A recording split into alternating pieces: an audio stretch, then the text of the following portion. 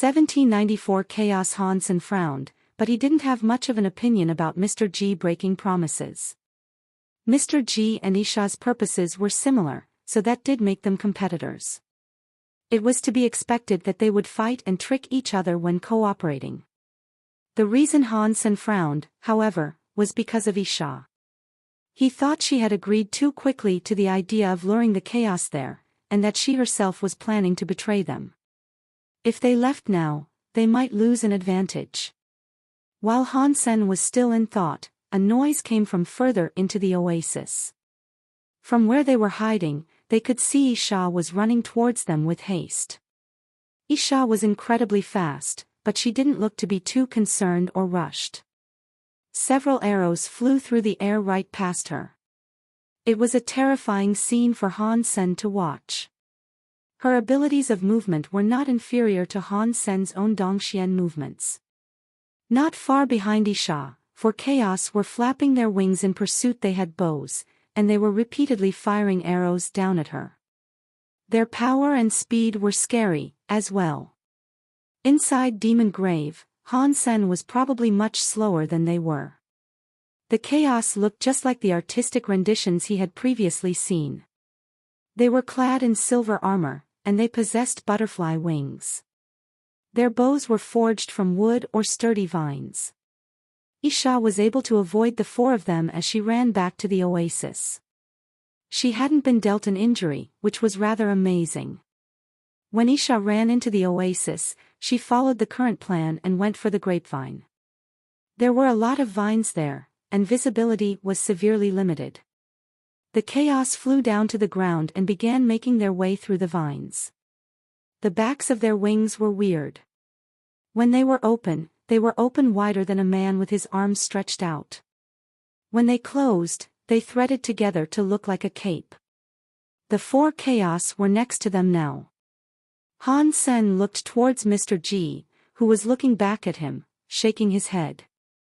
He was telling Han Sen not to do anything. The four Chaos did not notice Han Sen or Mr. G's lurking presences. But after they had passed, Mr. G signaled for Han Sen to go to where the Chaos had initially come from. Han Sen followed Mr. G out of the oasis, but not long after they left, they heard an angry shriek from behind. The four Chaos suddenly appeared, coming right for them.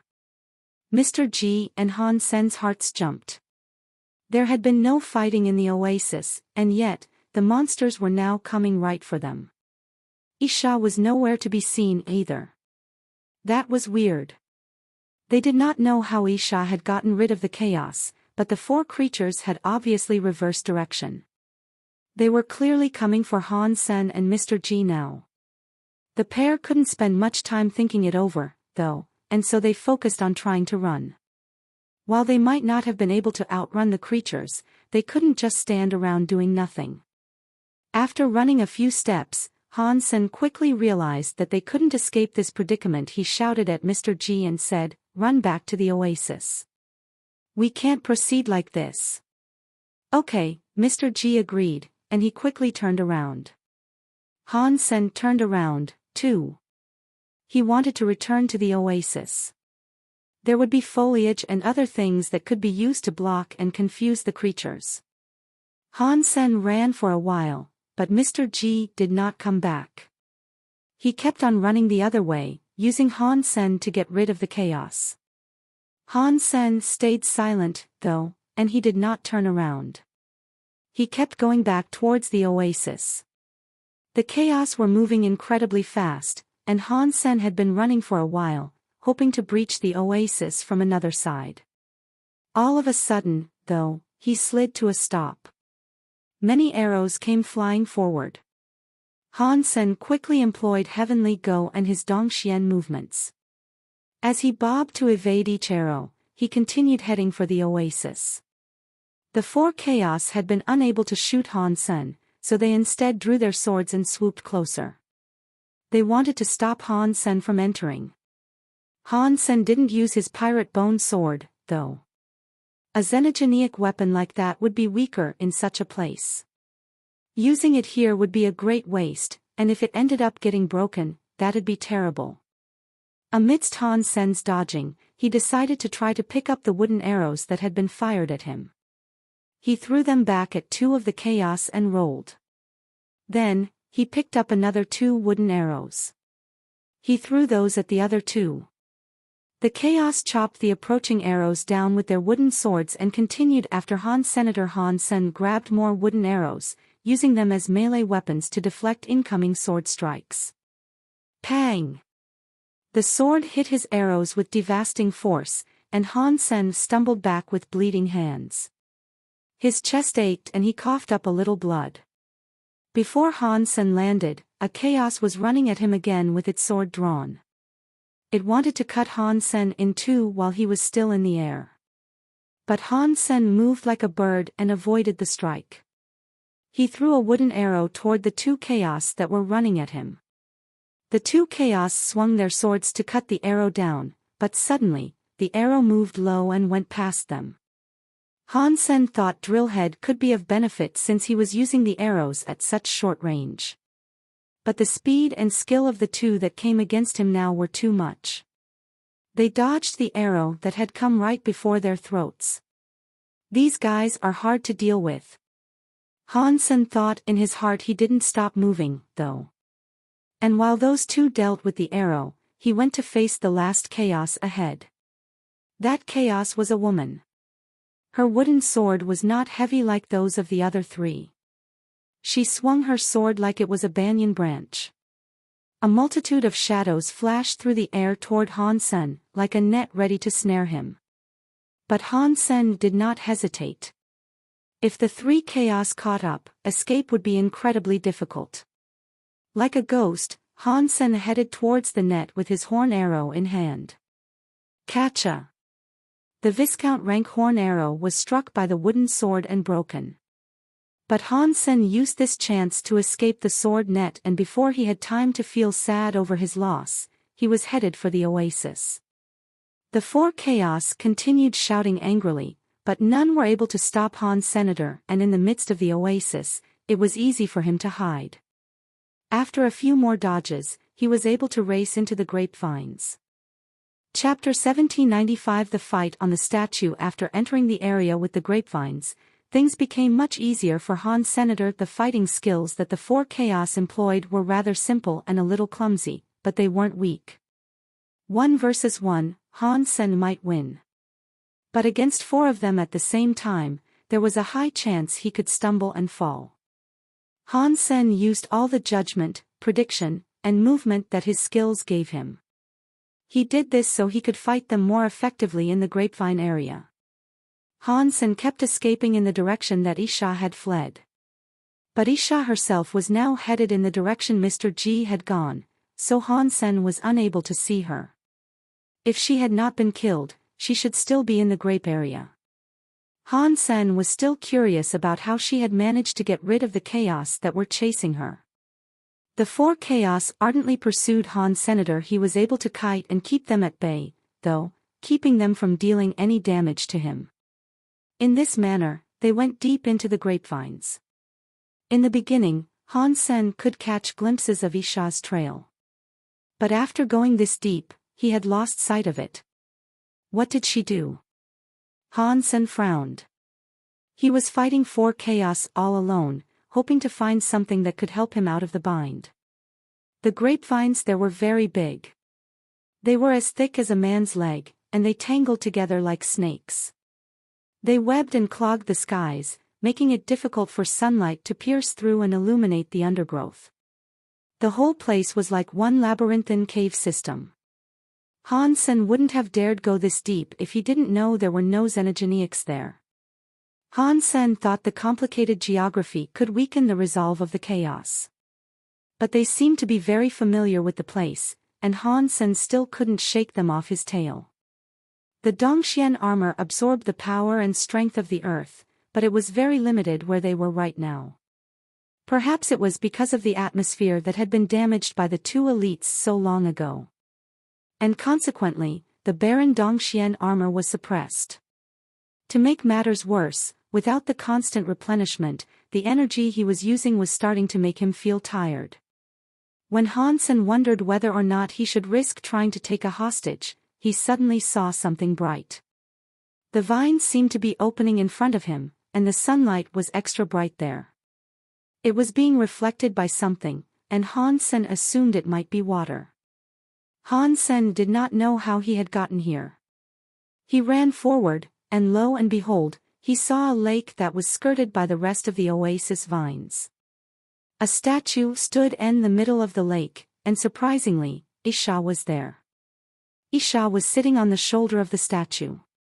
She looked surprised when she saw Hansen emerge from the knot of vines. But when Hansen left the vines and approached the shores of the lake, he heard the chaos make warning sounds. They were warning Hansen not to venture too close to it. Hansen didn't care for what they thought, though, and he just continued on towards the lake. He jumped to Isha's statue. The statue was sculpted to look like a person. It sort of looked like a human or a crystallizer. There were no butterfly wings, cat ears, or tail of any sort. It was just a 3-meter-tall person with clothes on. The lower part of its legs was submerged beneath the surface of the lake. When Hansen jumped, the chaos stopped near the shore. They gave up their chase, and neither did they fire any more arrows. Hansen flew to the left shoulder of the statue. Isha, who was on the right shoulder of the statue, drew out her saw-like knife. She slashed it at Hansen. Hansen had seen many powerful skills, like falsified sky sword skills, but this was scary. There were many swordsmen in the sanctuary, and lots of them were masters. But Hansen had never seen someone as cruel as she was before.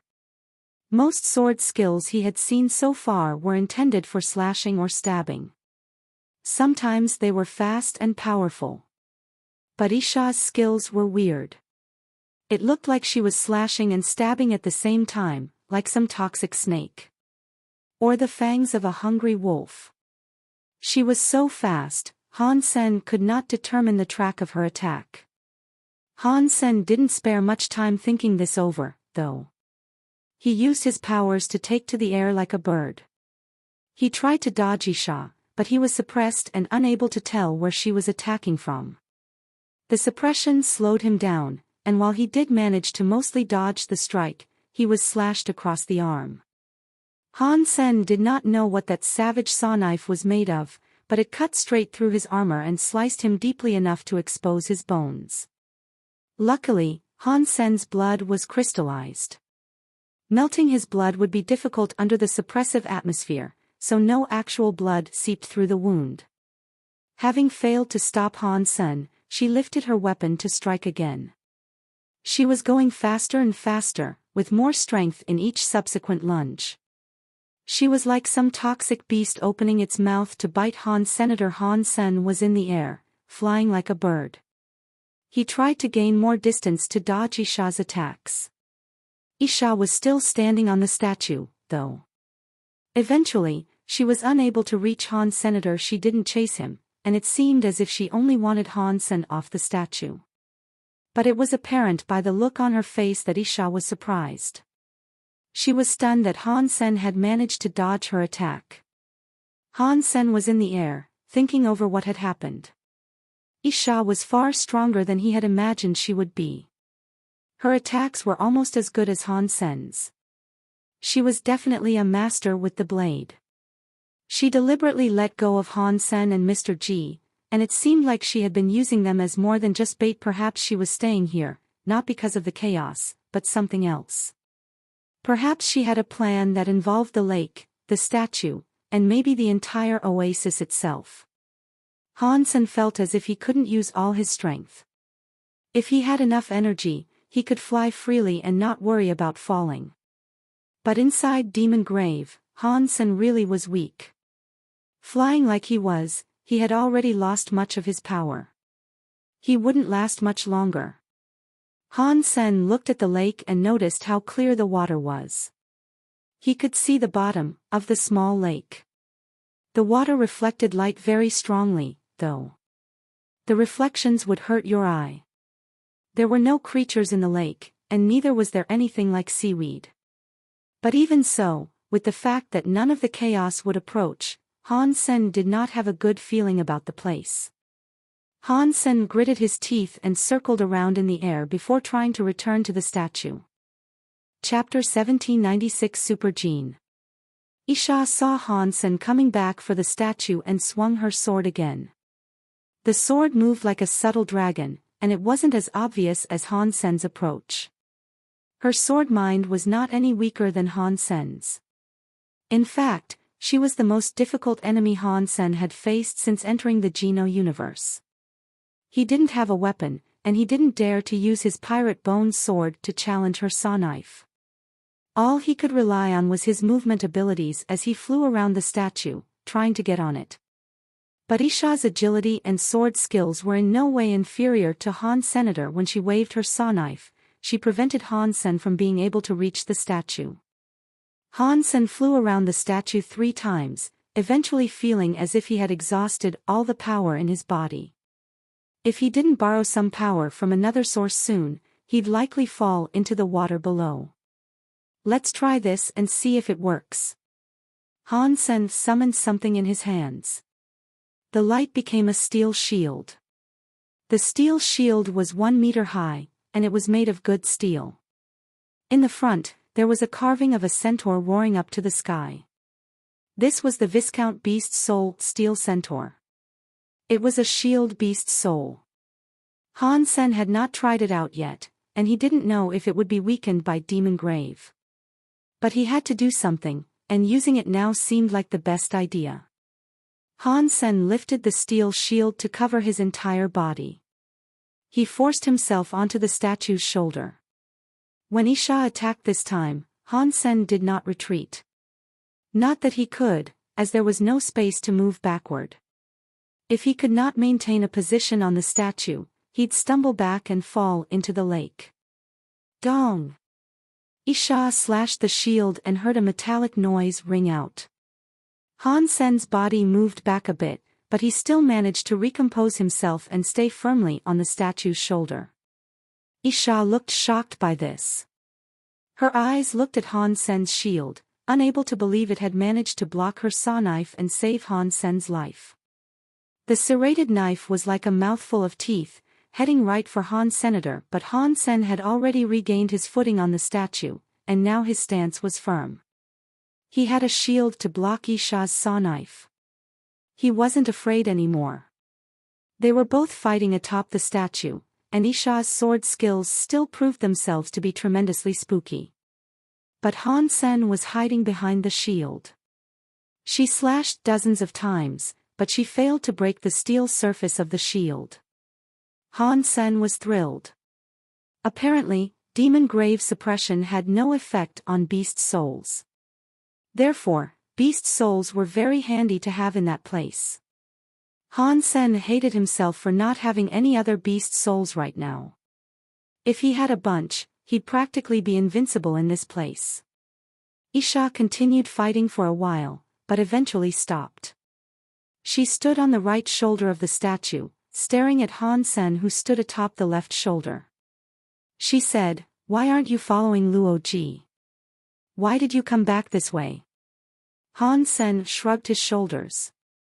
Keeping himself behind the safety of the shield, he sat down carefully and said, "Mr. Ji ran off, so I decided to come back here." Isha stared at Han Sen and sat down, as well. She felt exhausted after doing so much fighting, too. She was a noble belonging to one of the higher races, but the Demon Grave had an even worse effect on her. Her body was no greater than Han Sen's in this place. Now that Han Sen had the time to look over the statue properly, he noticed that there was a word engraved on the statue's neck. The carving was a little rough, as if it had been added after the statue was made. Han Sen looked a little closer, and when he did, he was given a shock. He knew those words. They weren't Kate characters. It was a language belonging to ancient humans. Super Gene. 2 words followed by a question mark. When he saw those words, Han Sen was shocked. The most shocking thing was how familiar the writing looked. Han Sen had previously seen a note written by his great-granddad Han Jinji. It had said, Super Gene. Now, the same words and question mark were on this thing. The handwriting was identical, too. Han Sen looked at the words as his mind raced. Han Jinji was here. Why did he write this down? Why is there a question mark? Why is Isha here? There were so many questions racing through Han Sen's head, but he could not come up with any answers. Do you know these words? Isha suddenly asked Han. Senator Han Sen was wearing his Dongxian armor, so she could not see his face. But Han Sen had jerked slightly when he saw it, and he had stared at it for too long. I can read a bit. Han Sen did not deny it. Isha looked happy and asked, What does it say?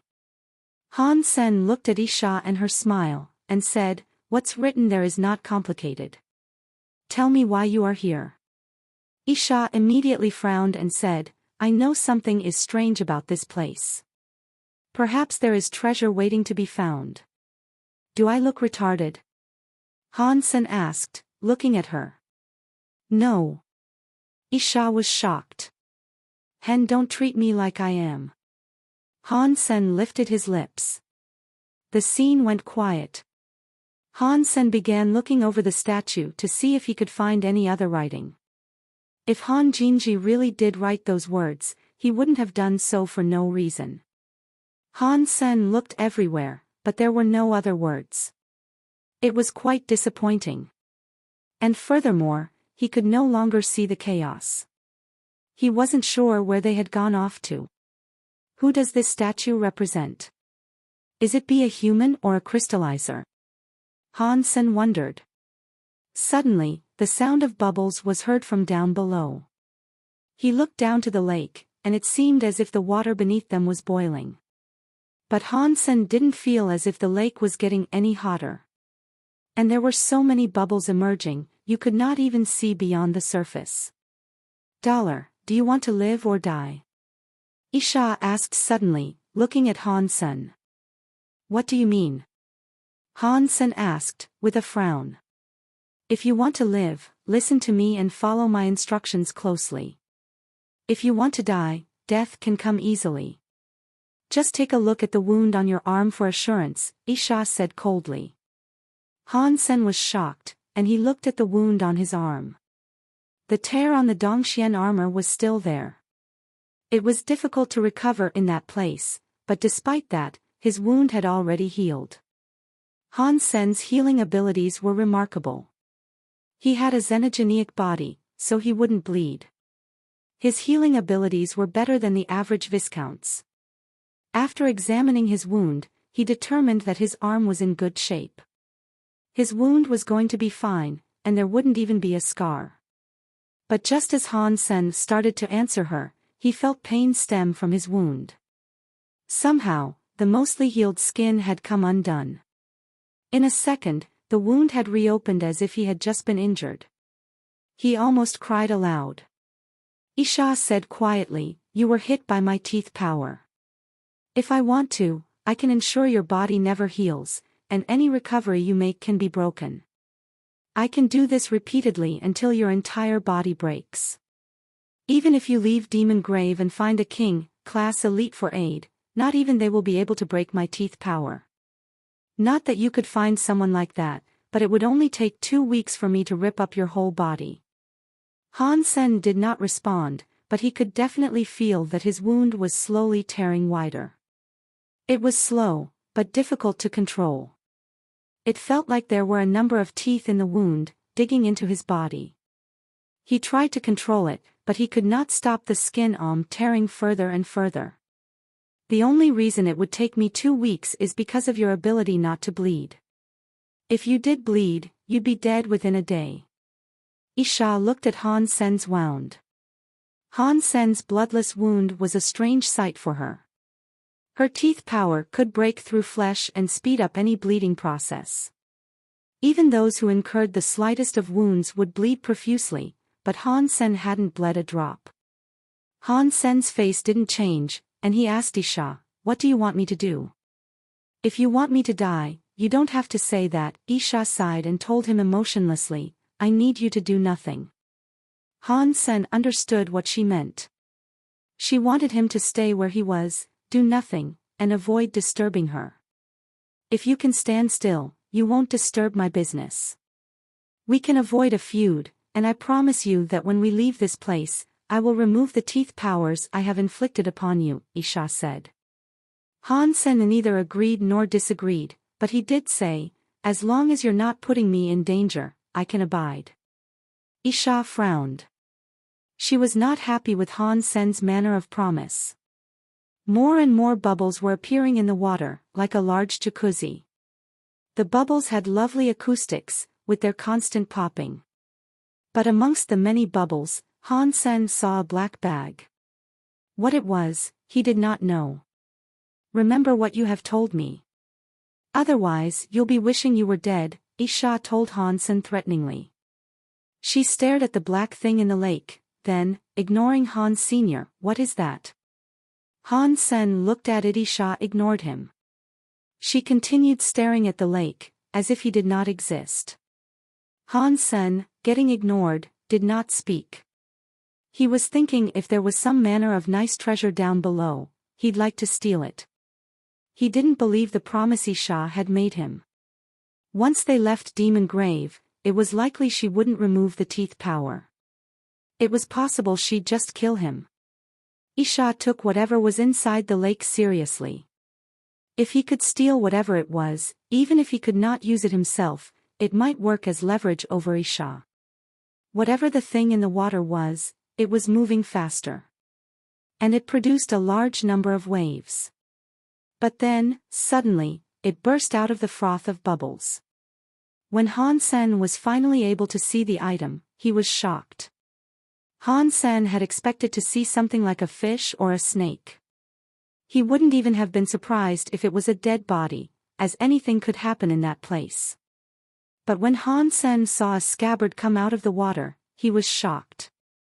It would make sense if it was a blade, as it could easily be deemed as a treasure of some worth. Or perhaps even a Geno armament like the Northern King glove. But it was just a scabbard that jumped out of the lake, minus a blade it could house. What use would a plain scabbard be for three no-armed Gno? The scabbard was black, but it wasn't a matte color. It was crystalline, like some sort of black diamond. The scabbard hopped out of the lake like a fish. Its movement looked almost happy. What is this scabbard? Han Sen asked. When Isha continued ignoring him, Han Sen summoned his last horn arrow. He was going to shoot at the black crystal scabbard. What are you doing? Isha was shocked, and her saw knife immediately swung toward Han. Senator Han Sen ducked behind his shield and laughed. I hate being lonely. If you don't talk to me, perhaps I will do something weird. Don't take it out on me, if I happen to ruin your business here. Isha's teeth were getting itchy. If someone like Han Sen had spoken to her in such a manner outside of Demon Grave, she could have had him killed 1,000,000 times over with a mere wag of her finger. Rebate's Sword Queen was half a god. Even kings tended to avoid her. No one had permission to speak to her in such a way. When I leave this place, I will kill you. Isha was very angry, but there was nothing she could do. If Han Sen wanted to ruin her business and steal the scabbard, there was nothing she could do to stop him. What is this scabbard? Han Sen asked.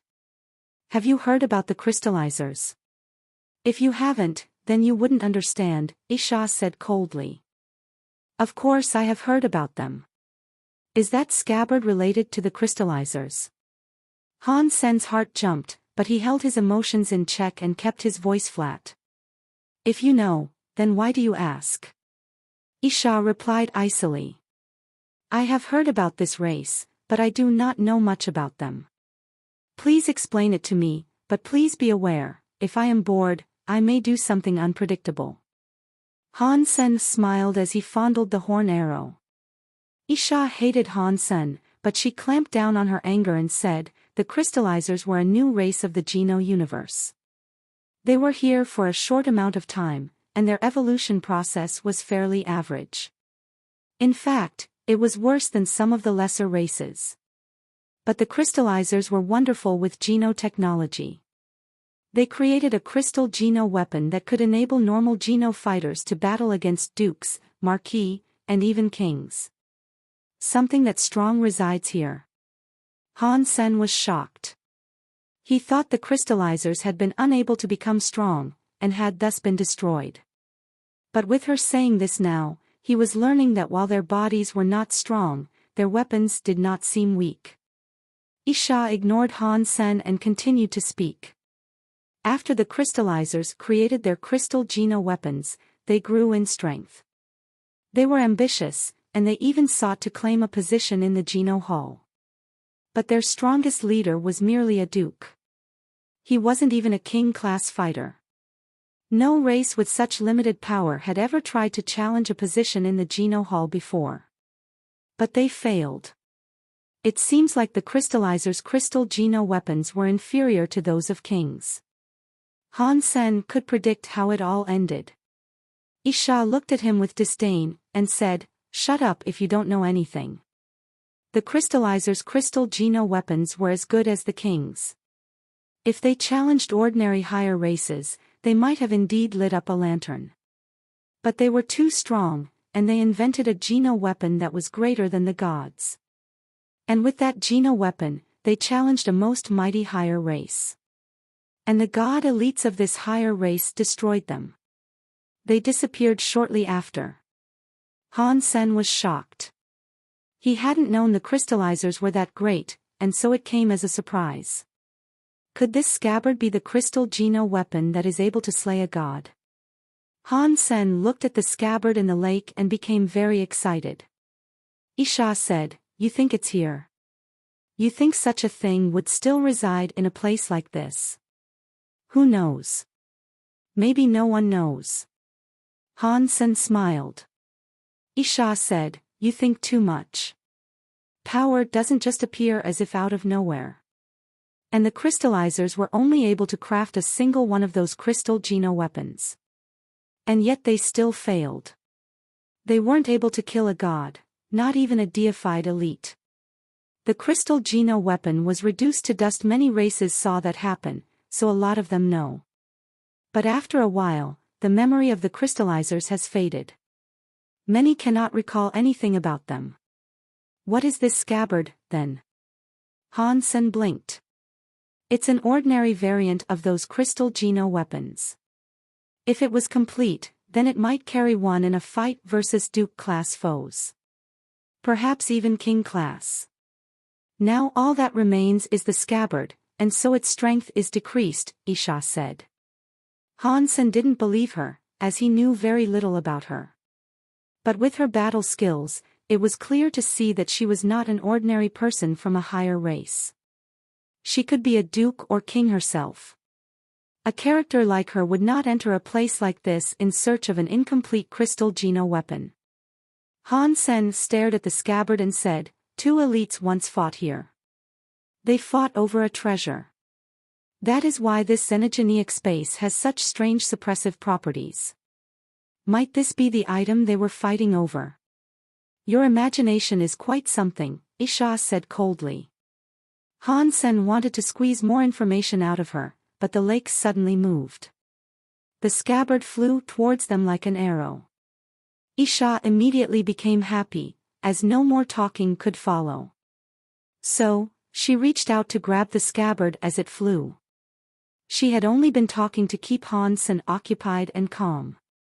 He hadn't done anything to disrupt the scabbard, just like she planned.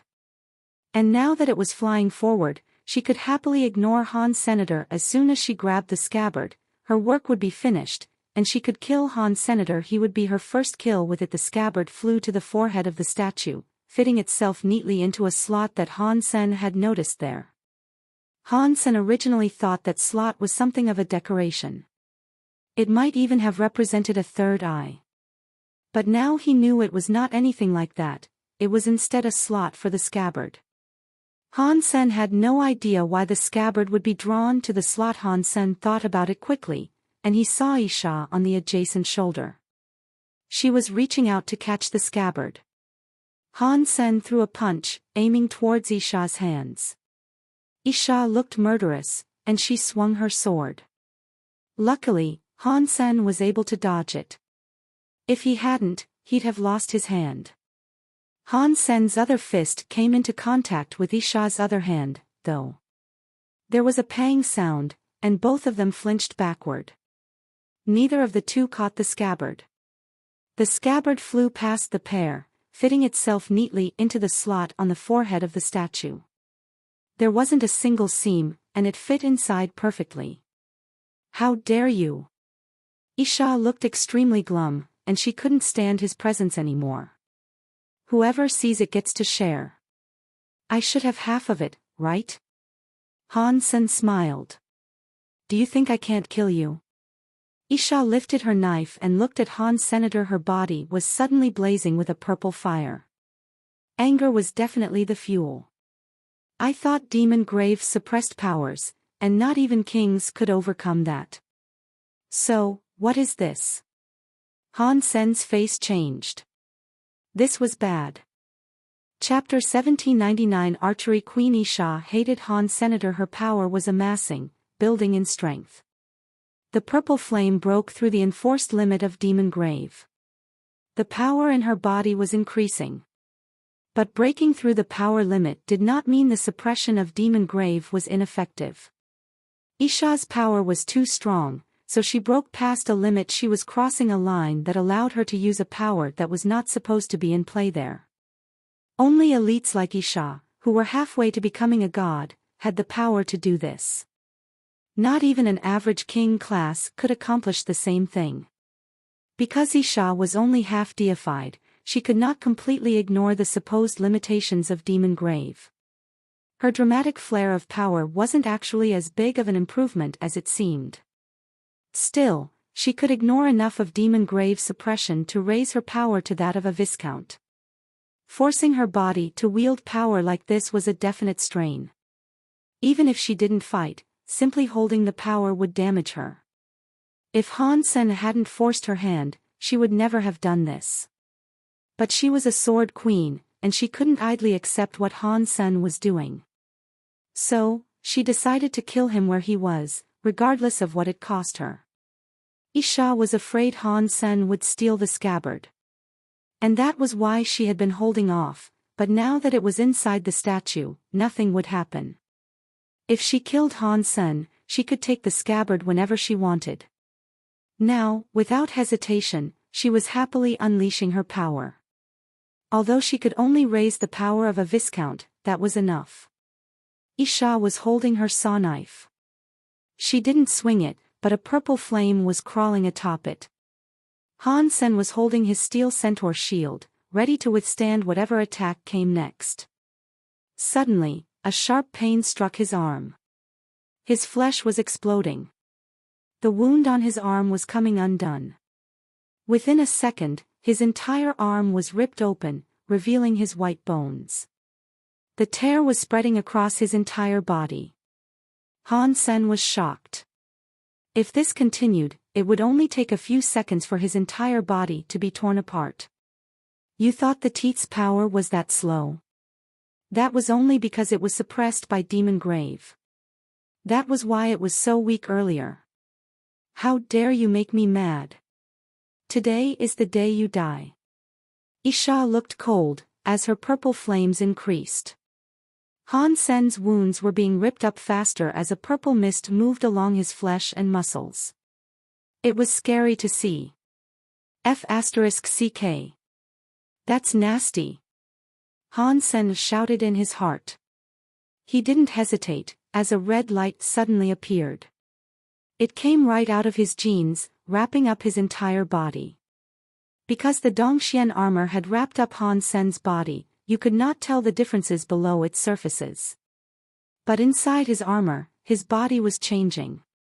He began to look like he was made of red metal.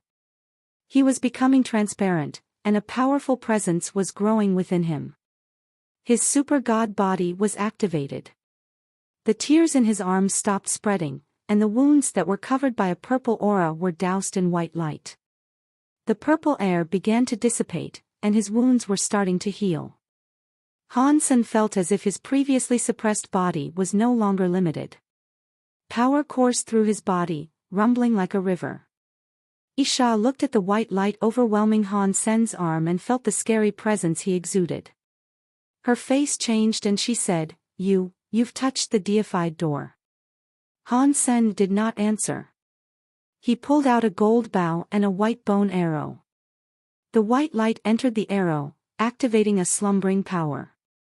The bone arrow shivered to life, and a white light came out of it, the archangel bone arrow. How? Isha was shocked.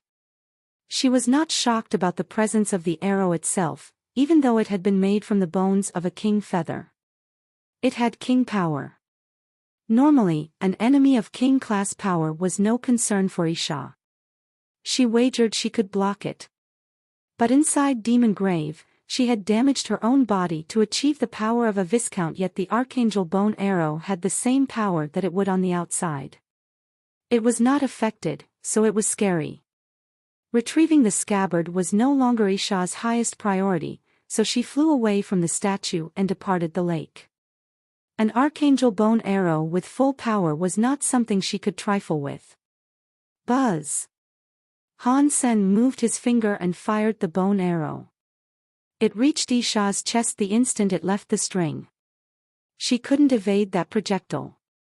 Isha was a deified elite. Even though her powers were suppressed, her reaction was still quite fast. She lifted the saw knife in front of her chest, and the bone arrow hit the blade. The holy light raged with the intensity of a volcano. It exploded against the knife when the arrow came into contact with it. And a catch noise quickly followed. The saw knife that was still a bit powerful in there, made of an unknown material, suddenly broke. The bone arrow plunged into her chest and rocketed out of her back. It went through another dozen grapevines before its flight was halted. Blurg! Isha coughed up blood. A huge hole had been blown through her heart. She was not dead, though. She was still gathering up power. She ran into the grapevines and disappeared. Han Sen wished to give chase, but his body was feeling weak. He exited Super God Spirit mode, as he could only use it for a limited time. What a scary woman. She didn't die. Han Sen sighed, giving up on pursuing her. Han Sen turned around and looked at the forehead of the statue and the scabbard within. He grabbed the part that was sticking out slightly and tried yanking it out. When Han Sen pulled on it, it refused to budge. After a few more pulls, it still didn't come free. Chapter 1800, Knife Mind. Han Sen pulled at it a few times, but he was unable to remove the scabbard. It surprised him. Before Han Sen could make another move, he felt as if the scabbard had a beastly knife mind. It came for him like a monster, as if it wished to consume him. Han Sen frowned, as his own sword mind began to battle back against the knife mind. The knife mind would not damage Han Sen's body, but it was consuming Han Sen's own sword mind. His will was being swallowed along with it. If his will broke, even if he was not injured, he would lose his confidence to fight against strong opponents in the future. Han Sen's sword mind was rather scary, but it was shocking how much more terrifying the knife mind was. If Han Sen's sword mind was likened to a strong bull, then the scabbard's knife mind was like a dragon. It did not matter how strong the bull was, it ate grass. But tigers and dragons ate bones. And right now, it was eating Han Sen's sword mind. If the sword mind had a body, it would have been bleeding. Furthermore, this knife mind felt familiar to Han. Senator Isha's knife mind was very similar to it. The knife mind of the scabbard was even stronger than Isha's, though. It is no wonder she came here for this. In some way, this item is connected to her, Han Sen thought to himself. Isha's knife mind was so strong, he believed she must have been a king. And with the scabbard's knife mind being stronger than hers, that led to only one possibility. The creature that left behind this scabbard, was he a deified elite? If he was, this could be one of those horrible elites that created this place. Was one of those beings a rebate? Did he leave it here? Han-sen got to thinking. Still, Han-sen didn't think that was quite right. If it had been left behind by one of the rebate, why would Isha wait until now to reclaim it? After all the years that had passed, why now? Han-sen did not have the time to mull this over right now, though. So, he used his will to do battle with the knife mind. Even so, it was very difficult trying to battle that particular beast. Han-sen's will and sword mind kept getting chomped on. Han-sen's will was waning, bit by bit, and it felt as if the knife mind was gradually getting stronger. Han-sen wished to leave, but his will was being subsumed, and he could not move. If he moved, the knife mind would enter him completely, ravage his mind, and utterly annihilate him. As Han-sen wondered what he might be able to do to escape this, the black crystal armor inside his sea of soul suddenly moved. It generated a strange energy. When that energy entered Han-sen's body, the scabbard rattled. And then, the knife mind relented and eased up a little. The scabbard shook and vibrated in its slot, enabling Han-sen to pull it out with ease. The black crystal armor's energy circulated all around Han-sen, and then went back into his sea of soul and into the armor. Then, the black crystal armor became quiet again. It went back to being its normal self. The energy had vanished again, but the scabbard did not unleash any more of its wicked knife mind in retaliation. All it did was pulsate inside Han-sen's hand. Han-sen did not know why, but he felt as if he could feel exactly what the scabbard was feeling. It felt excited, surprised, and scared, all in one. Han-sen was surprised, too. He did not understand the connection between the scabbard and the black crystal armor, and he could not fathom the reason why the black crystal armor could make the scabbard behave this way. Does this scabbard belong to the rebate or the crystallizers? Han-sen wondered to himself, but settled on the thought that it belonged to the crystallizers more. As Han-sen pondered this, the knife mind of the scabbard revealed itself again. But this time, it did not opt to consume Han-sen's will. It was actually fitting itself into Han-sen's will nicely. Han-sen felt as if he had become an old beast, and that he was eating the world around him. The universe and everything else would be wholly swallowed by him.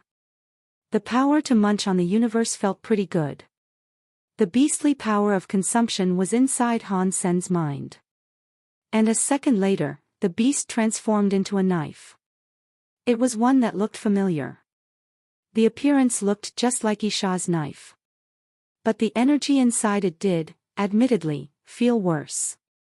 Although the appearance was identical, comparing Isha's to Han-sen's knife was like comparing a real blade with a toy one. That knife was held by a man, but Han-sen couldn't identify the man's face. Still, he could faintly make out the shape, and tell that the head had ears. But it did not matter. The man who held the sword was like a demon that was destroying the world. He slashed, breaking the galaxy, as countless things were consumed. A countless number of planets were destroyed. Even space itself was slashed open. Slash after slash, that destructive knife skill was scary, but at the same time, it felt really good. Every time the figure slashed, Han-sen could remember it. Han-sen's mind opened, becoming familiar with the knife skill and the knife mind. Subconsciously, Han-sen swung the scabbard to imitate and follow the man. Slash after slash, Han-sen's knife skills were creating that same consuming power. And it was getting stronger, too. Han-sen's knife mind had limits, though. No matter how smart he was, this was not something he could learn in any short amount of time. Han-sen's knife mind was increasing, though. After practicing the sequence of knife skills 70 times, his knife mind was no weaker than Isha's. And furthermore, it was still growing. When it increased, the man and the knife started to get a bit blurrier. When Han-sen practiced it 100 times, the man and the knife vanished. Han Sen looked at the scabbard and noticed it no longer had a knife mind. The knife mind had been transferred to Han Senator. The scabbard shook and started to fly around Han Senator. It attached itself to Han Sen's waist and stopped moving. The black diamond knife's body grew dim. Now, it looked like an ink stone. Chapter 1801 Siege. Han Sen touched the scabbard and picked it up. It felt comfortable in his palm, but it was quiet, like it was dead. There was nothing more special about it. Han Sen didn't think Li's scabbard would be a completely dead object, though. It might not have given off an animal-like sensation or possessed a knife mind anymore, but its soul was still there. It couldn't have been completely dead. There had to be a reason why the scabbard was so quiet. Han Sen could not discover what that reason was, though. He put the scabbard away and then went to examine the statue, but there was nothing of particular note. The lake had stopped bubbling and become peaceful again, and there was no sign of a knife that belonged with the scabbard. There was only the scabbard itself. Shouldn't there be a knife for this scabbard? What kind of knife could suit this sort of scabbard, I wonder? Han Sen thought to himself. And as he did, something crossed his mind. Was a whole knife supposed to be stabbed into this statue? Perhaps someone took the knife. Han Sen's mind returned to the words Super Gene on the neck of the statue. The person who had carved those words might have been the one who had taken the knife. But that was merely a wild guess. There was nothing going on now, anyway, and so Han Sen thought it would be a good opportunity to catch his breath for a minute. He flew away from the lake and returned to the grapevines. He picked up the archangel bone arrow, then gathered some grapes to sate his hunger. He also wanted to get back to searching for the xenogeneic fruits. The fruits on the grapevines were better than ordinary fruits, so he picked a few of the big grapes and ate them ravenously. They tasted very sweet, and he ate a whole bunch of them, all at once. He felt much better after that. There was no more turmoil or chaos along the way, and Han Sen walked to the edge of the oasis without seeing any further sign of Isha. Where she had fled to, he could not tell.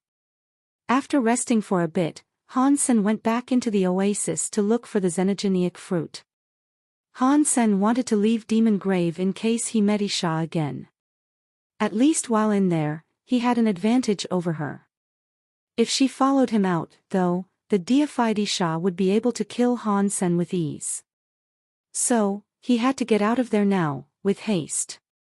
First, Han Sen planned to scour the oasis for xenogeneic fruit. If he couldn't find it, he'd have to get going before Isha could stop him.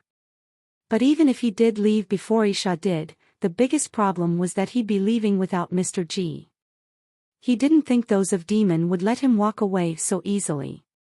Han Sen couldn't worry about that at the moment, though. He had to leave first.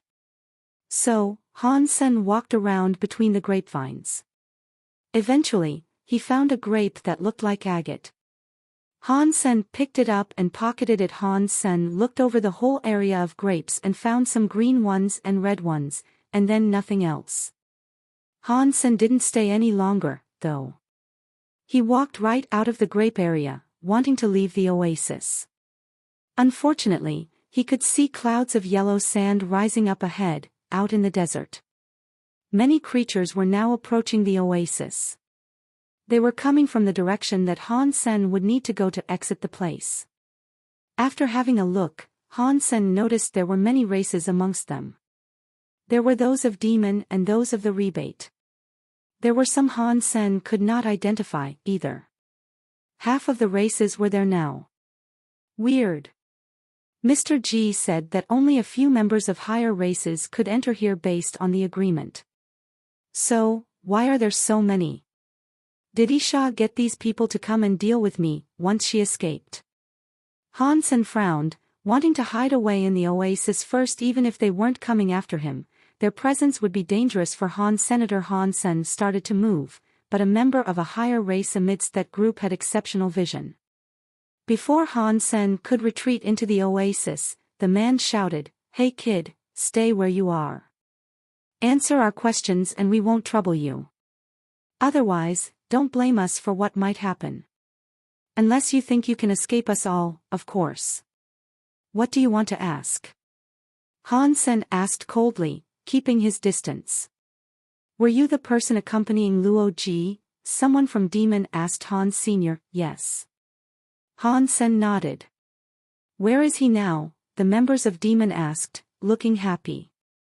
Han Sen didn't hesitate to tell them about Luo Ji running off when chaos ensued. He made no mention of Isha, though. Okay, take us to him, the demon said. Han Sen frowned. I only know he went that way. I don't know where precisely, so it would be pointless for me to go. We told you to take us to him. Stop talking crap. The higher race that first spotted Han Sen looked annoyed. He was afraid Isha was still out there somewhere, so he didn't want to go and find Mr. Ji with them. Han Sen ignored him and kept walking. If they had been outside, any of the people present would have been stronger than Han Senator, but within Demon Grave, everyone's body was suppressed and nearly equalized. Therefore, Han Sen was not afraid. When the bird-face-looking higher race man was ignored, it enraged him. He shouted and pulled out a wooden stick to try to hit Han Senator. The wooden stick looked familiar. It looked like the wooden weapons the Chaos used. It must have been an item retrieved from this place. But Han Sen ignored him and continued walking. The man attacked, and while the wooden stick moved like a striking dragon, it didn't even manage to brush Han Sen's clothes.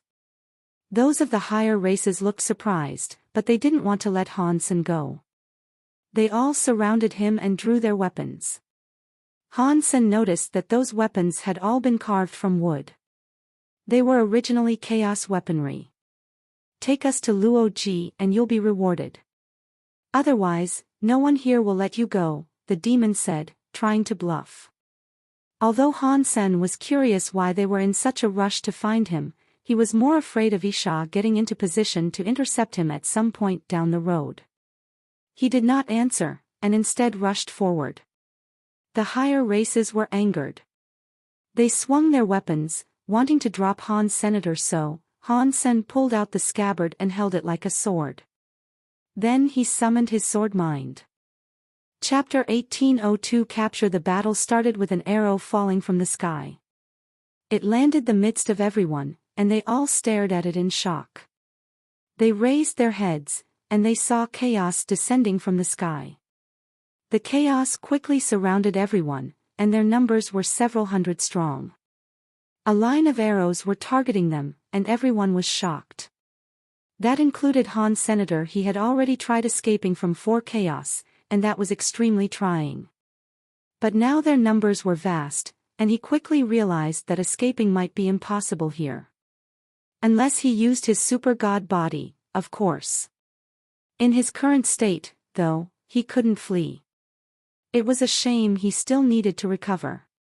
Even if he did use super god spirit mode, it wouldn't last very long. He might be able to take down a few chaos, but he couldn't kill a few hundred while maintaining enough strength to escape. Put down your weapons and put your hands behind your head. A chaos made use of the universal language to speak with them. Facing so many drawn bows, no one dared do anything to provoke the chaos. Looking glum, they all did as instructed. They put down their weapons and put their hands behind their heads. Han Sen returned the scabbard to his waist and lifted his arms like the higher races were. The chaos moved closer and pointed the arrows right at them, then ropes were brought out to bind them. The chaos put long spears through the ropes and carried them like pigs. They are vegetarians, right? Or are they cannibals? Han Sen's heart sank. If it wasn't for those who had been captured with him, he would have been long gone by now. He wouldn't have been in this predicament. Luckily, the chaos didn't seem to want to kill them immediately. The creatures were headed into the desert. After 4 days, they came to an oasis. This oasis was far bigger, and wooden houses were visible amidst the foliage. So, it must have been where the chaos lived. Everyone was brought to a meadow filled with stone pillars. Isha was tied to one. She was still wearing her mask, but the wound in her chest now looked fine. The higher races didn't seem to recognize her, and the two rebate with him didn't realize who she was. They seemed none the wiser. Then, the chaos tied them to the stone pillars. Han Sen was not too far from Isha, as she was only 2 pillars away. Isha did see Han Sen there, though. And she also saw the scabbard he was carrying. Her eyes looked bright and confused, and she fervently wondered why the scabbard would behave like that. The chaos took the wooden weaponry that the group carried. They didn't see a knife in the socket of the scabbard, so they left it with Han. Senator Han Sen couldn't use it, anyway. "What do the chaos want to do with us?" the bird-faced man asked. No one could answer him, as no one knew what the chaos wanted. The creatures just tied them to the pillars and then left. There were a few chaos children looking at them, though. The kids stared at them like they were animals in a zoo. The chaos were affected by Demon Grave, and so they didn't have any nobles. They only had Geno armor. But their fitness, even when they were children, was quite good. The demon called Vic turned to Isha and asked, "Rebate lady, when did they capture you? Do you have any idea what they plan to do?" Isha ignored him. She was a king that had touched a deified door. If she had not been injured by Han Sen, she would not have gotten captured. This was a humiliating situation for her, and so she wasn't willing to let anyone hear of her identity. Vic frowned when he got ignored, but it wasn't as if he could threaten her into talking now. A rebate man asked, "Look, we're all in the same boat here. If you know anything, you should tell us.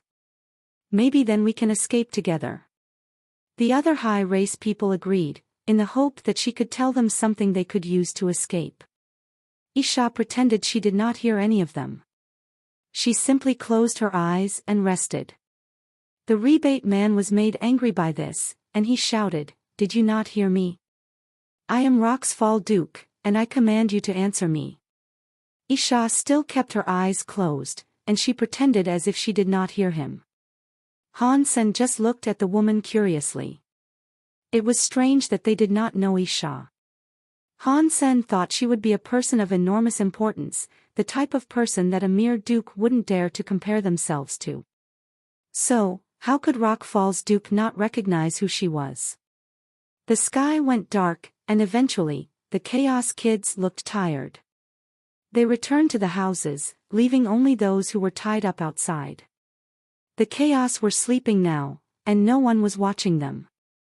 Some of the higher races wished to shake off their ropes and see if they could escape. They did not know what their bindings were made of, though. They couldn't get free from them. Even when they squeezed their bodies, the rope would constrict and squeeze, too. "Arg!" A weird voice came from outside of the oasis.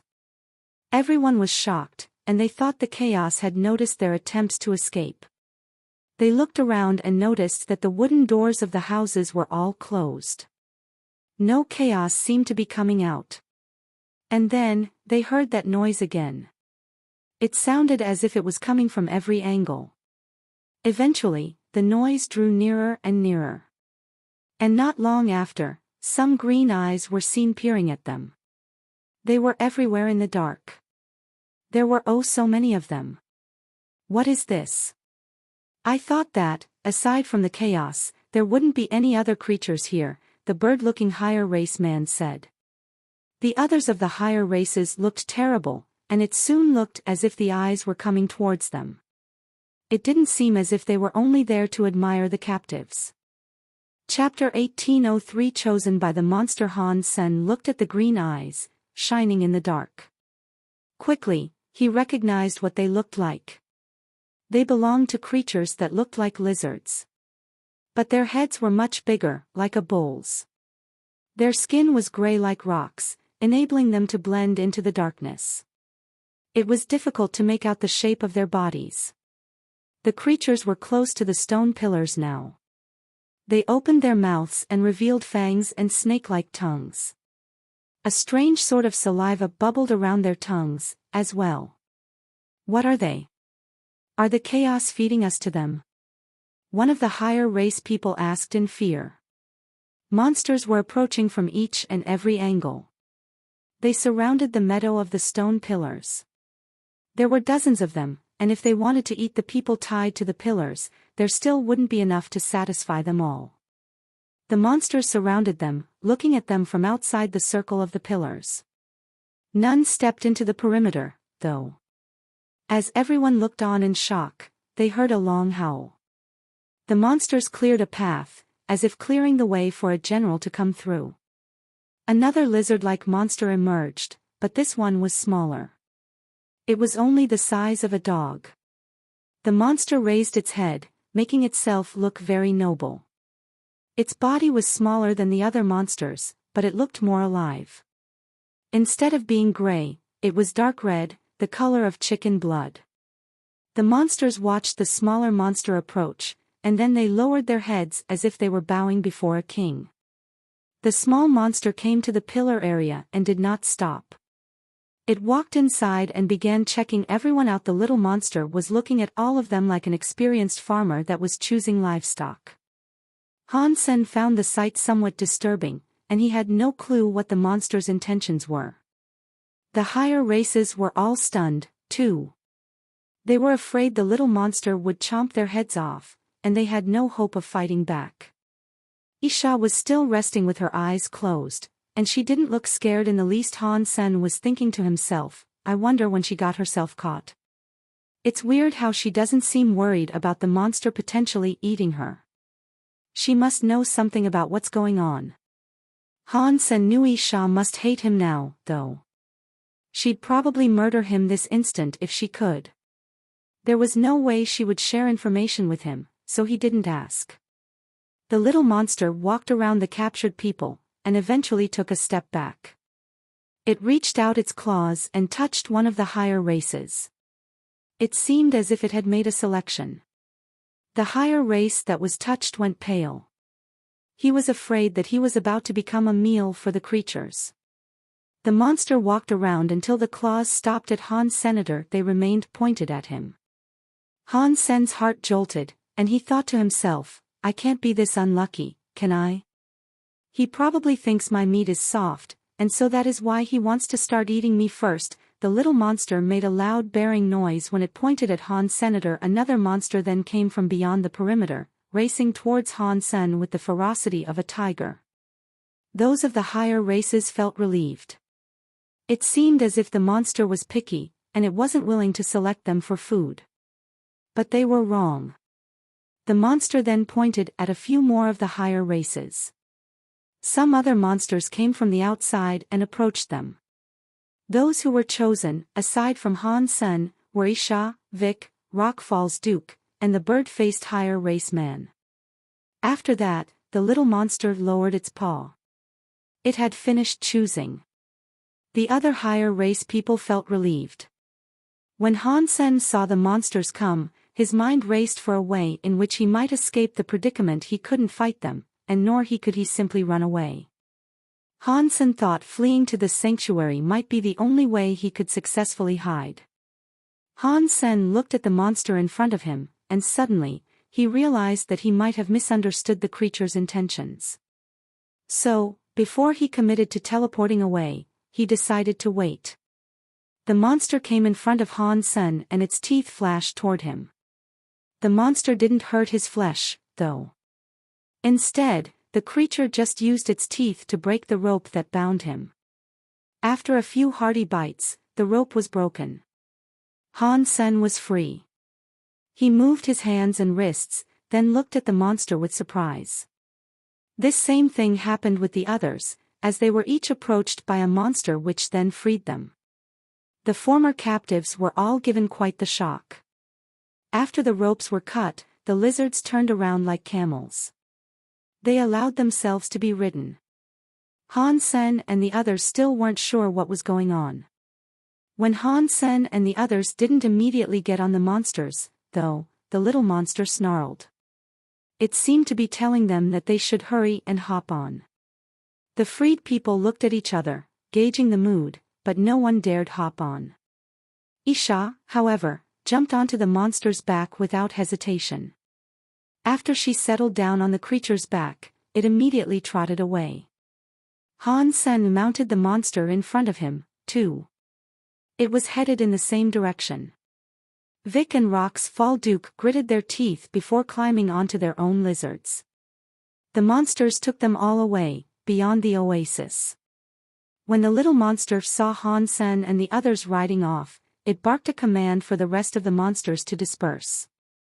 The monsters did as commanded, slinking back into the desert. The higher races that weren't chosen felt great relief wash over them. They believed those who had been chosen were going to become food. Perhaps they were being taken away, to be fed upon later. Vic and the others were all nervous, though.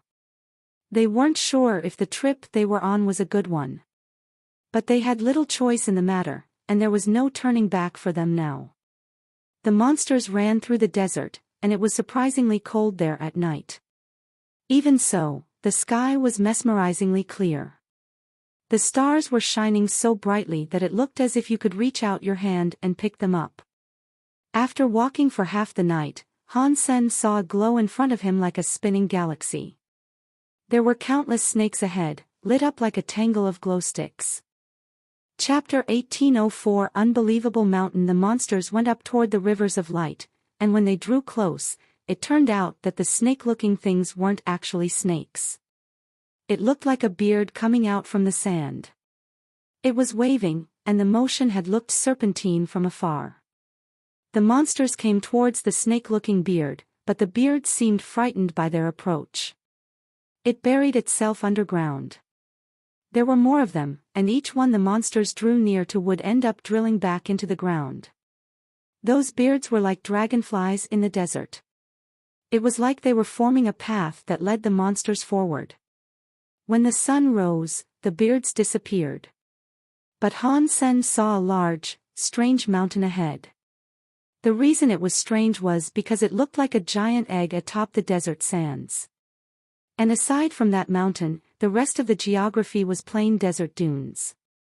Something as big as that cannot be a real egg, surely. How big would a creature have to be to create such a large egg? Han Sen thought to himself. The monsters, seeing the egg-shaped mountain ahead, started to run even faster.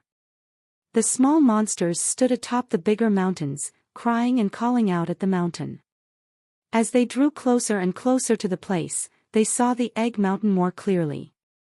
While it was the size of a mountain, it wasn't made of rock.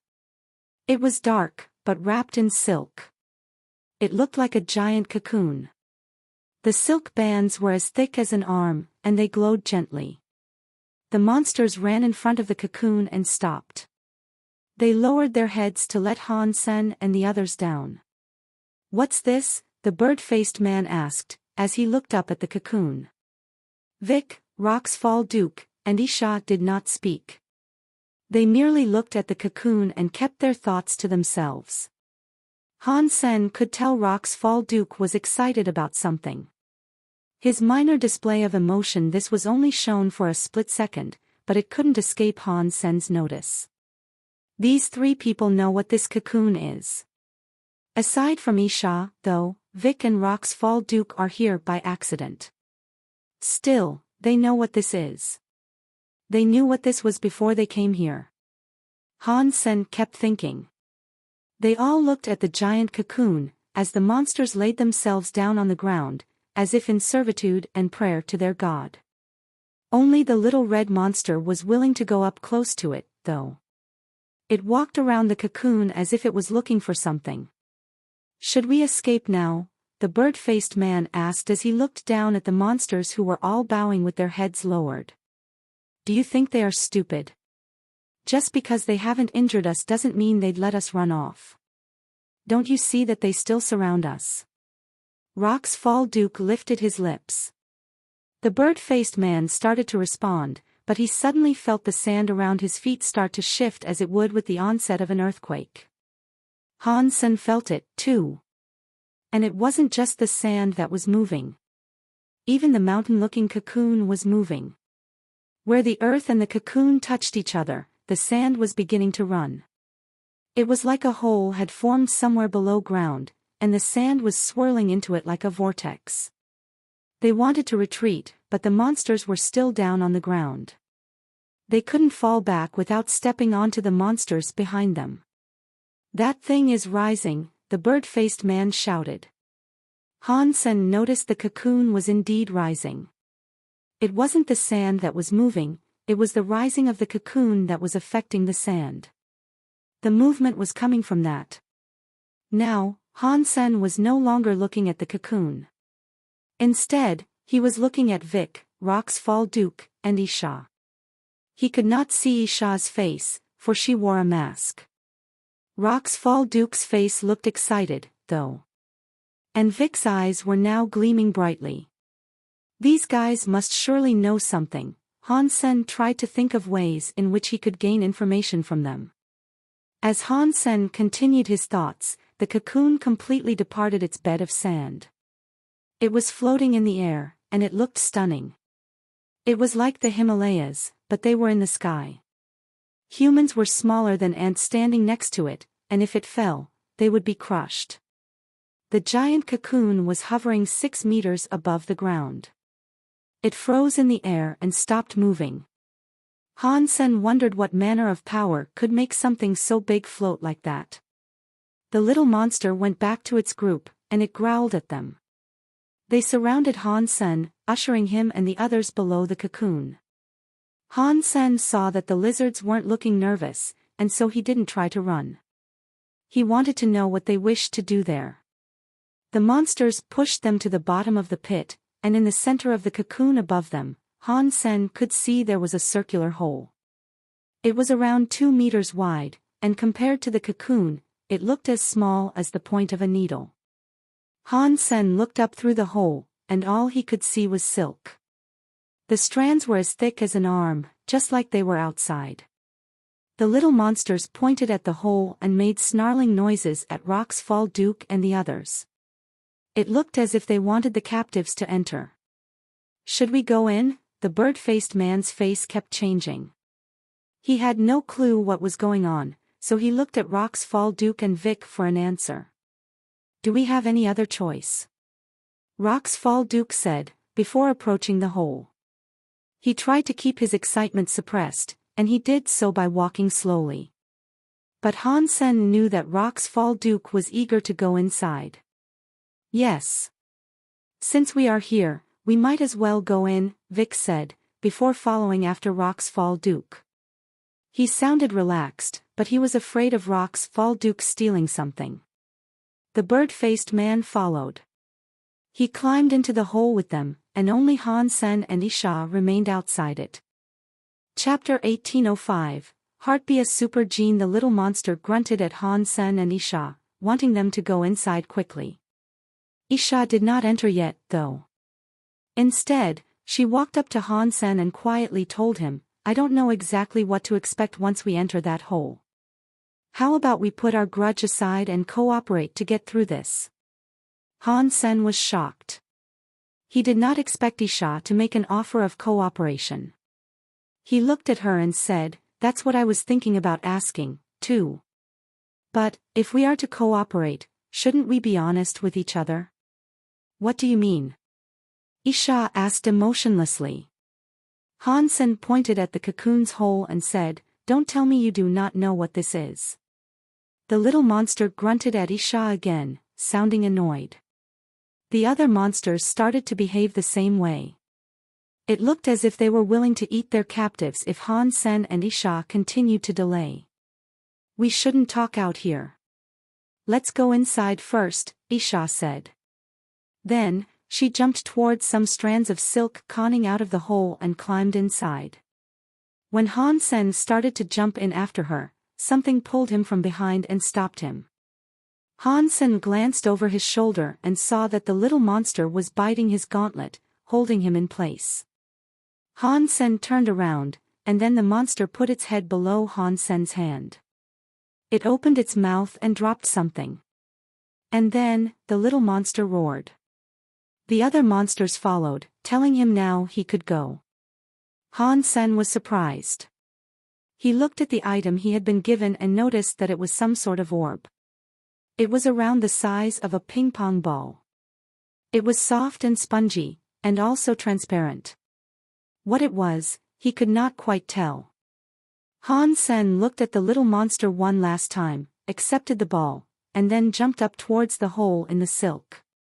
Because there were strands of silk everywhere, climbing in was not that difficult. All it required was strength. He raised his head and noticed it was a tunnel that went for about 100 meters before opening up. Near the top, however, was a horizontal cave. The three that had entered first were almost there.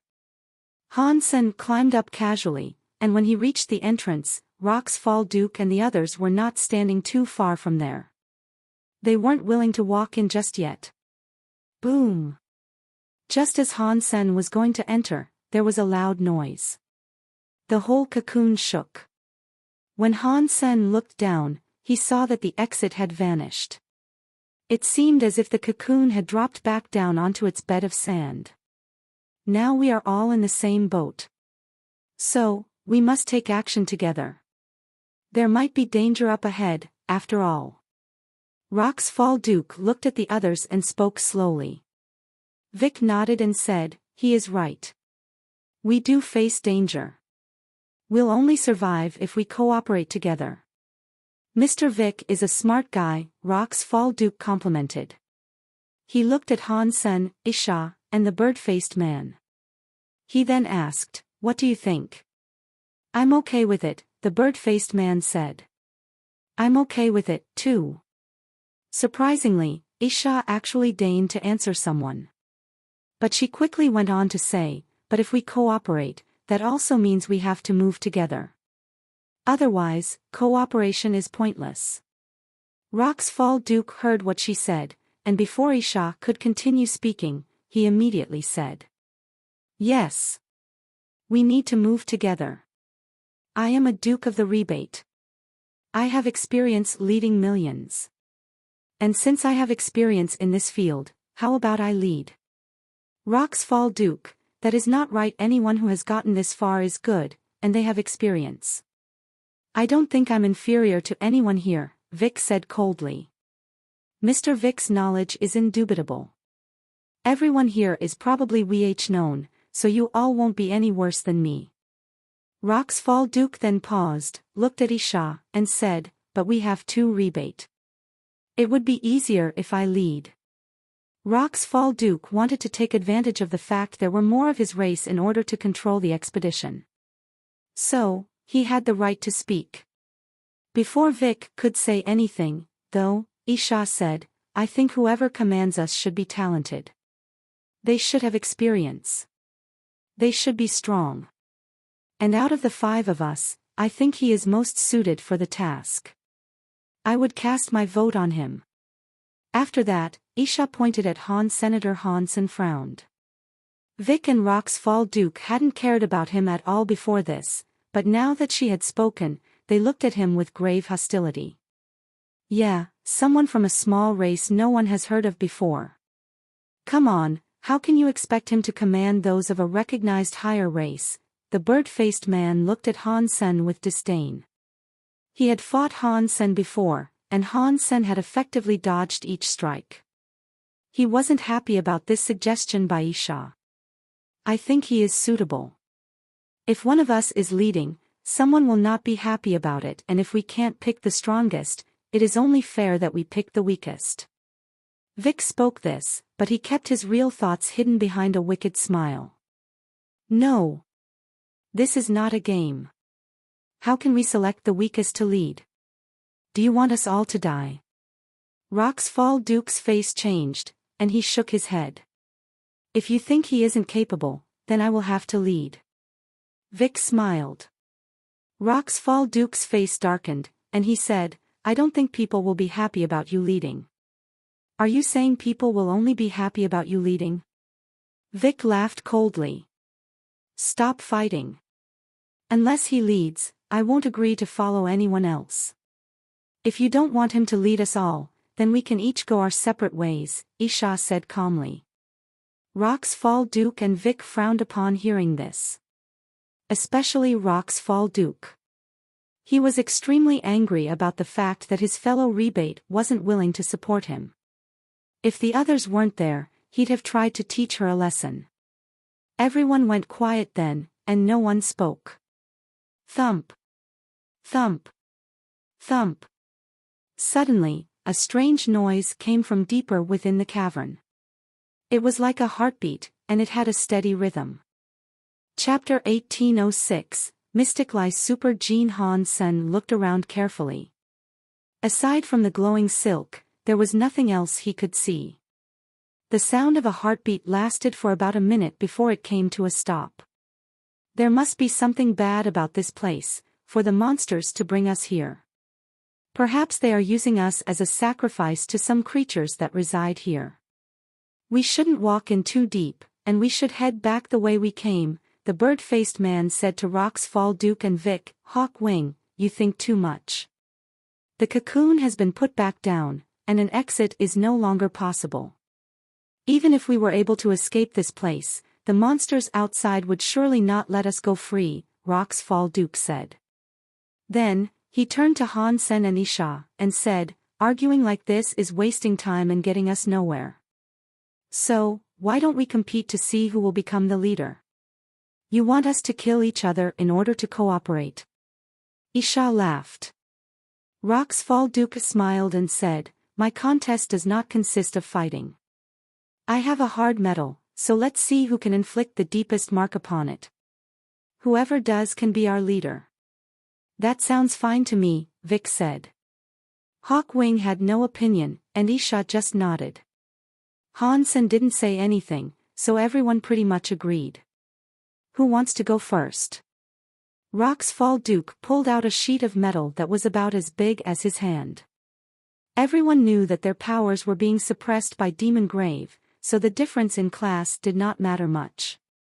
Whatever the case might have been in the outside world, their powers would be similar here. Leaving a mark would all be down to the weapon used and the wielder's proficiency with it. This wouldn't be a contest for pure strength. You suggested this, so you first, Vic said. Sure, Rock's Fall Duke agreed. He'd already known that he'd be the first to strike. He pulled out his long knife and slashed it. The blade came against the metal, and it emitted a purple spark. A dong noise was heard, and afterwards, a mark was left upon the metal plate. It was around 1 inch deep. Teeth power. You have practiced the Rebate Elder's skill teeth blade. Vic looked at him in surprise. Rock's Fall Duke looked on cockily, and he said, Mr. Vic, you are smart. You recognize a skill that belongs to the elders. Back then, the noble elder used teeth blade and teeth powers to light up a lantern and grant the race its higher status. Everyone knows this. But teeth blade requires a lot to practice. Not many rebates are able to cast it, so I cannot believe you are so talented and have managed to, Vic said. It's a minor achievement. Rock's Fall Duke lifted his lips. He was very happy to hear such gushing praise. Han Sen found it funny. Rock's Fall Duke's teeth blade was clearly beginner level. He didn't have a pure cast of the teeth power.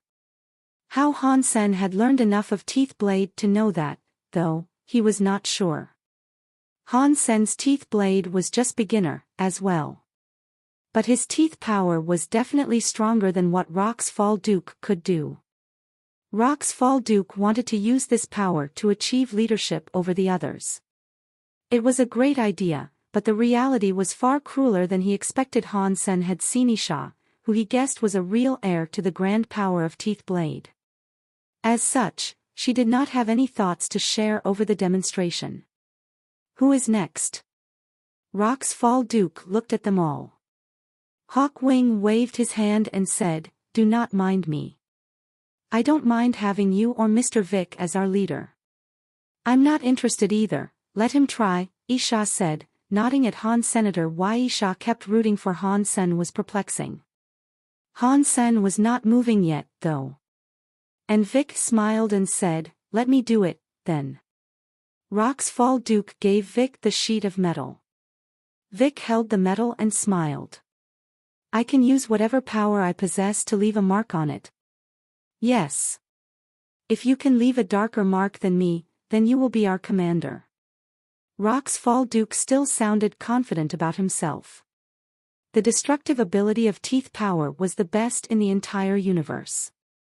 Demon was good at sky demon powers. They did not miss, but they also did not destroy like the teeth powers could. Okay.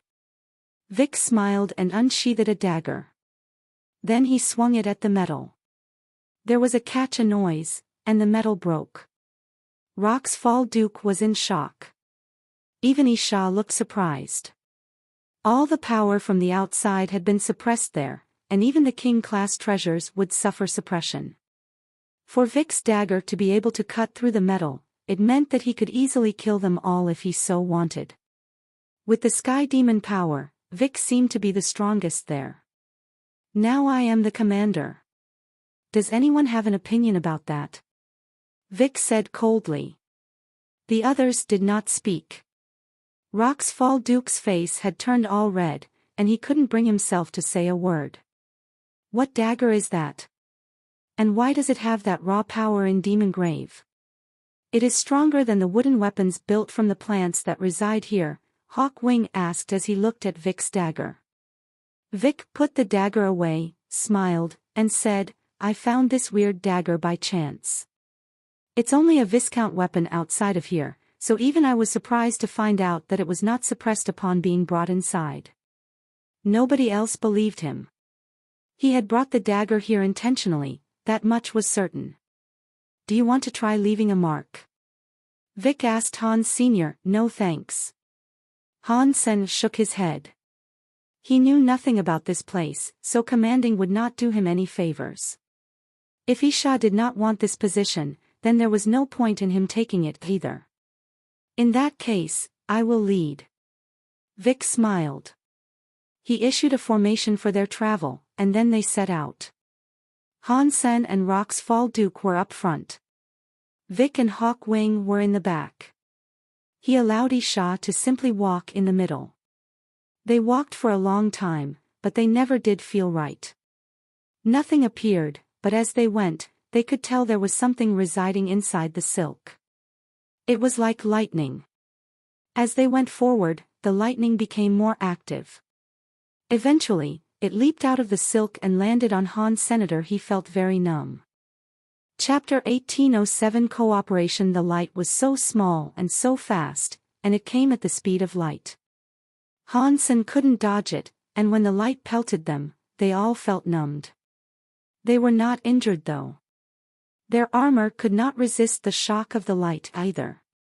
Han Sen tried to use a few of his powers, but none of them worked. They continued moving ahead, and more of those lights appeared. The light struck their bodies again and made them even more numb. They could barely walk with the constant zaps. Mr. Vic, if this keeps going, we'll be paralyzed here. We will be stuck here, and we will eventually die. You are our commander, so you should be the one who thinks of something. Rock's Fall Duke sounded mocking. Vic frowned. He hadn't expected anything like this to happen. He thought there would be easily identifiable dangers ahead, and that was why he had allowed Han Sen and Rock's Fall Duke to go on ahead. But instead, no enemies had revealed themselves. And this was something they all had to endure together. So, the plan he had made was useless. The lights don't seem to hurt anyone, they just make us numb. If you don't want to walk any further, then just go on back, Vic said coldly. Rock's Fall Duke mockingly said, "That's your idea, huh? Wow. You are really experienced, you're so right. Ordinary leaders couldn't come up with such a grand plan. What idea do you have, then? How about you tell me?" Vic had a cold face. "I'm not the commander. I don't have any ideas," Rock's Fall Duke sneered. They were arguing, but none of them stopped walking. Hansen continued walking forward, but with a frown. The tunnel was circular, and it was as if they were traveling down a pipeline. But the whole time, more and more of that lightning came raining down on them. It was as if they were in a time machine. The light didn't hurt anyone, but the more light there was, the more numb they became. Han Sen was worried about his body losing all sensation. And if that happened, he might not be able to keep walking and he would die. Han Sen felt like the proverbial frog in a pan of water. The heat was slowly being turned up, and the group had no idea that they were about to die. I can't do it. My body is so numb. I can't walk any further. If I keep walking, I'll die here, Hawk Wing said, swinging his legs, step after step. Vic felt as if he could not hold on any longer either. Let's fall back and see if there is a different route. Rock's Fall Duke gave no response because he himself felt as if he could no longer hold on. He wasn't in the mood to mock his companion, so he agreed that they should walk back. Not long after, as Han Sen continued to walk, his face changed. On their return, the lightning did not reduce. It was still gaining power. We have been tricked by the people who designed this. They knew that we'd think that we could decrease the lightning by turning around. But the lightning grows stronger no matter which way you travel. Rock's Fall Duke looked terrible. Mr. Vic did not say a word. He suddenly stood up straight, though, and then ran deeper inside the cave. Now Han Sen understood what Vic had been thinking. It was death going back the way they came. Now that the lightning had increased, they'd have to find an exit soon or be rendered unable to move. Now, they could only go forward, and if they made it past this one spot, they'd be able to live. The chance was slim, but that was the only faint hope they could cling to. After Hawk Wing and Rock's Fall Duke noticed this, they too ran forward. Han Sen wished to run, but Isha pulled him. He looked at her. Running is useless. This passageway is not that simple, Isha said quietly. What is this place? Han Sen asked Isha. Isha laughed and said. About our cooperation, what do you think? I said I am willing to cooperate, but you need to tell me what's going on, Han Sen said. If we are cooperating, I will tell you things clearly. I can get you out of this place alive. But if we are cooperating, you also need to pay me, right? Isha smiled. What do you want me to pay? Han Sen asked. Isha looked at Han Sen and asked, the power you used against me on the lake, how long does it last? Isha did not believe the power Han Sen used would have cost him nothing. But the fact of the matter was, Han Sen did not have to pay to use that power. The only cost of using Super God Spirit was a vast amount of energy, and he did not last long with it. Can I not answer that? Han Sen said calmly. He was weak now, and if he used it, it wouldn't last a second. Okay. But there's a dangerous area near the end of this place. We'll need your power to get through it, Isha explained. If we cooperate, I will bring you to a safe place. You just have to help me with this. Can you do that? Okay, but you have to tell me what is going on. Han Sen nodded. Isha went quiet and said, this is not some monster's cave. It is a creature device that was created by the crystallizers. Built by the crystallizers. What is it? Han Sen asked hastily. Isha pointed at the lights and said, these devices are simple to use. They make ordinary creatures xenogenic. They create them. The lights are testing apparatus to make sure that we have what it takes to qualify and become xenogenic. When the light reaches a certain amount of strength, it will level out. With our strength, you and I can get through this. Why did the crystallizers create xenogenics? Han Sen asked. To be stronger. The crystallizers weren't strong, but they were high-tech. They were most certainly the best in the universe. Isha kept on walking, and went on to say, the chaos were the guinea pigs of the crystallizers. The two elites were fighting for ownership of this xenogenic creation machine. They were both injured eventually, and the sheer power they unleashed broke the dimensional rules here. The xenogenic machine was left in space, missing. No one could get it. Oh. I thought they were fighting for the scabbard and the knife. Han Sen patted his waist, wanting to learn anything he could about that. Isha coldly said, "The scabbard is a crystallizer item, but it is a failure. It did not belong to Demon Grave originally, and someone must have brought it here." Chapter 1808 Xenogenic Failure. Han Sen looked at his scabbard. For once, Isha didn't hold back on her explanation. "Didn't I tell you that the crystallizers invented a Geno weapon that was of a deified caliber? Their technology rarely succeeded on their first try, and they'd go through many failures and testing phases. This scabbard is one of those failures. After the crystallizers were destroyed, an elite claimed it and brought it to Demon Grave.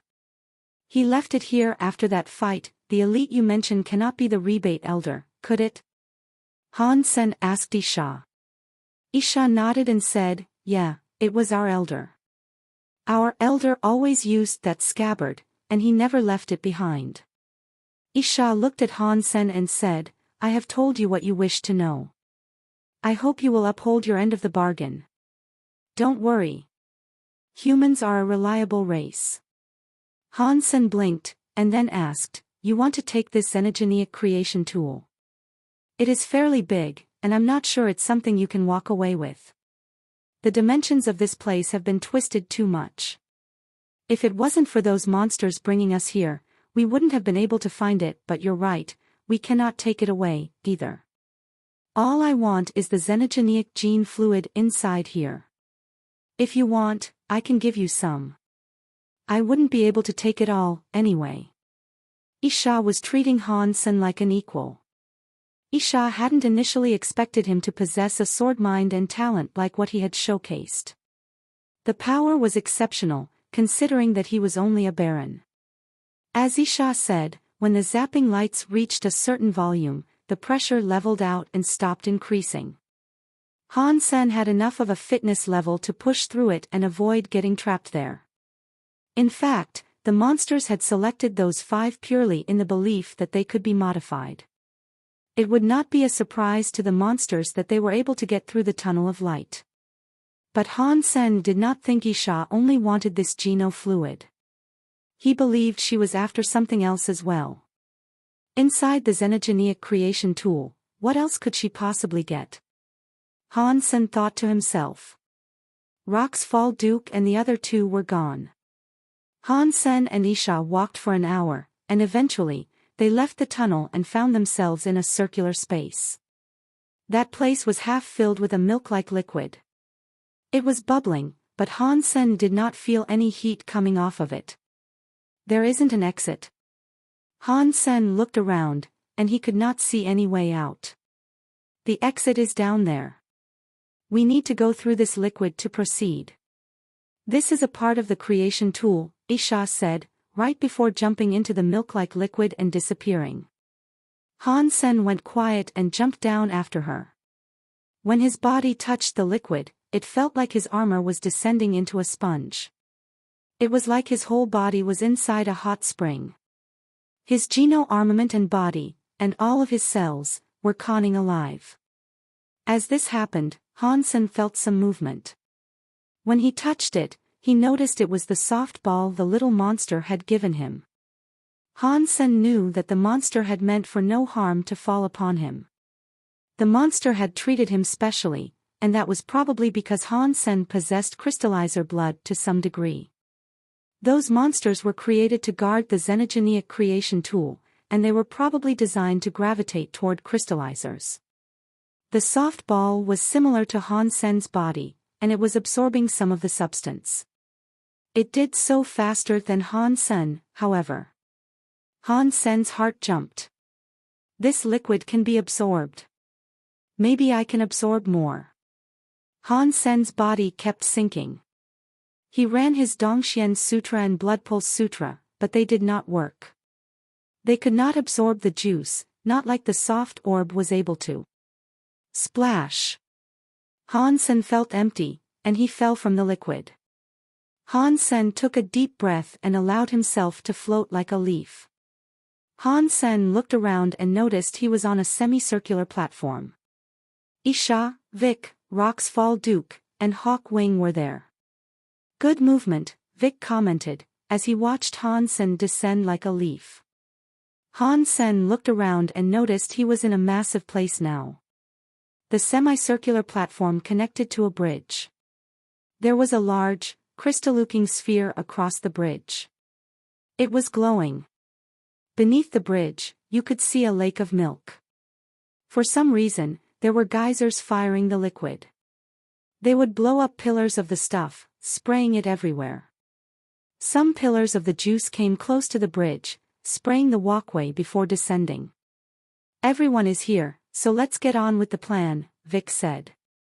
Rock's Fall Duke grunted, and he said, Mr. Vic, do you think we are stupid? You want us to stay in front, to be the first in danger. Why do we even need you? You guys agree, right?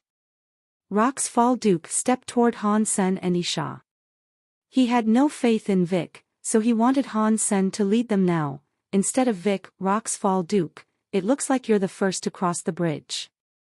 Vic looked at him, with his hand clutching a dagger. He slowly approached the rebate. Rock's Fall Duke's face changed, and he yelled at Han Sen, Hawk Wing, and Isha. If we fight him, he cannot beat our combined might. If we don't do anything, we will be little more than bait he can throw about. None of us will make it out of here alive. Who wants to see if my dagger is sharp? Vic laughed coldly as he drew close to Rock's Fall Duke. Hawk Wing looked hesitant. Han Sen and Isha didn't look like they wanted to help either. Rock's Fall Duke was afraid of Vic's dagger, and the sky demon powers he could wield. He went ahead to say many things that might convince the others to align with him, but he was still forced onto the bridge by Vic. When he was on the bridge, Rock's Fall Duke simply gritted his teeth and ran forward. As he ran, a pillar of liquid rose toward him. The milk exploded in the air, turning into white rain. Rock's Fall Duke was lashed with the stuff, but it was like he was a sponge. The liquid was absorbed by his body. Rock's Fall Duke leaned back and roared. He fell down into a crouch on the bridge, as his muscles began to expand. His armor ruptured and broke. Chapter 1809 Rabbit Teeth. Rock's Fall Duke's body morphed into something large and twisted. The messed up skin of his body started to clothe itself in gray fur. __arg. The scream became a roar. His eyes turned red. His body was like an elephant covered with thick gray fur.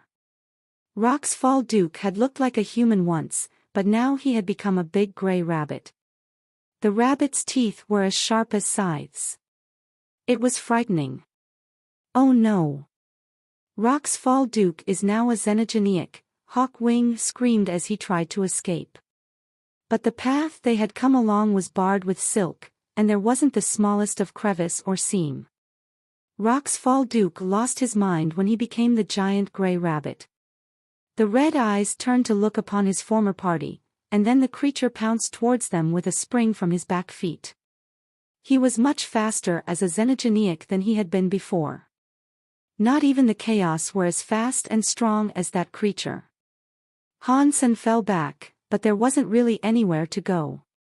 Is that the liquid you want? That stuff down there? That's the xenogeniac genofluid. Han Sen asked Isha, who was staying next to him. Since Rock's Fall Duke had become a xenogeniac, it sounded like what she wanted. Isha shook her head, though. She quietly said, no. Don't you see that Rock's Fall Duke has lost his mind? The genofluid I want is one that can allow me to become a xenogeniac while keeping control of my mind. It isn't like this at all. I think the real juice is in the big sphere. The big rabbit, Rock's Fall Duke, was coming for them. It was going towards Hawk Wing first. Hawk Wing was so slow compared to the rabbit. He pulled out a rod and tried to whack the bunny. The chaos had taken away all their weaponry, so they were unsure where he had hidden that weapon to avoid detection. Catcha! The rabbit's teeth closed on Hawk Wing's rod. The rabbit gnawed on it as if it was a carrot. It was bitten in half. F***ck. The teeth are so strong. My rod is made of the same wood the chaos use for their weapons. I can't believe this thing broke my rod. Think of something, please. Hawk Wing fell backward. The xenogenic rabbit's body was so big, but it was incredibly agile at the same time. It jumped towards Vic. Next Vic merely grunted, and he brought out his dagger again. He ran forward and swiped right past the rabbit. The rabbit's body was cut, and blood seeped out onto the floor. Vic's dagger and Sky Demon power were a strong combination, but in Demon Grave, that too was suppressed. Even though his dagger was sharp, and he couldn't miss, he could only pierce the monster's skin. He couldn't damage any internal organs. The rabbit was too big, and its hide was very thick. Vic could not plunge his dagger in very far. The xenogenic rabbit was angered by the fact it had been hurt a little, though. And it stared at Vic, launching itself towards him with a push of its back feet. Vic wouldn't miss, but he was not invincible. The xenogenic rabbit's power and speed were frighteningly strong, and Vic did not dare let himself get bitten. It'd only take a single bite for his entire body to be cut in half. What are you guys waiting for? If you don't help me, you will still end up eaten by the thing. Vic kept dodging the rabbit's attacks as he shouted at Han Sen and Isha. In less than a minute, Vic's body was covered in many wounds. His speed and power were suffering, as a result. He could not fight the rabbit, and he was only managing to stay alive through crafty evasion. Han Sen and Isha looked at each other. Han Sen nodded and drew his scabbard. Isha had no weapon, and yet she still approached with her bare hands. When the rabbit jumped at Vic, Isha used her hands like a sword and swung at the creature's back. A purple mist was emitted, and the back was delivered a foot-long swipe mark. Blood welled out of the torn flesh. Isha's teeth power was far stronger than Rock's Fall Duke's. It was better than Han Sen's, as well. The teeth power Han Sen had learned was taken from the knife mind, and so he was just a beginner. While Han Sen's knife mind was growing stronger than Isha's, his skills still weren't up to par. Han Sen used his scabbard like a sword, and while the xenogenic rabbit was hurt and roaring in pain, he thrust it into the monster's eye. Red and white stuff started to ooze out of the gouged eye, causing it even more pain. The rabbit squealed and swung its claws as it tried to grab Han Senator, but Han Sen had already leaped away like a bird, his jump carrying him along a graceful arc. Vic used this chance to slash the rabbit's throat. Blood cascaded from the wound. Isha then slashed at the rabbit's head, which generated a wound so deep that you could see the bone beyond the bloody flesh. Hawk Wing was helping, too. His power was good, but he no longer had a weapon. He didn't have skills like teeth power, either. He punched the rabbit, which did pretty much nothing. Catcha! With their repeated attacks, Vic managed to get in multiple solid hits. And seeing that the rabbit's head was about to be lopped off, Han Sen swung his scabbard and broke through the monster's neck. The creature died. Xenogenic Duke hunted, xenogenic gene found. Xenogenic beast soul obtained, teeth rabbit. Han Sen, upon hearing the announcement, was given a shock. Xenogenic Rock's Fall Duke was strong, but it felt like battling a mere viscount. He still got registered for the rank, though, and he had managed to nab a nifty new beast soul. It was all quite surprising. Han Sen was ready to take the rabbit's teeth. Quite obviously, that had to be the xenogenic material. Back off. Vic held his dagger up and prohibited Han Sen's approach. Mr. Vic, do not forget that without our help, you would be dead. These materials belong to us, Han Sen immediately told Vic. Chapter 18:10 Don't miss. Vic coldly hummed. Without me holding its attention, what could you guys have done? I am the one who exerted the most effort in felling it, so I should get the first choice of the spoils.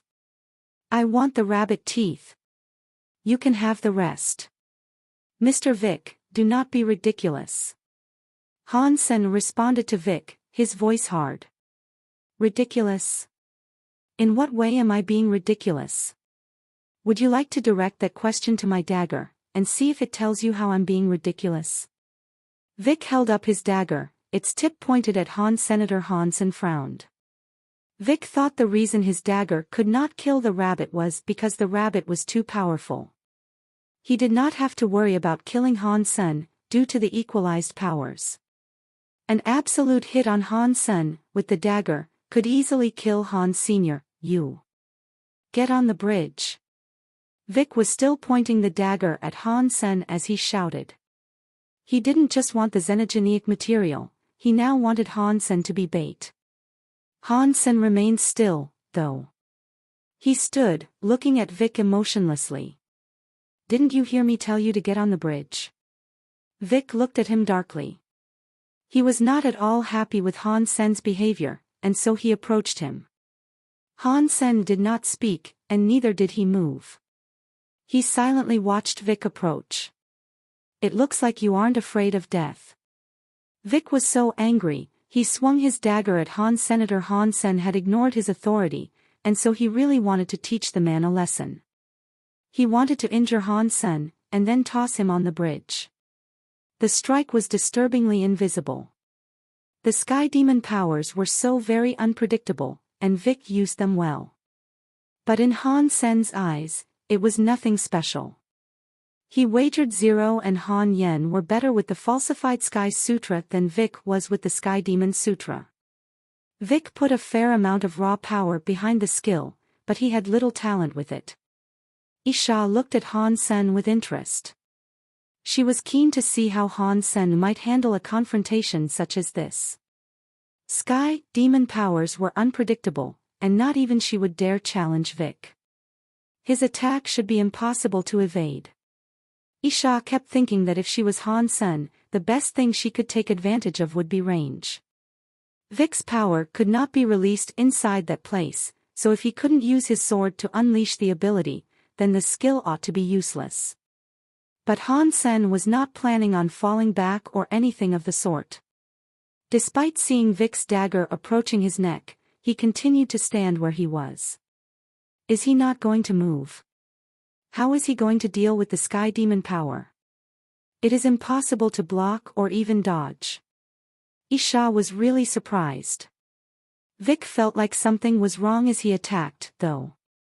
He wondered why Han Sen made no effort to move, but he was still confident in his sky demon power, and he carried on with his skill cast. Seeing the dagger about to hit his neck, Han Sen suddenly waved his arm to bring the scabbard up against the dagger. Does that guy not know that sky demon powers won't miss? Does he really want to block it? Hawk Wing looked shocked. Isha only frowned. Vic was laughing coldly.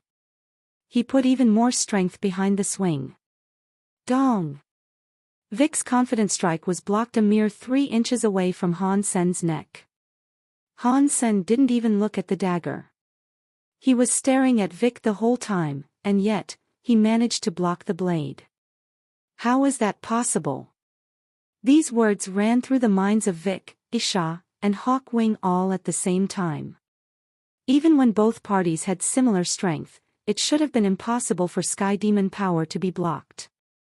And Han Sen had done so with such ease. Vic looked to be in shock.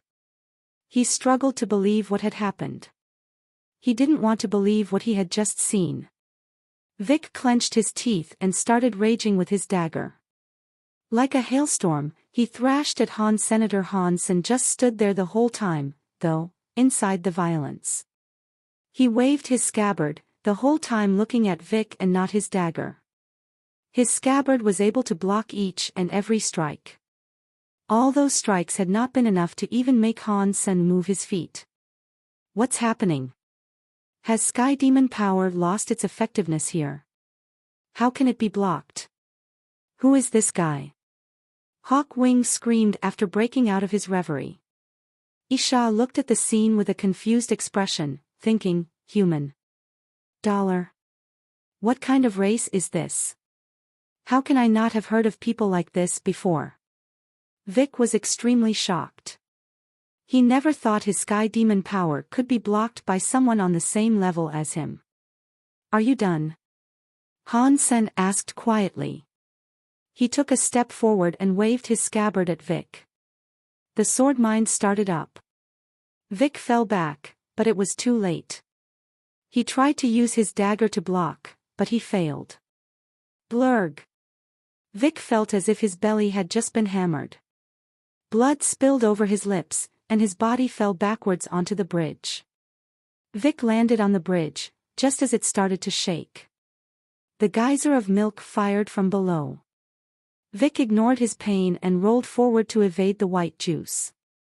But this time, the white juice did not wash away. It gathered up on the bridge, and as if it had a life of its own, it climbed towards him. Vic had dodged the liquid, but he hadn't expected it to react like this. The white liquid touched his foot and was immediately absorbed. Han Sen, Sha, and Hawk Wing were shocked. The white juice seemed like it was alive. It didn't seem like a genuine liquid. Roar! Vic screamed. His muscles and bones began to expand, and a horn grew from his forehead. His handsome face suddenly took on the shape of a cruel demon's. His fangs were on display, as a black miasma shrouded him. He took on the appearance of Azura. Vic slowly turned around. The purple had vanished from his eyes, and they were now red. Roar! There was more roaring. Vic was headed for Han Sen, as the demon-looking body came right before him. 5 black nails, as sharp as daggers, came right for his head. Han Sen used his scabbard to block. He felt a huge power surging, and he was sent flying. He was sent spinning through the air, but he still managed to land gracefully when the momentum of the impact was gone. But even so, he ended up coughing up blood. The xenogeniac Vic had turned into was far stronger than Rock's Fall Duke. Before Han Sen was back up on his feet, Vic was jumping forward with 10 of its nails raised like spiteful daggers. They were speeding down at Han Sen, fueled with sky demon power. Han Sen's power alone would not be sufficient to challenge xenogeniac Vic. So, he moved quickly and dodged the attack. Isha, are you not going to assist? Han Sen said coldly. Isha smiled. Didn't I say there is a section where I'd be needing your help? This is it. He is all yours. I am sure you can handle it, so you take care of this and I'll wait for you inside. As for the teeth earlier, we'll have one each. I'll hold on to yours. When you're done here, come and get it from me. After that, Isha picked up the rabbit's 2 teeth. Then, she flew to the bridge. When there, she walked forward. Strangely, when Isha started to traverse the bridge, it began to shake. But no liquid fired upward like a geyser. Isha was able to get in close to the crystal sphere. I can't help you here either. So, I think I'll go on. Hawk Wing clenched his teeth and followed Isha. Hawk Wing walked the same way carefully, but he too noticed there were no more pillars of milk. When Isha and Hawk Wing approached the crystal sphere, they entered it and were gone. Han Sen lifted his lips. He was not surprised about what she had done. Han Sen had almost killed her, and he had taken the scabbard that once belonged to the rebate elder. Isha probably would have liked to see him dead, more than anyone. It'd be strange if she earnestly cooperated with him. But what confused Han Sen the most was why something only happened to Rock's Fall Duke and Vic when they tried traversing the bridge. Why did nothing happen to Isha and Hawk Wing? Vic's xenogeniac form was roaring as he continued chasing Han Senator. Its speed and power were greater than Han Sen's, too. Even though Han Sen could evade its unmissable technique, he couldn't fight back. When Isha and Hawk Wing disappeared into the crystal sphere, Han Sen smiled. His scabbard started to leak purple smoke. Vic screamed as his body began to crack and bleed profusely. The wounds began to grow in length and width. But this was not because of Han's senator, this was because when Vic had fought against the rabbit had hurt him a great deal. Rock's Fall Duke's xenogenic form was a rabbit that used teeth power. The wounds weren't too severe, at first. And when the rabbit was killed, Vic didn't think anything of the wounds. But the teeth power always remained. Even when Vic himself became a xenogenic, the wounds were only suppressed for a time. The transformation didn't clean and get rid of the teeth force and residue that still resided within his wounds. Isha could use her teeth knife to trigger the teeth power in Vic's wounds, but she hadn't done that. Han Sen knew she was up to something. Fortunately, Han Sen himself now had the teeth powers. He wasn't as proficient as Isha with them, but it was enough to trigger Vic's wounds. Vic's injuries were spreading and becoming more severe. With Han Sen's teeth power and teeth knife mind, Vic's body began to crack open. It wasn't fast, but it was steady and scary. That wasn't the scariest thing about it either. The scariest thing about it all was the bleeding effect. Blood seeped out of the wounds, running faster over time. The more Vic moved, the more Vic bled. A few of his wounds were bleeding at the same time, and unless Vic had the necessary power to halt such bleeding, it wouldn't matter how strong he was. He'd end up dead before long. And it was already clear Vic could not stop the bleeding. He eventually started to lose consciousness. Even if he could have stopped it, it was probably too late. Now, Vic's mind was reduced to the most primitive thought process, killing. He didn't care about his oozing wounds, and all he could think about was killing Han. Senator Han Sen's body was like a phoenix in flight. He dodged all of Vic's skills. And not long after, Vic's power and speed began to decrease. He had lost so much blood, most of the platform had been covered in slippery crimson. Patong. Vic had almost been drained of all the blood in his body. He fell on the ground and wheezily roared. He wanted to come at Han Sen again, but he couldn't stand upright. Han Sen used the scabbard with teeth sword skills on Vic, which made the cracks and wounds grow bigger. The last bit of the creature's blood was beginning to ooze. A little while later, Vic's tether to life snapped. He could only twitch on the ground as the last few drops of blood trickled out. Xenogenic Viscount hunted, Xenogenic gene found, Purple Horn Demon. Teeth powers are great. They're no worse than falsified sky powers, but strangely, Xenogenic Vic was far stronger than Rock's Fall Duke. Why was he only considered a Viscount? Han Sen wondered. Suddenly, Vic's body began to leak a white juice. And then, the liquid ran back to the bridge. Now Han Sen understood that the liquid down below was not all aggressive and insanity-inducing. Only some of it had a problem. That was how Isha and Hawk Wing had been able to get by safely. But now that the insanity-inducing white liquid had returned, if Han Sen had to cross the bridge, he'd have to deal with the same danger that Vic did. Han Sen hesitated. He removed Vic's horn and put it into his bag. He mounted the bridge and ran straight for the crystal sphere. After just a few seconds, he heard an explosion come from below the bridge. A pillar of liquid soared through the sky. It began to cast a white rain, threatening Han. Senator Han Sen prepared to summon his steel Sagittarius shield for protection from the white liquid. But when the white milk came close, it stopped in the air. The streams of white liquid gathered up together, as if they had life and consciousness. It looked at Han Sen, and then dropped back down below the bridge. Han Sen was shocked. He had no clue what was going on, and he certainly had no idea why the white liquid would let him go and not want to be a part of his body. Without hesitation, Han Sen walked right up to the crystal sphere.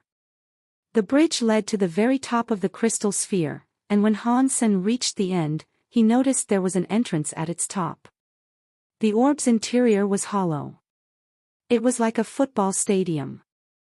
He could see Hawk Wing and Isha conducting battle in there. What shocked Han Sen the most was that Hawk Wing, who always seemed so indecisive and reckless, was fighting Isha and not showing signs of losing. Even I didn't see that coming. He's a powerful guy. Han Sen was shocked that Hawk Wing's powers were no less than Isha's. His hands were like hooks, striking against Isha's hands that wielded teeth power. The teeth powers were unable to break his hands. I can't believe the champion of Sky Bird entered Demon Grave and pretended to be little more than a noob. I am surprised you endured such self-humiliation for so long. Isha laughed coldly. Hawk Wing hummed and said, I am one of the 12 skies in Beast Area. What can you say about yourself? The rebate knife queen that pretends to be nobody. It's not that great to be one of the 12 skies. You'll be qualified if 12 skies come together. Isha sounded disdainful. If we were outside Demon Grave right now, I would not be as proficient as you. After all, you are half deified. But this is Demon Grave, so what matter is it what you are? Take that deified title away, and you and I are practically the same. Hawk Wing hummed coldly. Really? Isha stared directly into Hawk Wing's eyes as her knife-wielding hands started to become furious. Han Sen looked away from the pair for a bit, to get a better look at the surroundings. That place was like a circular stadium. There was a crystal platform, and above it, there was a crystal hallway to get down to the center. The pipes there ran with white liquid. And a lot of the pipes ran to the white juice at the center of the pool. He did not know where the pool connected to, and even though vast amounts of the white stuff were being pumped in, the level did not rise. There was nothing else inside the sphere. Hawk Wing and Isha were fighting each other near the pool, prohibiting each other from getting close to it. Hawk Wing's movements were strong. They weren't too different from Han Sen's phoenix movements. He had wings, of course. That was different from Han Sen, who had to use strength. Overall, though, Hawk Wing's focus was on speed. That was also different from Han Sen, who had the abilities of prediction and formation. He was very fast, though. And with his hook-like claws, Isha could do very little. If this was a real fight, Hawk Wing could not beat Isha. But Hawk Wing wasn't looking to kill her outright. He just wanted to open a window of opportunity that would allow him to reach the pool without interference. That worried Isha a lot. Her movements were good, but her speed was a little worse than Hawk Wing's. If she missed, Hawk Wing could fall into the pool. Han Sen was peeping at the pair from the outside, not yet daring to enter. They were two opponents that would be difficult to deal with. He planned to wait outside, and maybe sneakily nab an easy kill if one became available. As Han Sen watched them, something moved in his pocket. Then, that soft ball jumped out of it. It started to spin around on the ground, before rolling into the crystal sphere by its own volition. The ball looked sticky, and it traced the walls down. It seemed to be following the pipes towards the pool. Isha and Hawk Wing were intently focused on each other, so they didn't notice anything else enter. That aside, they wouldn't dare think a ping-pong ball-like object would come rolling in like that. And with the pipes obscuring their view of it, the ball was able to roll all the way down and enter the pool. Han Sen thought something might happen if the ball entered the pool, but everything was quiet after it entered. The pool was still the same. Isha and Hawk Wing were fighting harder than ever. Because they were slowly running out of stamina, their fighting abilities had become weaker after the duration of their combat. Now you could tell who was truly better. Isha's power was weaker, but her skills had not wavered over time. She wasn't making any mistakes. Hawk Wing's skills weren't as good as Isha's, but he was weaker now than he had been earlier. Furthermore, his movements now were a bit twisted. His missteps were too small to be considered real mistakes, but they were there nonetheless. Isha was taking advantage of that. Slash. With those advantages, Isha took the opportunity to take a hack at his shoulder. Hawk Wing's face changed, and he wished to fall back. But it was too late. His shoulder had a 2-centimeter cut, and it only hurt the skin. But that was enough, and the wound continued to expand and bring blood with it. The teeth power is too cruel. When you fight someone with that power, you really can't afford to get hurt in the slightest. Otherwise, you are dead. Han Sen complimented her in his head, but he was really happy he had managed to learn teeth power. Knife Queen, D*MNU. Hawk Wing flapped his wings and tried to fly towards the exit, with the speed and straightness of an arrow. He was too fast, and Isha could not stop him. Demon Grave suppressed powers a lot when Hawk Wing was further away, the effectiveness of the wound would be weaker. Hawk Wing flew out of the exit with a disheartened feeling. It would have been difficult to get the treasure regardless, but Knife Queen had pretended to be a woman called Isha.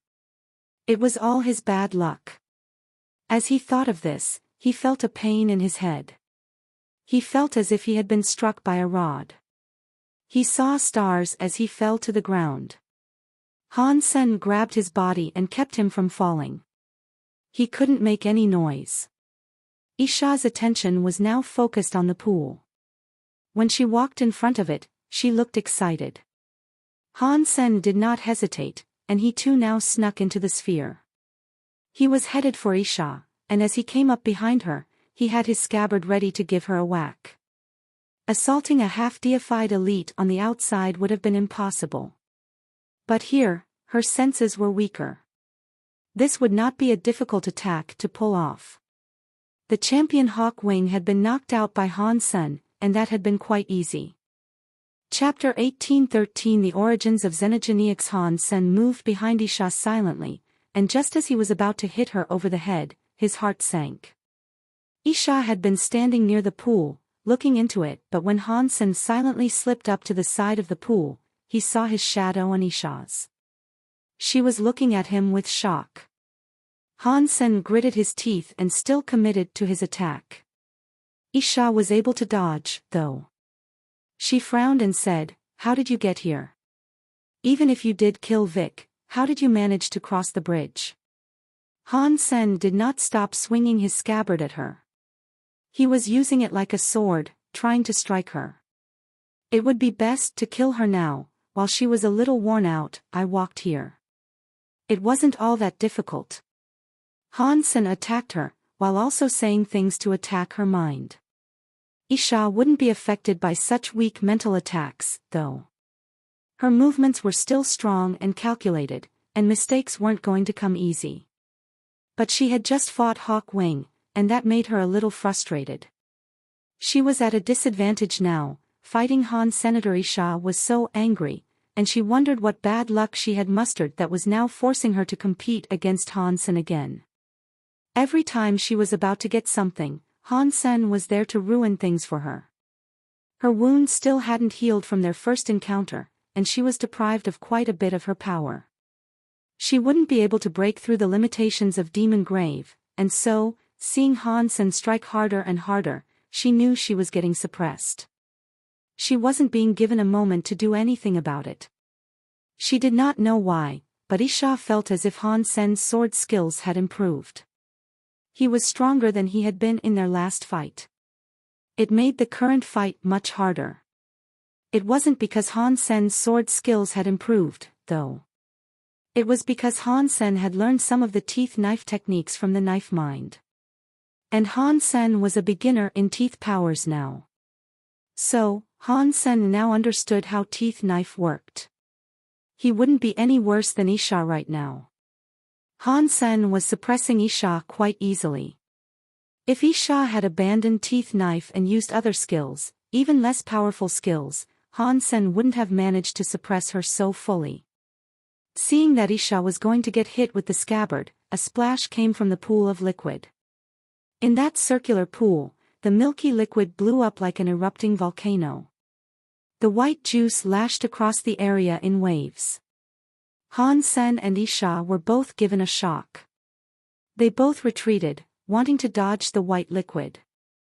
The white liquid was sprayed across the floor, and then, they realized that the pool had dried up. There wasn't a single drop of the liquid left in there.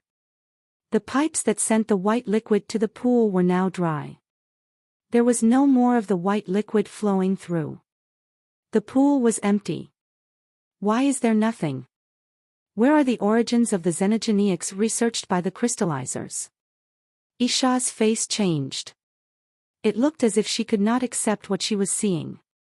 Han-sen felt strange. The ball had just rolled inside, too. So why was it gone?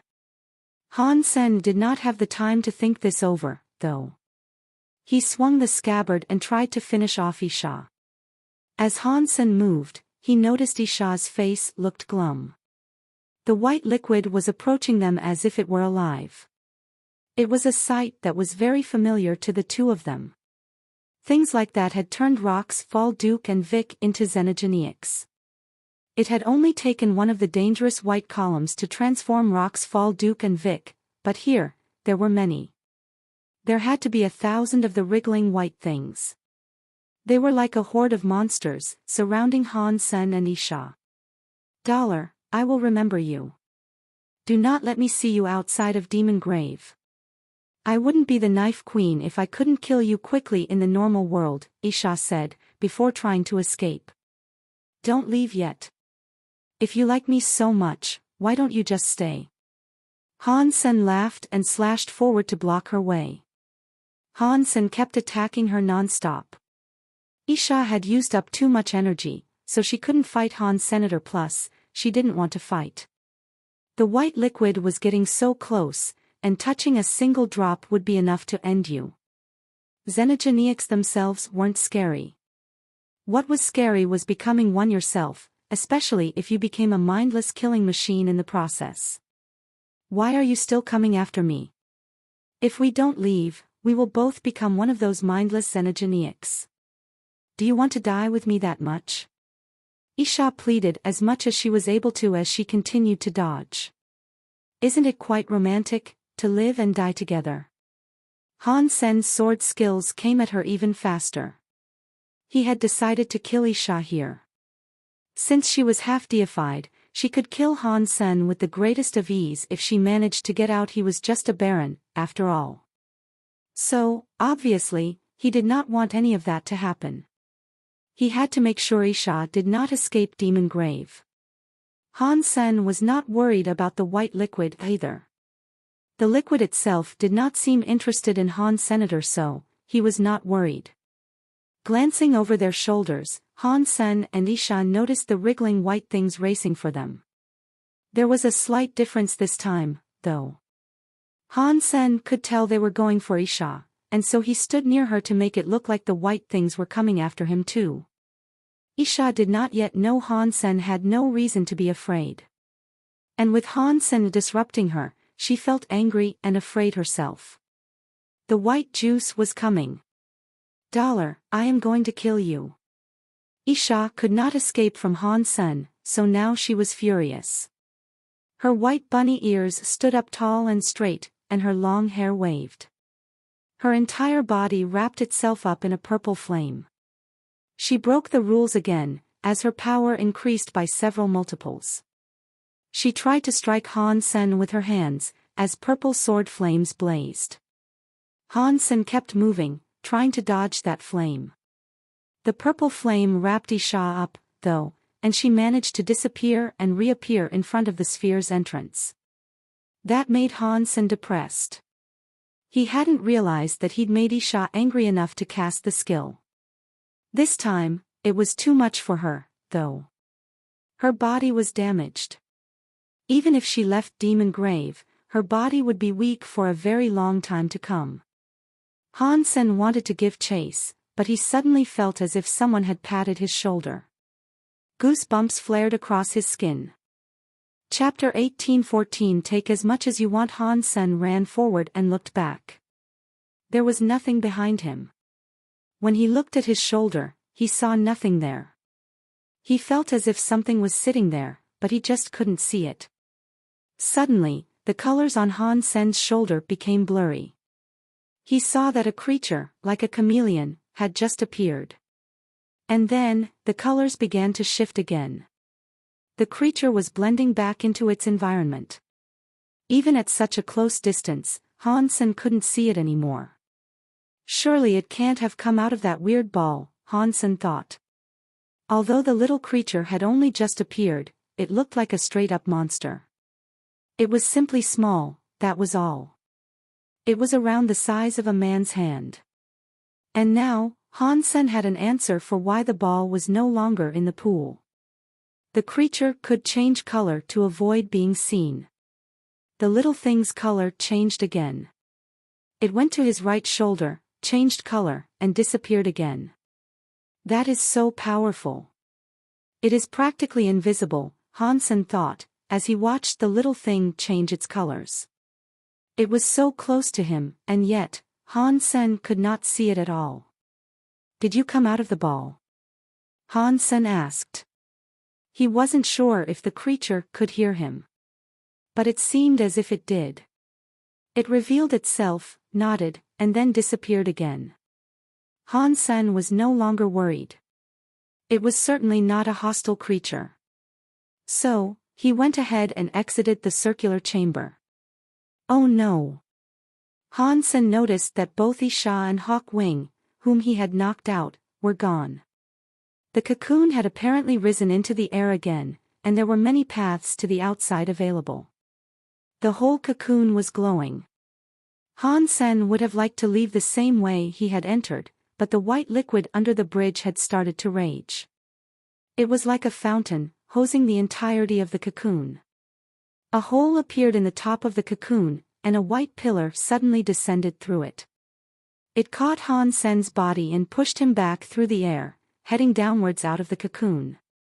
When he exited, the group of monsters came running towards Han-sen. They surrounded him.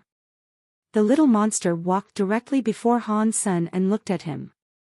The little thing on Han-sen's shoulder revealed itself before jumping into the little monster's hands. The little monster was so happy as it held the little creature up to the sky.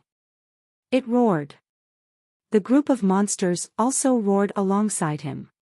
It was like a cult, all singing praise. Not long after, the noise quietened and silence returned. The little monster commanded another monster to collect Han-sen. Han-sen understood how they worked now, so he decided to hop on top of the monster. He had realized by now that he wouldn't be able to find Isha and Hawk Wing. Han-sen was glad that he had managed to loot Hawk Wing's body while he was unconscious, though. He hadn't lost too much when Hawk Wing had run off. But Han-sen did not know if the items he had retrieved were worth it. He'd inspect them all and come to a conclusion later. The monster started walking back, but they weren't sending Han-sen to the chaos. They actually went deeper into the desert. Hey, where are you taking me? Han-sen's heart sank. All he wanted to do right about now was leave. The possibility of Isha finding him outside of Demon Grave was no laughing matter. The monsters ignored his question. They ran for a whole day through the desert until they reached an oasis. The oasis was even bigger than the one where the chaos lived. The fruit there were in abundance, and every vine held clusters of the fruit. The monster put him down, and then the little monster pointed at the fruit and pointed at Hans Sr. Are you saying these fruits are mine, and I can take whatever I want? Han-sen was so happy. Han-sen saw a xenogenic fruit amidst the rest, and he realized there must have been many of them there. If he could take as much as he wanted to, he could receive a lot. The little monster nodded, and so Han-sen picked up an apple that looked like a diamond. He also took a banana that looked like yellow jade. There was even a ruby dragon fruit. Seeing Han-sen grab so many in such a short time, the monster was given a cold sweat. He bit Han-sen by the armor and pulled him to another area. Why are you bringing me to this well? I'm not thirsty. Let me take some more. Han-sen was carrying a sack full of xenogenic fruit. He sounded so greedy. The little monster's eyelids twitched, right before he pushed Han-sen into the well. It's fine if you don't want me to take any more, but you didn't have to push me into this well. Han Sen felt depressed, finding his body in the water. Fortunately, the little monster had only pushed him and not hurt him. Han Sen started to swim out, but he then noticed something odd. The well had vanished, and he was now in a lake nestled between two mountains. What is this place? And why am I here? Han Sen was shocked as he looked up at the sky. It was nighttime, and there were two moons in the sky. Han Sen now realized he was back on planet Kate. I did not know Demon Grave had a teleporter. Those guys were pretty nice. Han Sen was so happy. He no longer had to worry about Isha ambushing him when he exited Demon Grave. Being nice always gives me a reward. Let me eat some fruit to celebrate. Han Sen opened the sack and was quickly given a shock. The chameleon was sitting in the middle of all the fruit, and Han Sen hadn't a clue when the little creature had managed to sneak inside. D*MN. You sneaked out? Han Sen asked as he picked the thing up. The little thing did not reply. It simply changed its color and disappeared. Far away, in the middle of the desert in Demon Grave, a bunch of monsters were roaring. It was as if that noise was going to sunder the skies. I can't send you back now. I can't go back to Demon Grave. If you have no qualm with that, then you can come with me. But what should I name you? Han Sen receded into thought. After a lengthy amount of time passed, he said, how about I call you Sicko? That name is cool. The transparent thing suddenly became red, and spikes covered its skin. Its nose was breathing faster than usual. You don't like it? Let's think of another name then, little homie thing. How about Mr. Chameleon? Horny Demon. Horny Wolf. Horny Dragon. Transformer. Chapter 1815 Maxing Out Genes, Xenogenic Gene Consumed, Baron Geno Point +1, Han Sen cooked a few of the bananas over a fire. As they cooked, the bananas quickly softened from their previous crystal-like state. Each banana increased 1 Baron gene. Before he had finished eating them all, he reached 100 Baron genes. Baron Geno points at max point collection can no longer continue. The Geno body requires a special fruit. Han Sen ate another banana, and the same announcement played. In the sanctuaries, when your Geno points maxed out, you could evolve via the evolution pools. In the Geno universe, things didn't behave like that. He had no clue how to break through and ascend. Does this mean I have to initiate the breakthrough myself? Han Sen kept thinking, but this was the only possibility that came to mind. It was pointless to keep eating the same Geno fruit, so he packed it up and went back to the sanctuary. When Xie Qing King saw Han Sen, he ran up to him, pounding his puffed-up chest. Old Han, I can generate Geno armor. Take me to the Geno universe and I will use my handsome body and awesome comics to conquer that place. Me, too, little angel said calmly. Me, too, came Zero's soft voice. Me, too. Me, too. Many people kept saying they were done and ready to go. If Luolan and Ji Yanran reached that level, they'd probably want to go, as well. Especially so, with the prospect of searching for Little Flower. Stop. Stop. What do you guys think that place is? It's not like moving to a new house. You might die out there. At least give me some more time to prepare a nice, safe place for you to settle into. Little Silver, you can ascend and come to the Geno universe, too. Han Sen went back to Planet Kate, now having to think about a serious matter. Because he had brought back many xenogenic genes, many of his people could generate their Geno armor. A lot of them were dying to come, and he knew it'd be impossible to stop them forever. This was especially true for Xie Qing King and Gu Qincheng. They would undoubtedly try something stupid if Han Sen did not bring them soon. I need to find a safe place to build a base for us. If I do that, they can come. But where can I find such a safe place? Han Sen took Little Invisible toward one of the nearby cities. After 2 days of travel, they reached it. Little Invisible was the chameleon's new name. The creature seemed happy with it. Fortunately, there was no fighting going on in that city. It was still under the full control of the people of Kate. There, Han Sen was able to buy a phone with which he could contact Xiao and Lan Se. Xiao told Han Sen that Grand City had fallen and that they had joined Seven Mirrors. They were on a ship headed there. She told Han Sen to come to her, because he could join the land reclamation operations instead of just fighting all the time. Han Sen thought the idea wasn't too bad. If he could find a place without higher races running around and hunting down xenogenics, that would be perfect for his companions to get their foot in the door and grow. But the city he was in did not have a ship heading for Seven Mirrors. He couldn't go. On the streets of Mississippi City, everyone was hurriedly minding their own business.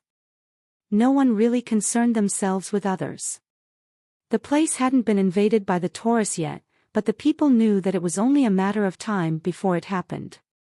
Planet Kate was in freefall, and everyone had to think about where their future would lead and what they could do. Many ships there were still transporting refugees into space. The crowds were huge, and they could not all fit. Most of them would have to wait for some time before they could make it off the planet. On that miserable street, there was someone who didn't quite look like the rest of those dreary people. The man was walking down the street without armor. He wore clothing made of real cloth, and he also held a small banner in his hands. There were some strange words written across it, but it was not of a common language. Han Sen, however, would have recognized them if he had seen them. While the man was walking, a tall woman with white bunny ears approached him.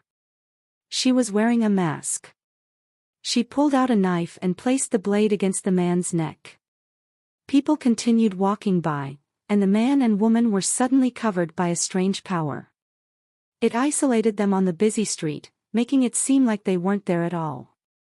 "My queen. What do you want?" The man was not afraid of having a drawn knife against his neck. He looked at the woman with surprise, though. That woman was the knife queen of the rebate. It was Isha, whom Han Sen had almost killed.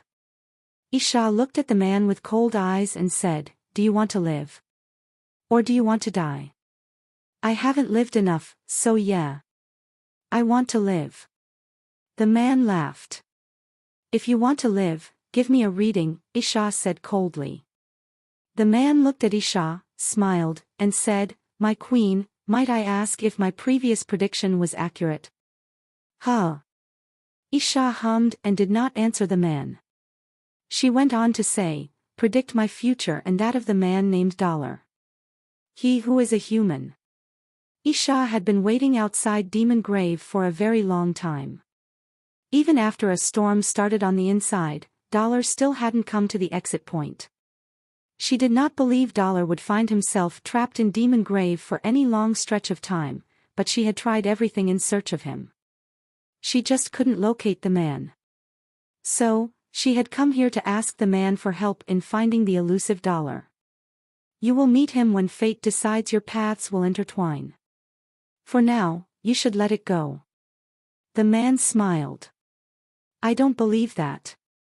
Find him for me, unless you want to die," Isha said angrily. The man gave a wry smile as he shook his head. "My queen, you are being stubborn. If you do not believe in fates, then why do you wish to hear what I can predict?" Isha frowned. She did not want to believe what the man was telling her, but she had already received a reading from him before she went to Demon Grave. The reading had turned out to be truthful, so she felt strangely compelled by what he told her. Although she did not want to believe that this man could foresee the future and perceives destinies, she did. "I am asking you if you'll do it or not," Isha coldly looked at him, with the knife still raised to his neck. "Of course. But you cannot challenge fate. Even if I did know where he was, you couldn't meet him. And then you would blame me for not being accurate." The man sighed. "Are you saying you won't do it?" Isha looked as if she was ready to slash. You can't challenge fate. You cannot force me. Everyone here has their own destiny. Their lives are small, but not even God can change the roads they follow. They cannot be made a queen like you. But I am just a clairvoyant, the man said. Who says you cannot challenge and change fate? If I wanted to, I could make even an ant into a giant beast, Isha said coldly. The man smiled and said, if you have such confidence. How about we make a bet? Chapter 18:16 Calculating Destiny, what bet? Isha asked expressionlessly. I will pick someone whose life is comparable to an ant, and if you can make him challenge his fate by gaining independence from you and becoming a duke, then I lose. I will find the person that you want me to find. How does that sound? The man said seriously. What if I accomplish the task and you fail to find the man that I want? Isha said with confidence. If I cannot deliver this man to you directly, then my head is yours to remove. If you want it, you can just tell me. You don't have to get your hands dirty if you don't want to. The man looked serious, and it didn't look as if he was joking. Okay. Who said an ant's fate is fixed? Even if he is just a dumb guy with Geno armor, I'll make him a duke in 3 years, Isha agreed. She really hated Dollar. She wanted to kill him, but she had been unable to find him, so using this fortune teller might be her best option. Raising a duke was not difficult. She did not think it would be a trying task, and she didn't believe in fate. Not many people are truly talented. Most of them are ants by default. So, just go ahead and pick anyone. The man randomly pointed. What about him? If you don't think he is suitable, pick another. They are all ants. No, it's fine. I'll choose him then. Just in case you would later find fault with my selection. Isha looked at the person the man pointed at as she spoke coldly. I am quite famous and known by many races. There is no chance of escaping this bet. You, however, are trying to challenge your own fate.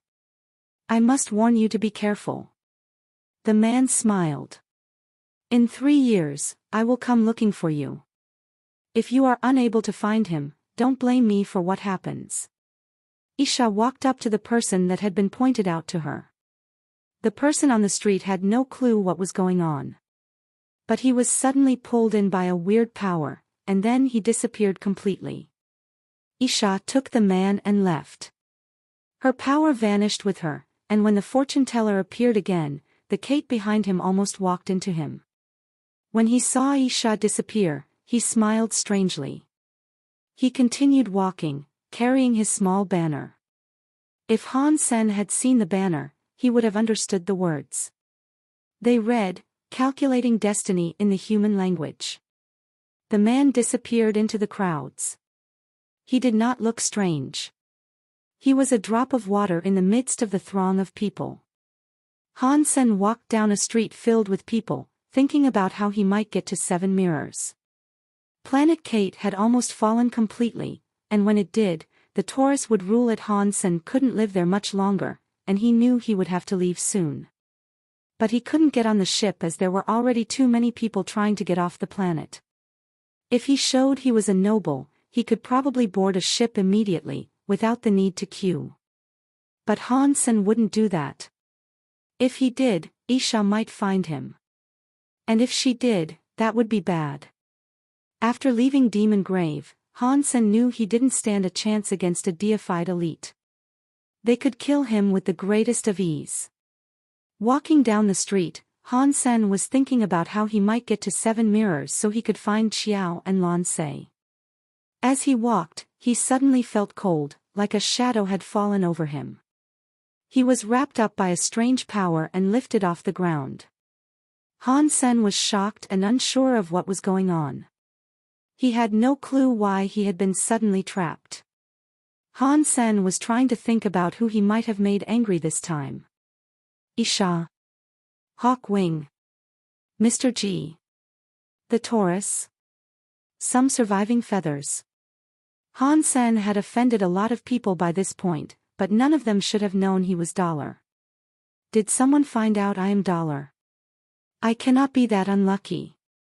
Han Sen felt depressed, and he kept thinking, I cannot fight back against power like this. They must be a duke. I wonder if I'll be given an opportunity to speak.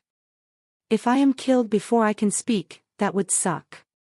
I at least need the time to teleport away. Han Sen was wrapped up by this power.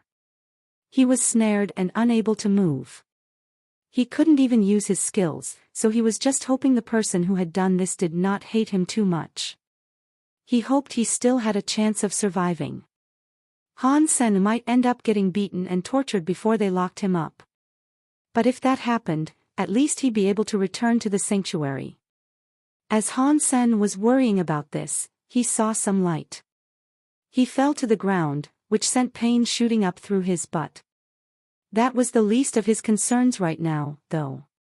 When he looked around, he noticed he was on an aircraft. He was inside a control room, and the black of space was visible through the windows. The ship looked fairly advanced. It did not look like some cheap thing you'd find on Planet Kate. And there was another person in the control room. They had bunny ears, and they were operating the ship. Rebate. There's no way I'm this unlucky. Han Sen's heart jumped. Han Sen looked up and saw a throne perched at the highest point of the deck. On that chair, the first thing Han Sen saw were long legs. They were crossed over each other, and whoever sat like that had to be someone who was very proud and arrogant. Han Sen looked up a little higher, and that was when he saw the white uniform filled with big boobs. Her arms were crossed, and her face was stone cold. Atop this person's head were white bunny ears. Oh no! It's Isha. Han Sen moaned. In front of the Knife Queen, he could not teleport away. Han Sen did not know how she had managed to find him. And he didn't think he had left any trace to follow. But that did not matter right now, as he knew he would soon be dead. Now, he was just hoping that Isha would not kill him right away, so he'd have the chance to escape. It does not matter who you are, but from this point forth, you will be my student in 3 years. I will see to it that you're a duke. Isha looked down at Han Sen like the queen she was.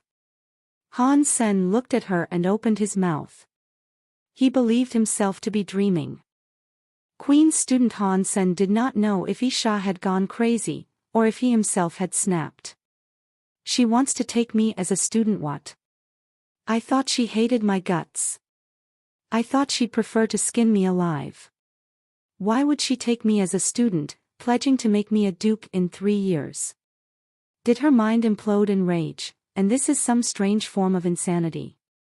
Or is this all one great, big conspiracy? Will she try and trick me before destroying me? She could destroy me right now, if that is what she wanted to do. But then again, maybe she doesn't know I'm dollar. Even if she doesn't know, though, why would she find me as a student? Am I getting grossly lucky? Or did Isha simply get kicked in the head by a donkey, and randomly picked out a student that just so happened to be me? Han Sen did not understand. He looked at Isha, having not the faintest clue why all of this was happening. Isha was satisfied with the way Han Sen reacted. She could tell Han Sen was in great shock, and she thought that was because he was unable to comprehend why a deified elite would so willingly accept someone so ordinary. Isha was going to take Han Sen as a student, and that was not just a random decision. When the man pointed at Han Sen, Isha recognized him. She recognized Han Sen, but not dollar. When Kong Fei took a lantern to become known as No, everyone heard about it. The elites around Planet Kate knew that Kong Fei had given 2 deified feathers to 2 crystallizers. Because Isha was headed to Demon Grave, she was near Planet Kate at the time. She too learned about this. She knew Han Sen had 1 deified feather. But Han Sen was just wearing his Geno armor. He wasn't wearing his noble stuff, and he didn't have pure crystallizer blood. Han Sen's genes were complicated, so the elite races had all given their favor to stay up late, who had pure blood. No one had made membership offers to Han Sen due to the risk of raising him.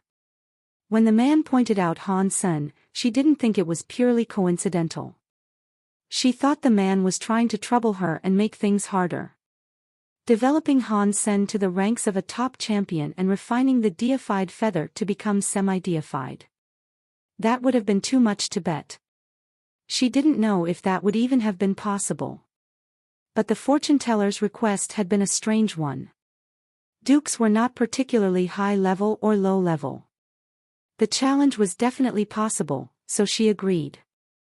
If Han Sen was an ordinary person, Isha would have just taken him home without even telling him why. But Kong Fei, who was deified, was still out there. And Han Sen had one of his deified feathers. So, Isha was willing to take him as a real student. That meant she respected the feather and Kong Fei himself. She wasn't going to invite the trouble of Kong Fei knocking on her door. It was not embarrassing to take a crystallizer on as an acolyte, especially one that had received a feather from Kong Fei. It was lucky that Han Sen had met Kong Fei. If he hadn't, Isha would have treated him very differently. The challenge would be a bit difficult, but she was confident she only had to raise him to the duke level. Even if he was just a pig, she could still turn him into a duke in 3 years. It was because of all these reasons that Han Sen was brought back to the HQ of the rebate. It was called Narrow Moon. It was a xenogenic space that was no weaker than Holy Heaven had been. It covered the sky. Han Sen found out that Isha was sincere about taking him on as a student, and there was no ulterior motive for doing so. It was all very strange, yes, but he decided on not returning to the sanctuary just yet. He knew that if he did come back, he'd still be teleported to right where he was. And that would put him in a bad situation. No matter what, I can't be sure what is wrong with her, but all in all, I can only suppose it is a good thing. A semi-deified being wants to train me up to the rank of duke. Such an internship is hard to find. It's better than her finding me as dollar, at least. Han Sen decided to accept the situation and just go with it. But she didn't take him as a real student. Everything started with the most basic of routines, and there wasn't even a ceremony to induct him. The Knife Queen taking a student was a very important event for the rebate. Now that she had chosen Han Sen, an outsider, many of the rebate were wondering what she was up to. He wasn't one of them, after all. The Knife Queen had not married or had children.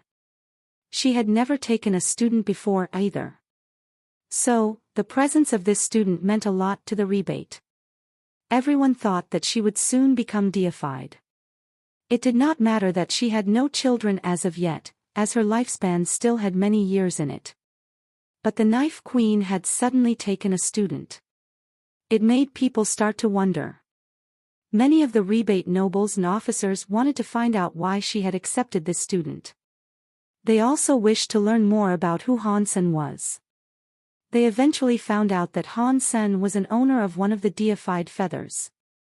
Thus, the people quickly came to the conclusion that the Knife Queen wished to develop a half-deified alongside her. But they worried about Han Sen's talent. He was a non-pure crystallizer, and that meant he was a greater risk than stay up late would be. Knife Queen didn't explain much, and she wasn't going to tell everyone that she had actually taken Han Sen because of a bet. She wasn't concerned about making him truly powerful. And she was serious about only taking him up as high as a duke. Then, it all depended on Han Senator Knife Queen's palace covered half the planet. And it was a much bigger planet than planet Roka. Han Sen was told to go to a garden located in the palace. Yes, master. Don't call me master. Just call me queen.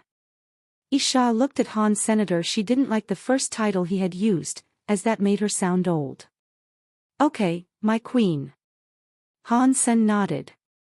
Han Sen thought that taking an enemy and raising him was unexpectedly nice of her.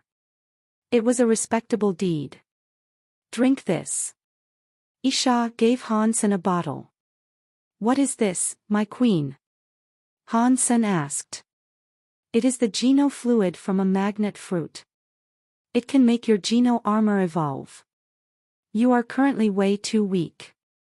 You should focus on becoming a noble first. After that, we can keep going and level you up that way, Isha said. Chapter 18:18 The Geno art that has a problem. Thank you, my queen. Han Sen's eyes felt what she had been really helpful, and even given a precious gift to her enemy. Han Sen thought that if she found out he was dollar, she'd be so angry that she'd most likely stroke out and die. Seeing Han Sen look so grateful, she misunderstood. Her attitude softened, and she went on to say, if you heed what I say and take me for your proper teacher, you will become a duke in 3 years. With some luck, there is a chance you might one day become a king.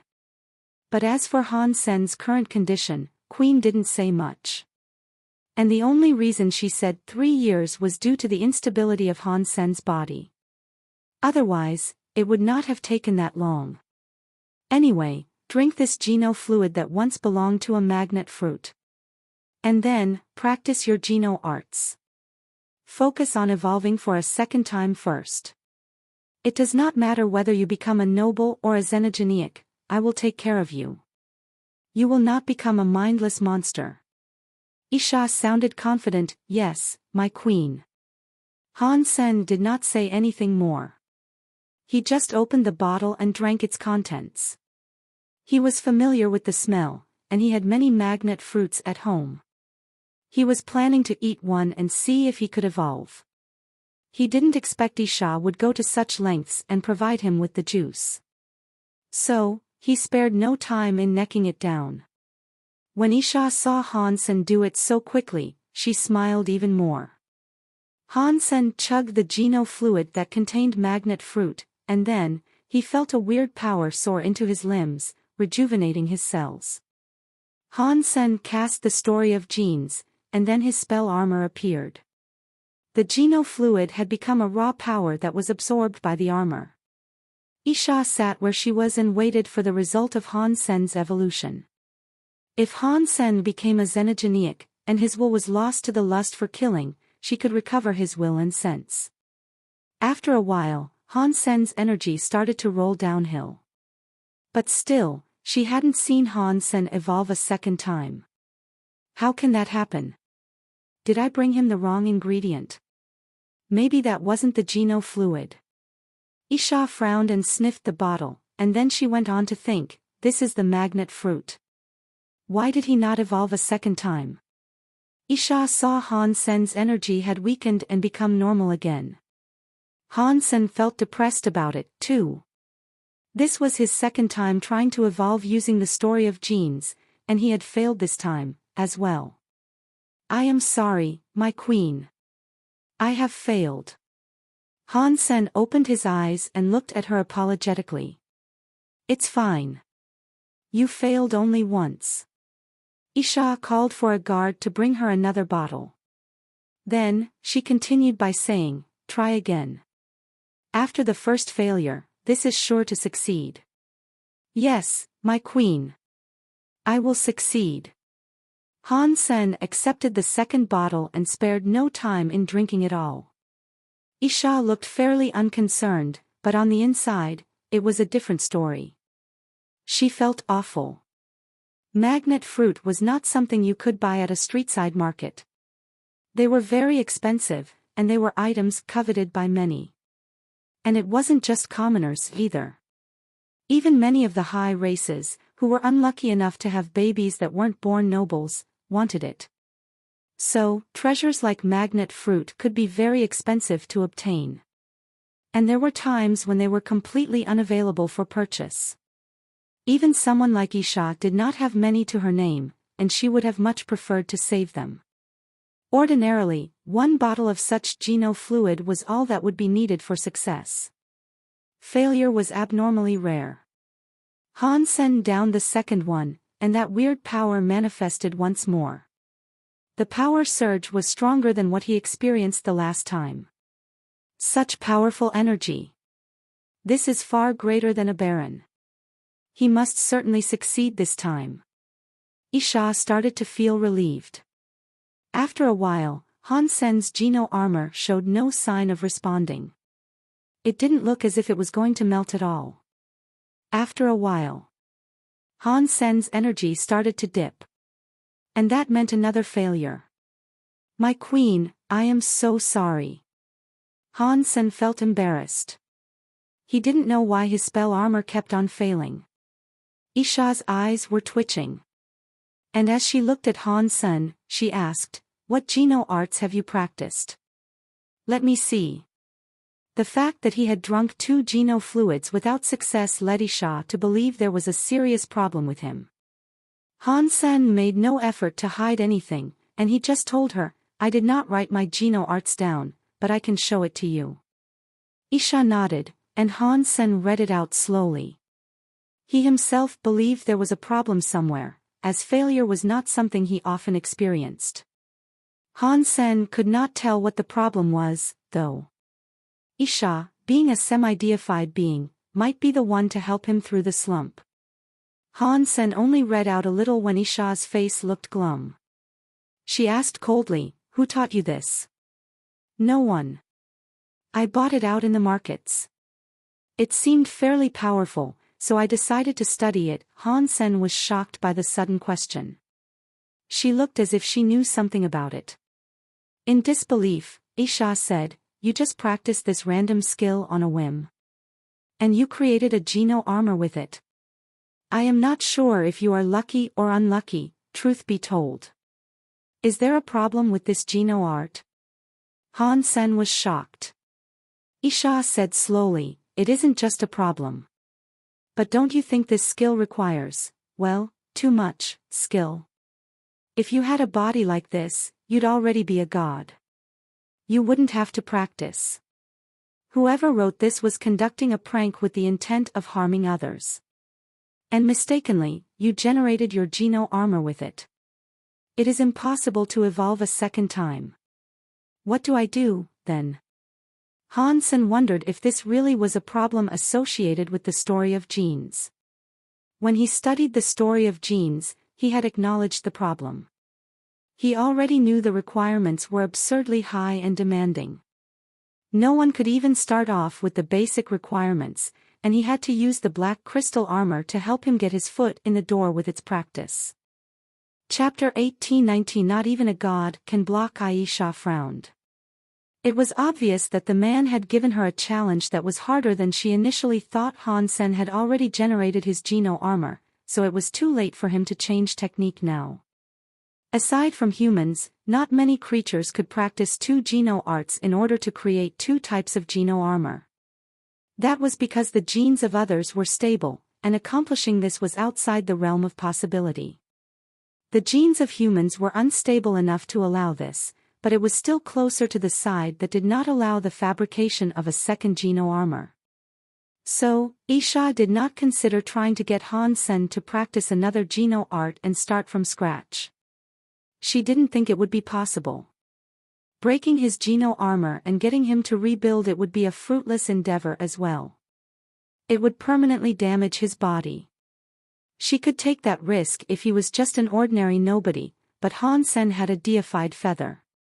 If Kong Fei found out what she had done to him, she might incur his wrath. This Geno art is harmful, but if he can finish learning the basics, there is the chance of it becoming something very strong and beneficial. Han Sen has managed to generate a Geno armor with it already, and aside from deified elites, that shouldn't be possible. And once an elite rises to become deified, their body is locked down.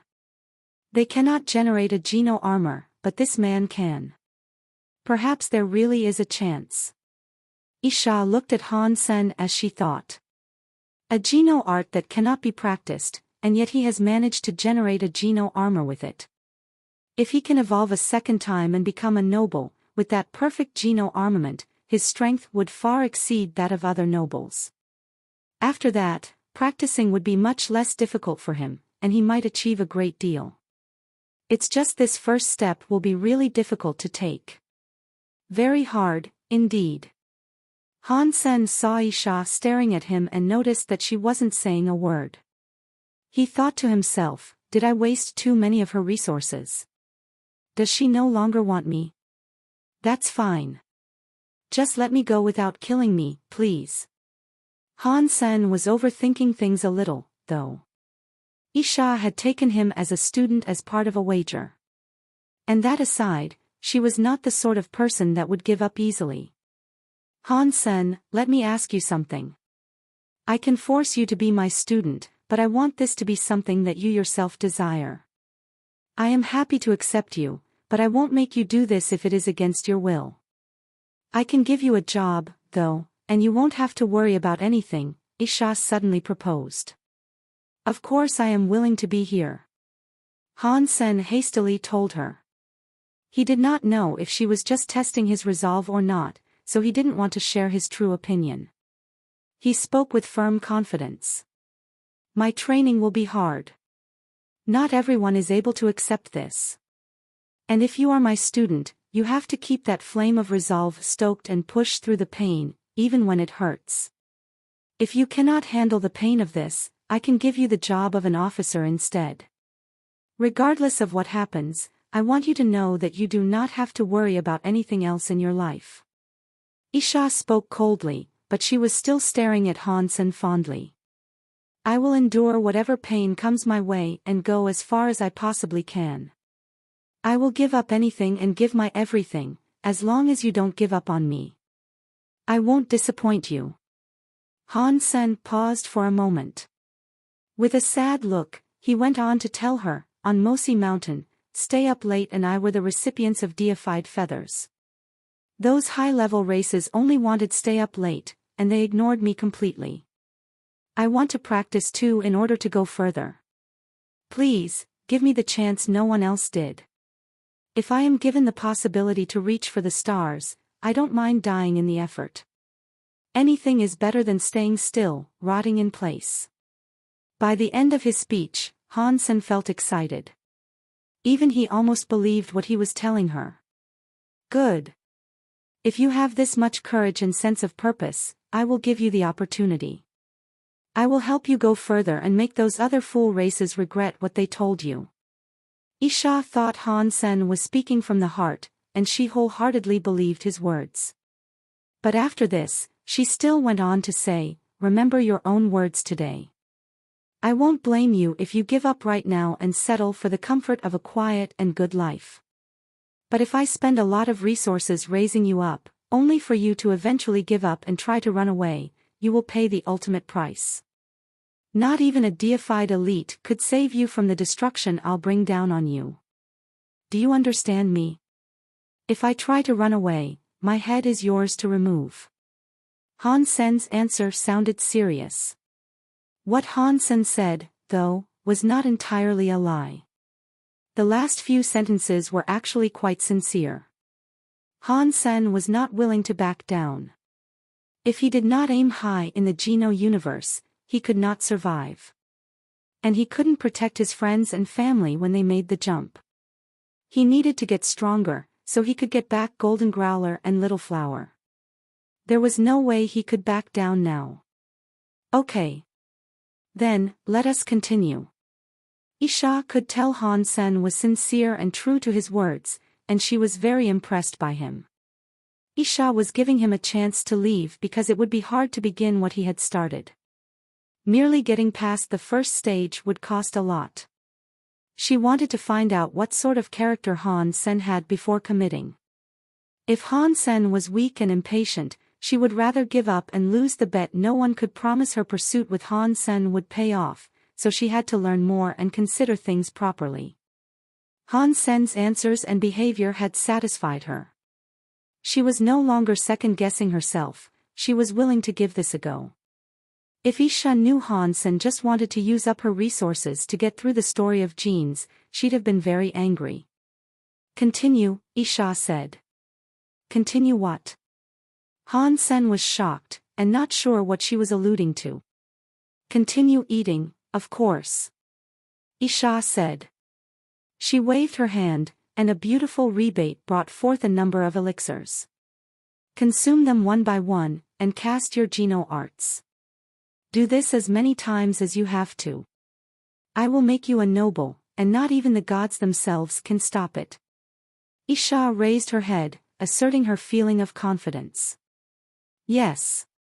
I won't disappoint you. I will start consuming them now. Immediately after saying that, Han Sen gulped down the contents of the first bottle. Chapter 18:20 Spell. Isha sat on a chair, watching Han Sen gather up power to evolve a second time. She looked at him emotionlessly, as if she was made of ice. But her eyes twitched sometimes, showing that she was not all that calm. Her heart was bleeding.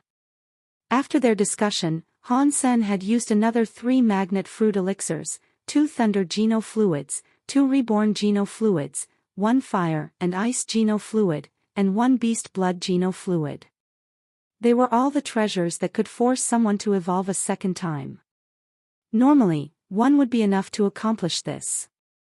But Han Sen had almost emptied her entire treasury by this point, and he hadn't evolved a second time. To Knife Queen, that might have been nothing. But they belonged to the One, and she couldn't just take whatever she pleased whenever she wanted. These were her private items. She was rich, but these items were priceless. They couldn't be bought with money, and Han Sen had yet to evolve a second time. It made Isha start to feel quite ill. I am sorry, but it looks like I have failed again. Han Sen stood up. With this latest failure, he had failed 11 times. Continue, Isha said emotionlessly. Her eyes twitched another couple of times, though. She only had 1 boiling geno fluid left to give, and a cell geno fluid. If those 2 didn't work, her current investments would have all been for nothing. She wouldn't know how to deal with him after she went gone through these. She couldn't just let Han Sen go after investing so much in him with no return. If this were to continue, she'd have to pay a big price to gain an item that would instigate the evolution she wanted to see. And that was something that she really didn't want to do. Han Sen grabbed another geno fluid and drank it. Then, he cast the story of genes. The spell armor was brimming with energy, and it thumped with boundless strength. And then, all of a sudden, a strange power lit up the armor. It made Isha's heart jump. All the other symbols and etchings began to light up, too. Not long after, the geno armor was covered in those symbols and scrawls, making it look like a rippling flame. Isha was so happy to see this, and she said, "It's going to succeed this time." 12 vials of geno fluid was an investment of Goliath proportions. She felt grand relief seeing this. If the final 2 fluids did not help, she wasn't sure if she would have been willing to dip her hands into the ones owned by the entire tribe. Amidst the flame-like symbols, the geno armor started to melt. It melted into a liquid that then took on another form. Seeing Han Sen become a noble and not a xenogeniac was a great thing, too. If he became a xenogeniac, things might have been even harder. Isha looked at the geno armor's shape, trying to figure out what sort of geno armament he was set to receive. A geno art that required so much was sure to yield a fascinating result. The geno fluid kept swirling and changing, and eventually, it started to become transparent, but Isha's face started to turn, too. It looked perplexed. Most armors would evolve to create something that was obviously a weapon. You might even find items or enhancements to the armor itself. But the geno armament that Han Sen created looked very strange. It was not finished, but you could start to make out its shape. It was a crystallizer kid, complete with limbs and a face. Is that a doll geno armament? Isha was thinking to herself. But when the armament had almost finished, Isha started to look shocked. In the air, after the geno armor melted, the geno armament appeared. It looked so weird. It looked like a 12-year-old girl. Her long black hair reached down to her feet, and her eyes were black, also. Her skin was white and smooth, like that of a real human. Some parts of her were wrapped up in white armor, and in her hands, she was holding 2 revolvers. There were names etched into the grips of both guns. Isha thought it was the language of the crystallizers, so she wasn't able to read the words. The girl moved her eyes and crouched down against the floor. She lifted her guns and pointed them at Isha, as if she was guarding Han Sen from a hostile. Isha's eyes opened wide as she stared at the girl. She had seen many Geno armaments, but nothing like this. This one looked alive. She had a proper life force. She also looked like she had intelligence, too. For a Geno armament to have life like that, and to have armor and guns, her knowledge on what was possible when it came to evolving was wholly flipped on its head. When the Geno armament finished generating, Han Sen looked at the girl and said, "Why is my armament a woman? Is that really my Geno armament?" The grips convinced Han Sen that this really was his Geno armament, though. On the grip of the two pearl-white revolvers, the letters SPE were carved into one, and the letters 2 were carved on the other. Together, they formed Spell. And that was the name of his Geno armor. When Han Sen used his mind, the woman came towards him. When they bumped into each other, she became a white armor set that covered his entire body. The word Spell was written all across it. An incredible power filled Han Sen's body now. It gave him much more power than the Geno armor ever did. "This is my Geno armament." Han Sen was shocked. He went to check on its information, and the Geno body said he had become a duke behind the word Spell. "My queen, I think I succeeded," Han Sen said, looking at Isha. "Very good, now keep practicing." Isha was still in shock, and she was roused from a slumber of deep thoughts by Han Sen's sudden shout. Isha had never heard of a Geno armament like this. Maybe this guy really can achieve something special. A Geno armament like this is strange, Isha thought to herself. Isha allowed Han Sen to write down the content of the story of genes so she could look over it. She wanted to help Han Sen learn and modify the later parts to facilitate his practice. Because the practice method was so demanding, if no changes were made, it would be much harder to level up and ascend. It would be even harder to generate Geno armaments. He would need to be a god to practice it in its entirety. After the changes, the power would be decreased, but if it weren't edited, then it couldn't be learned at all. This thing was not created for the average Joe to fool around with.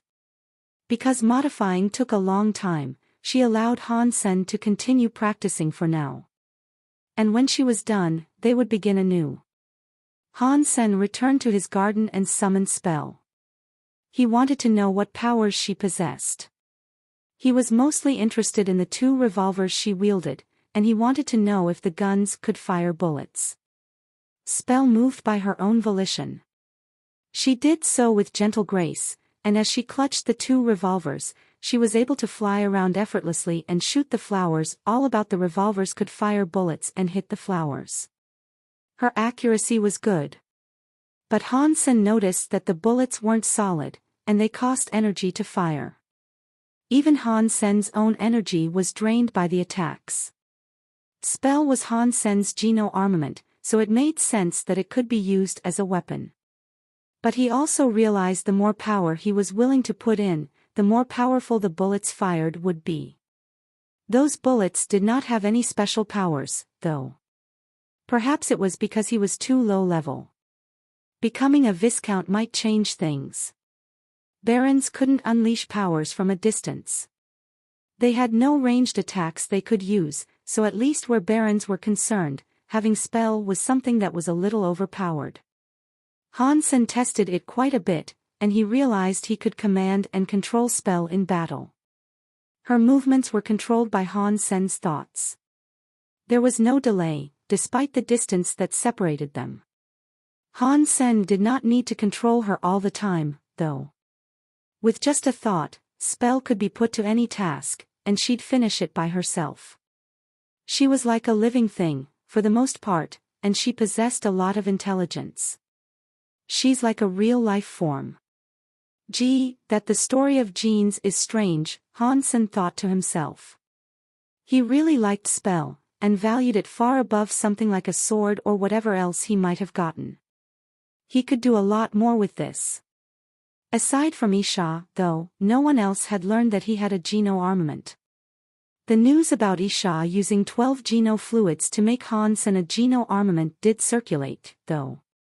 All the rebate that heard this could not believe their ears.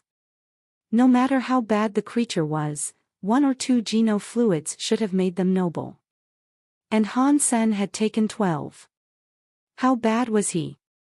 Many of the high-class rebates believed raising Hansen was pointless. If it was so difficult for him to generate a geno-armament, becoming a king and refining the feather would be so much harder. Don't bother raising a talentless person like that. No wonder those elites did not invite Hansen to join them. He is way too bad. I don't know what Queen was thinking, using 12 geno-fluids. Even if he does have a deified feather, there is such a low chance he can become deified. How much is it going to cost to get him to that level? The resources she wasted could have made 2 semi-deified warriors. All of the rebate were talking about this. Some ministers and elites had already come to consult with Isha, informing her that she should give up on Hansen now. Isha did not explain her reasoning, and neither did she take their advice. And she said that when the narrow moon tunnel opened up, Hansen would be a part of it. After that, the rebate communities exploded with talk of Hansen and Isha. 12 geno-fluids to become a noble baron. Already it was seen as a pointless idea, but Isha felt differently. She still wanted to raise Hansen up. She even wanted to give him a name for the tunnel. It was hard to take the minds of others off of this idea. Many of the elites thought that Isha raising an outsider and taking him as a student meant they had some sort of secret relationship. Isha hadn't even performed a ceremony when she accepted him as a student. With the sudden induction, they all believed she knew how bad he was, but she was forging ahead anyway. Otherwise, why would the queen accept a student so quietly? No one was willing to challenge Isha's desires, though. But even so, everyone was determined to continue hating Han. Senator Hansen stayed in the garden to practice with spell. He had no idea people were talking about him the way they were. Even if he had known, though, he wouldn't have cared. Hansen might have looked young, but he had gone through life and death experiences few others could equal. He had experienced everything a person could, a long time ago. He was not totally uncaring, but he wouldn't waste many feelings on petty quarrels either. Isha summoned him and told him to practice in Narrow Moon. If he went, that would be the first time he had exited the garden. Before you go to Narrow Moon, I will teach you a knife skill. Try to learn as much of this as you can. When she said that to Hansen, her voice sounded strange. Hansen didn't notice, though. He didn't realize how many talented young rebates were waiting in Narrow Moon to teach him a lesson. Narrow Moon's space tunnel opened once a year, and only barons could enter. Only 10 of them could go at a time. Only the best barons would be there, as a result. To claim a spot, you had to be an approved and formally recognized genius. And you also had to have proof to support any claim of excellence. In addition, you had to receive an invite from an elder. Hansen had nothing, and yet, Isha had claimed a spot there for him. People weren't very happy about that, and the young men who had claimed the other 9 places didn't like him at all. Some of the young ones were preparing to teach him a lesson inside the tunnel, because when Hansen got bullied in there, Isha wouldn't be able to do anything to save him. Hansen stood in the garden, watching the many planets clustered in the sky. The evening sky was like the image seen inside a kaleidoscope. The xenogenic space twisted the dimensions strangely, so that Hansen could even see buildings on the surface of the closest planets. Many of the planets were of good size. If it wasn't for the xenogenic space, the planets would have collided with each other and annihilated everything within range. But under that xenogenic space, the planets were fine. They had their own orbits, and they were quite organized. Looking up in any direction from Narrow Moon, you'd see many planets clustered together. There were circular ones, but also broken ones.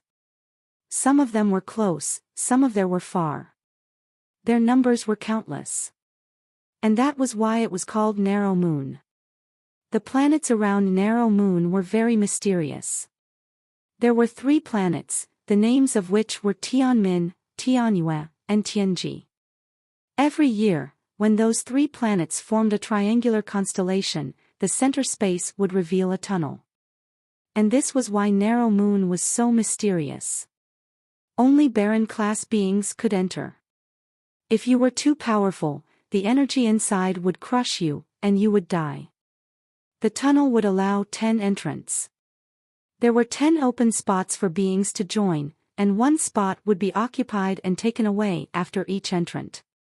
Isha had allocated 1 spot for Han Sen to enter.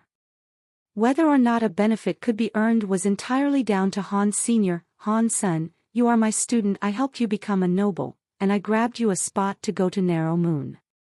But from now on, if you want more help from me, you have to prove to me you are worth the investment, otherwise, despite the fact you will still be my student, further chances for special treatment will be void, Isha said seriously. I will work hard. Han Sen nodded. No, you need to work like your life depends on it, Isha frowned. Yes. Han Sen shouted. Now that she was satisfied, she chucked Han Sen a knife. The space tunnel is going to open soon. It is too late to teach you knife skills, but I can teach you this one. If you learn this, it should help. It is called Tusk. Isha held a knife, and still talking to Han Sen, she told him, watch. I will only show you this once. After that, Isha drew her knife. She drew it very quickly and brought it right up to Han Sen's face with blistering speed. And then, Isha stopped the motion without hurting him. Han Sen, seeing her strike, knew that what he had seen was from the opening of teeth knife. Han Sen had seen it acted out by the knife mind entity. He had already learned it at the time with the knife mind. And while he had only learned the beginning, he was a master of what he knew. Isha explained Tusk to Han Sen and asked if he understood. If he didn't and he had a question, she would answer. I understand. Han Sen did not have anything to ask her. After he received the teeth knife mind, he understood it a whole lot more. All he needed was practice. Isha frowned and did not say anything. She left Han Sen to practice it. She wondered why Han Sen did not ask any questions. And she thought he might have just been pretending that he understood the technique. If he was, that was not a very good student to have. Plus, she was the queen. And she was a busy person. While she did take time to teach Han Sen, it'd be stupid if he did not cherish what she took the time to teach him. But Isha did not think he was too bad, overall. If he didn't suffer a little, at least, he wouldn't cherish anything that came to him easily. So, she knew there might be trouble when he went through the space tunnel. She didn't have much to say about the matter, and she was willing to accept the possibility he might fail. Isha thought failing was no big deal. If Han Sen worked hard, it would still be worth it. Han Sen went back to his garden and practiced Tusk. He was planning on using this for combat. Han Sen knew many skills, but in case she found out his true identity, it was best not to use it. Only barons were going there, anyway. Han Sen figured he'd be going with a bunch of snot-nosed kids of the rebate. If they stirred up something, one skill would be enough to lay waste to them. A few days passed quickly. Isha did not take Han Sen to the space tunnel, and he allowed a rebate to guide him there. Narrow Moon had 11 stars. Aside from one of those stars, all of them were kings.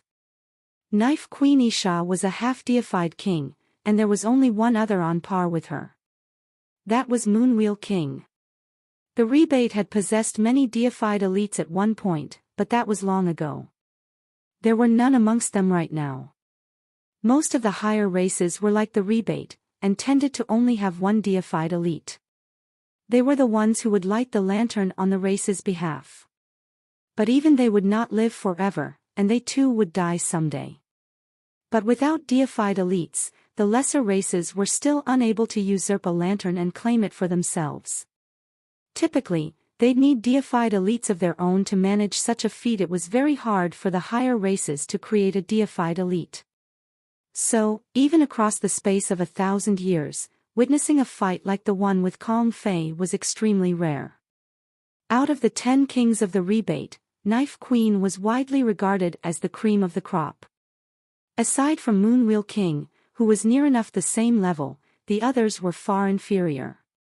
Isha kept practicing, hoping she'd become deified. So, she did not care too much for the business of the tribe as a whole. Only barons could enter this competition. And so, the higher-tier people wouldn't care too much about it either. Han Sen did not know about Narrow Moon, and so it was a guard who had to lead him there. The other 9 went there without an escort. When Han Sen arrived, the other 9 were already there. They looked surprised that Han Sen had a guard to guide him. Han Sen looked at the 9 of them, and he was surprised to see they weren't all rebate. Amongst the 9, 3 of them were of a different race. It seemed the rebate had alliances with other races. No one made an effort to speak with Han Sen, but he didn't mind that at all. He felt far freer, that way. Not long after, the 3 planets positioned themselves like a triangle. In the center between them, a vortex manifested. It looked like a black hole. The rebate had people guide Han Sen into the vortex. When a white light began to beam from the vortex, barons could enter one at a time. Han Sen was put in last place. And seeing that 9 of the barons had already entered, he did not hesitate to go in. As soon as the white light flashed again, he leaped inside. After Han Sen traveled through the wormhole, he found himself on a planet of sorts. He raised his head to the sky and noticed he was unable to see stars or moons. This wasn't Narrow Moon. He was on a lone planet in the galaxy. This planet was different from other planets. There were just plain fields stretching out until volcanoes rose out of the earth in the distance. Each volcano was dozens of miles away, and there were no mountains. Not even the slightest hill.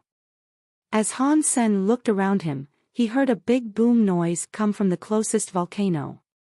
It sounded like a roar, and it spat out a pillar of light. It wasn't just the nearest volcano that was erupting either. It was every volcano he could see. With all those pillars shooting into the sky, it was a sight to behold. But Han Sen knew something was wrong. When the volcanoes erupted, there was no rising ash cloud or seeping lava. The column of light just shot up into the clouds and made them bright. They covered the entire sky. The volcanoes only erupted for a minute before stopping. Then, there were no pillars to be seen. But in the sky, the clouds were still getting brighter and brighter.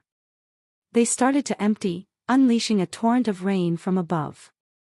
And when the rain drew near, Han Sen could tell something was really wrong. It wasn't just water he was seeing. The rain was a bevy of knives. There were short knives, long knives, narrow knives, big and black knives, wing knives, flying knives. All those different types of knives were falling from the sky, until they hit the ground, covering the land in their abundance. Han Sen was shocked. There was nowhere to hide or take shelter amidst the knife rain. The best he could do was block. Han Sen did not have a weapon. He had wanted to bring a knife with him so he could use tusk, but Isha said there was no need to. Now he understood why. This place had nothing but knives. Seeing that the knife rain would soon reach him, Han Sen grabbed one out of the air right before slashing the volleys away. The knife rain only lasted a few seconds. Han Sen blocked all the knives assaulting him, and when he looked around, all he could see were knives for miles around. It was something of a knife treasury. The knives were real, too, not illusions. Han Sen picked up a winged knife and a big black knife. One of them had been made from steel, and the other had been made out of some other metal. They felt good to wield, and as Han Sen used them to block the last of the falling knives, he could see marks left on the blades by the repeated collisions. The weaponry was real. Han Sen lowered his head and searched for a better one. Don't search. This is just the first round, so their quality will be bad. If you want a good one, you're going to have to wait for the 7th round.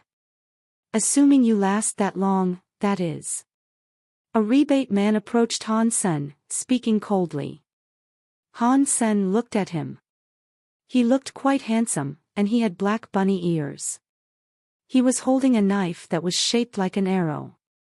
He must have picked it up from the rain, as well. What's your name? Han Sen asked the rebate man. Black Steel, son of Black Moon King. The man stared at Han Sen, going on to say, 2 years ago, I begged my father to meet with Knife Queen.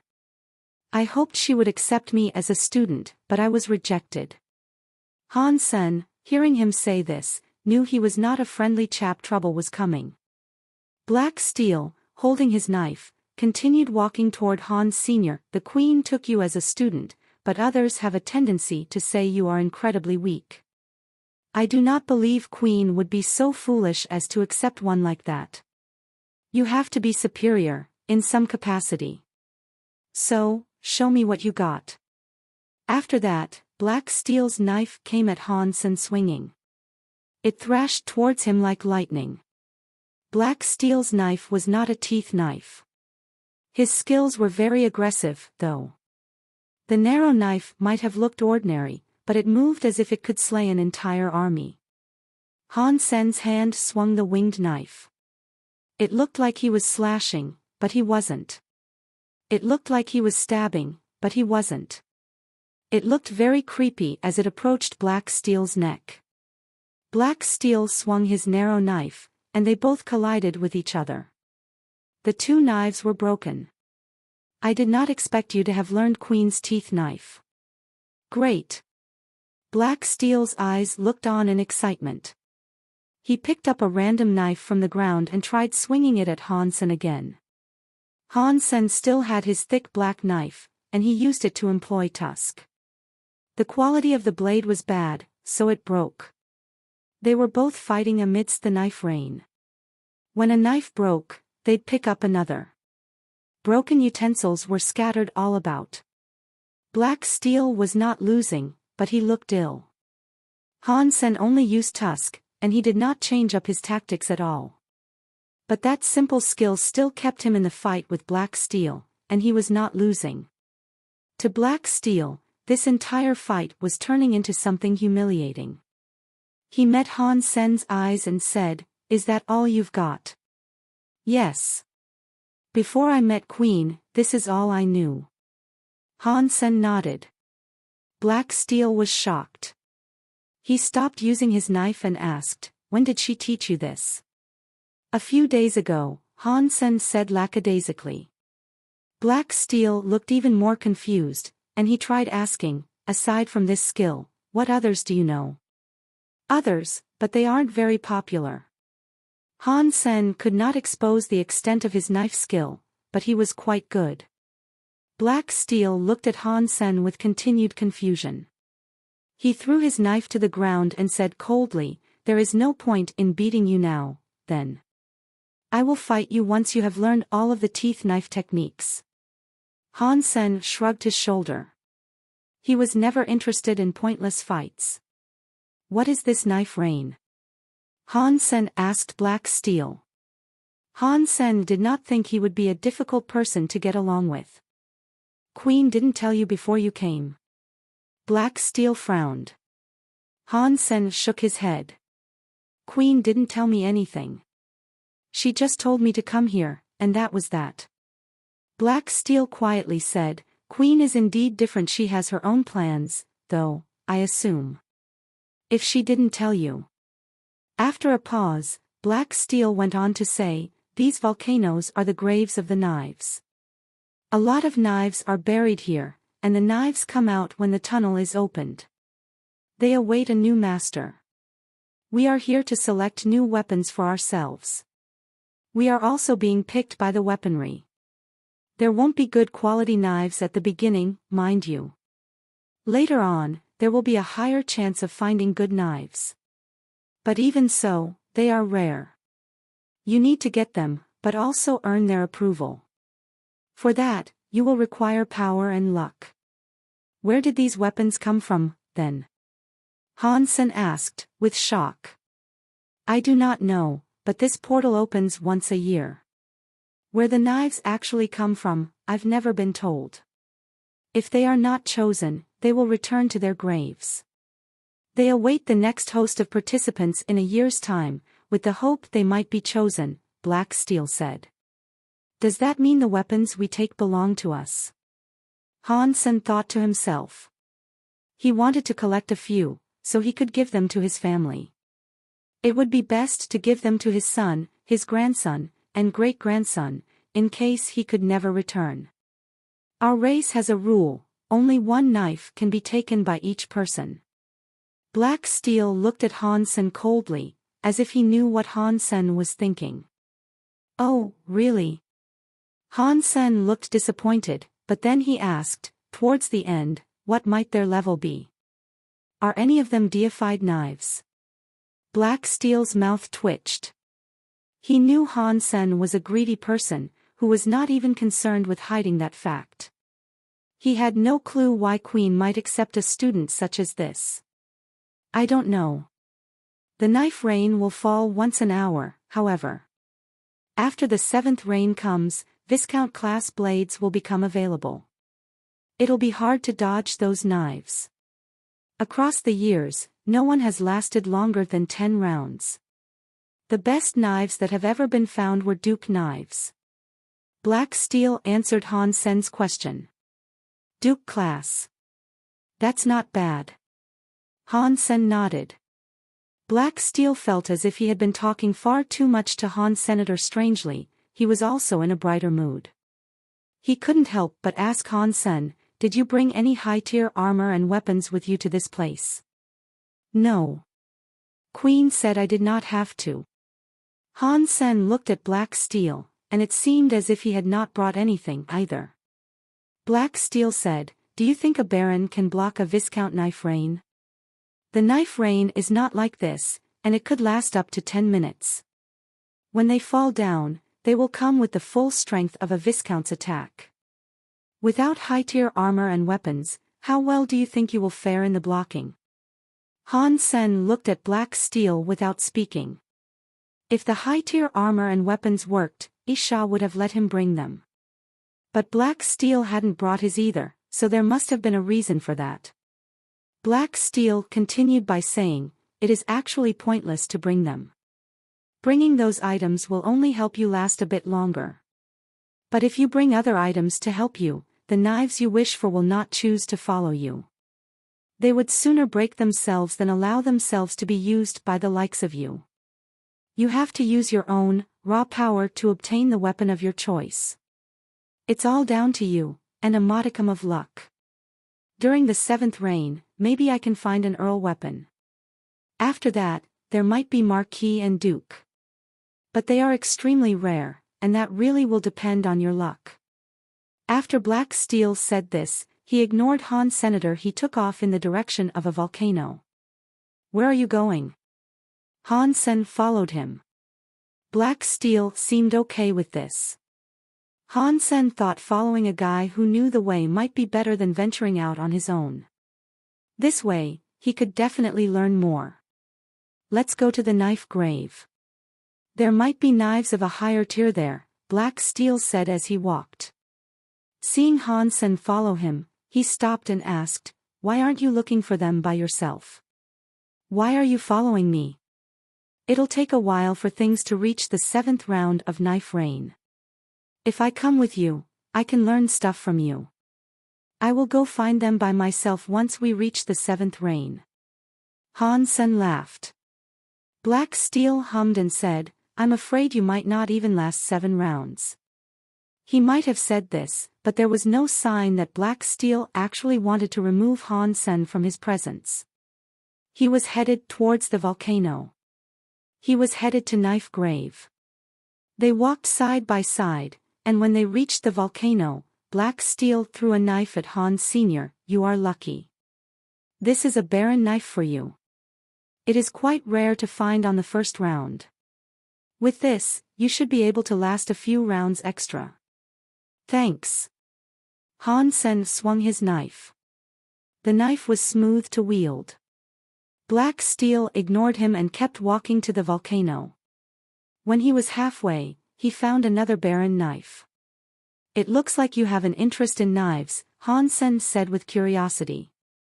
The knife did not have the word barren written down on it, so, amidst all the knives that were there, he couldn't distinguish one from the other. Black Steel seemed to be able to tell with just a glance. That meant he was probably pretty good. Black Steel answered, "I have practiced knife skills since I was young, and our family produces knives, anyway. So, I can determine the quality with ease." "Good," Han Sen thought. He then said, "If you are that good, why don't we cooperate?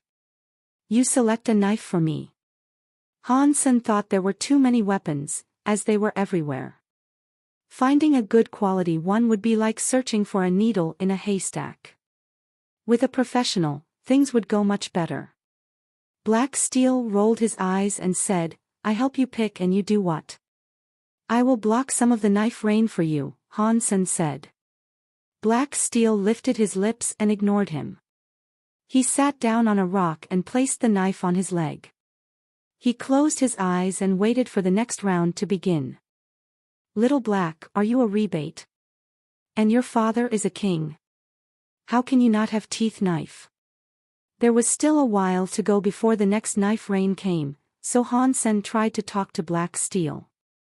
Hearing Han Sen call him Little Black, his eye twitched. He held back the urge to cut Han Sen down and simply closed his eyes. "I know you must be the playful sort. I bet you like hitting on girls or something, to have skipped the years that would have allowed you to learn teeth knife." Han Sen was curious.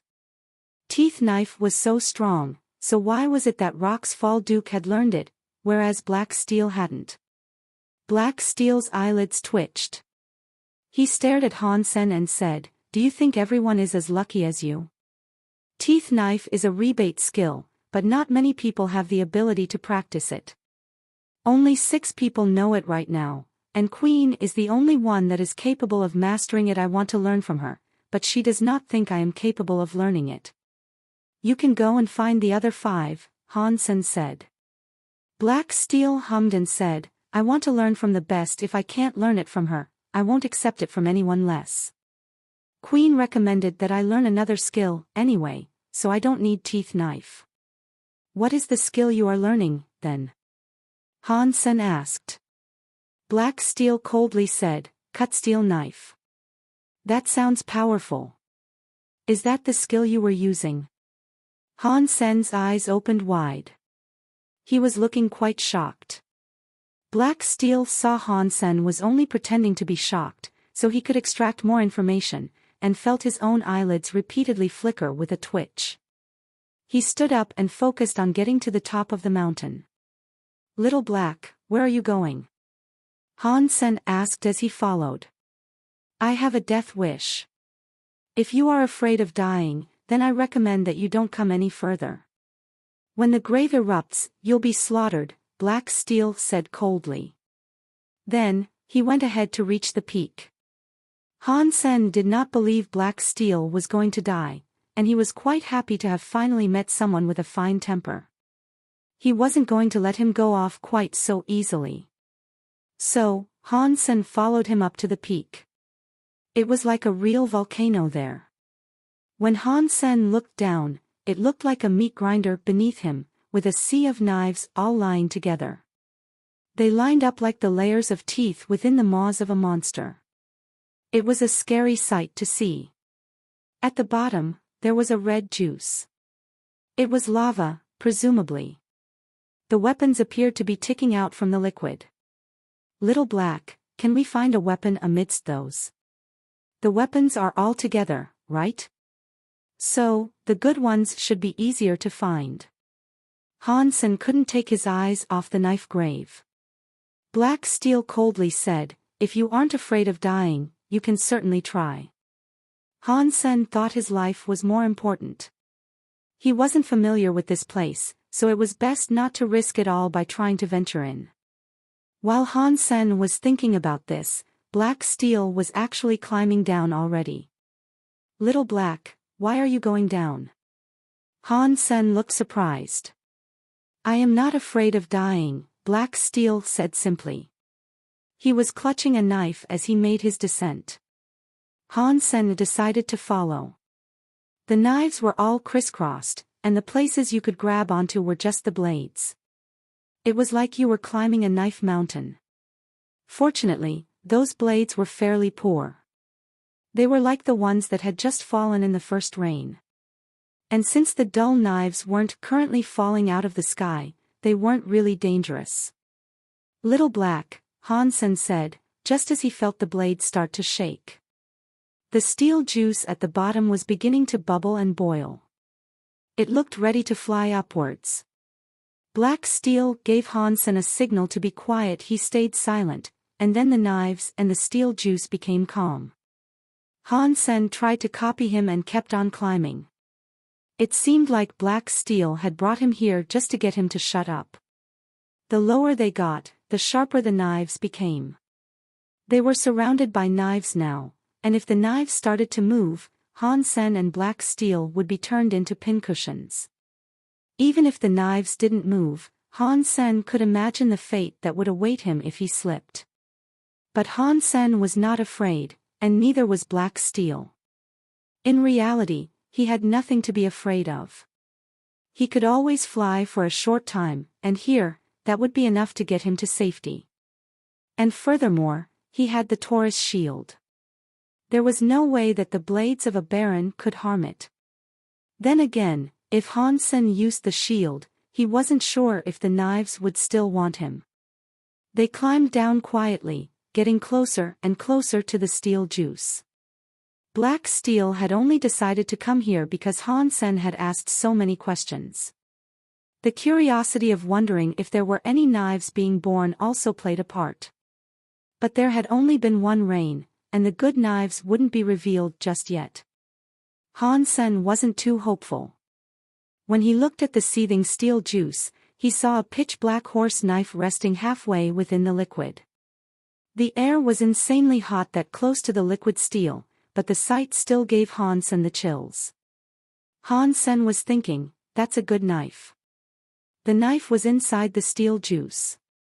Han Sen tried reaching for it, but he was short by 2 arm lengths.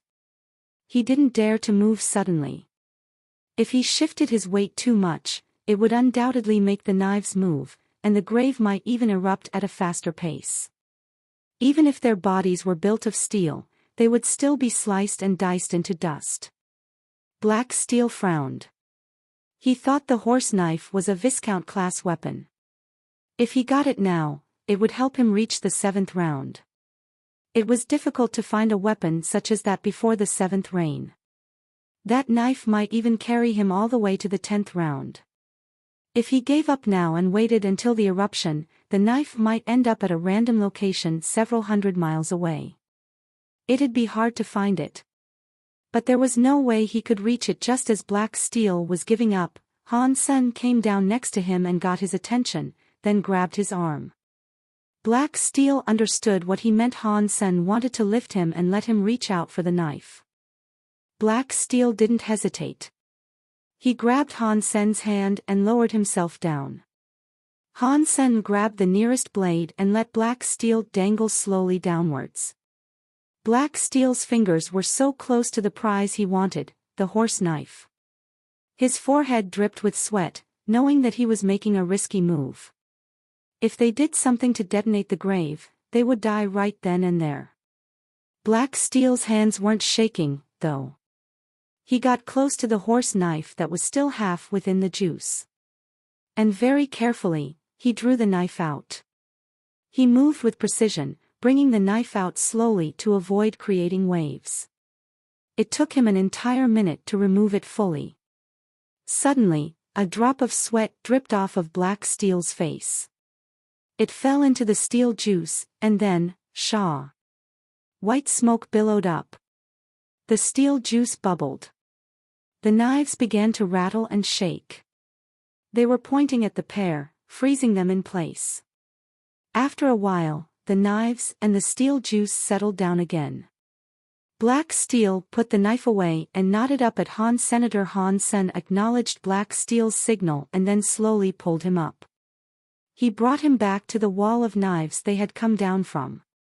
Black Steel was now carrying his new knife, which was slung across his back. He signaled Han Sen, and then they climbed back out of the volcano. They did so in tandem, as quietly as they could. When they both climbed out of the knife grave, Black Steel looked relieved. His clothes were soaking wet. The stunt they had performed was too dangerous, and he had very nearly been killed.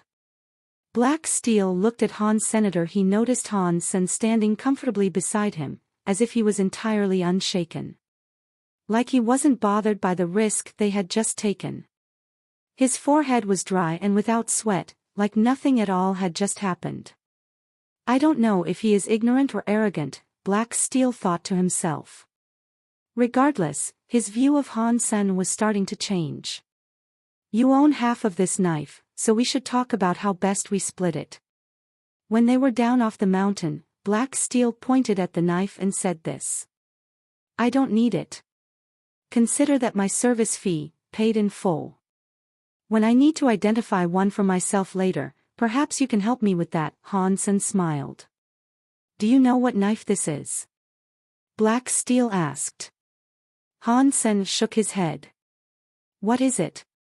The weapon lacked an energy signature, and with Han Sen not being an expert, he could not discern the level of the blade. This is an Earl weapon, Black Steel said. An Earl? I thought it might be higher. I need one that is at least a Duke. You can help me find one like that, okay? With a bit of luck and a sprinkle of hope, it'll be a king. It'd be even better if it was deified. Han Sen looked grossly dismayed, and he didn't seem to think much of an Earl knife. Black Steel slung the knife back over his shoulder and just ignored Han. Senator. He found a place in the foothills to sit down, where they could wait for the next round of rain. It took a long time for it to come, but it looked set to begin again soon.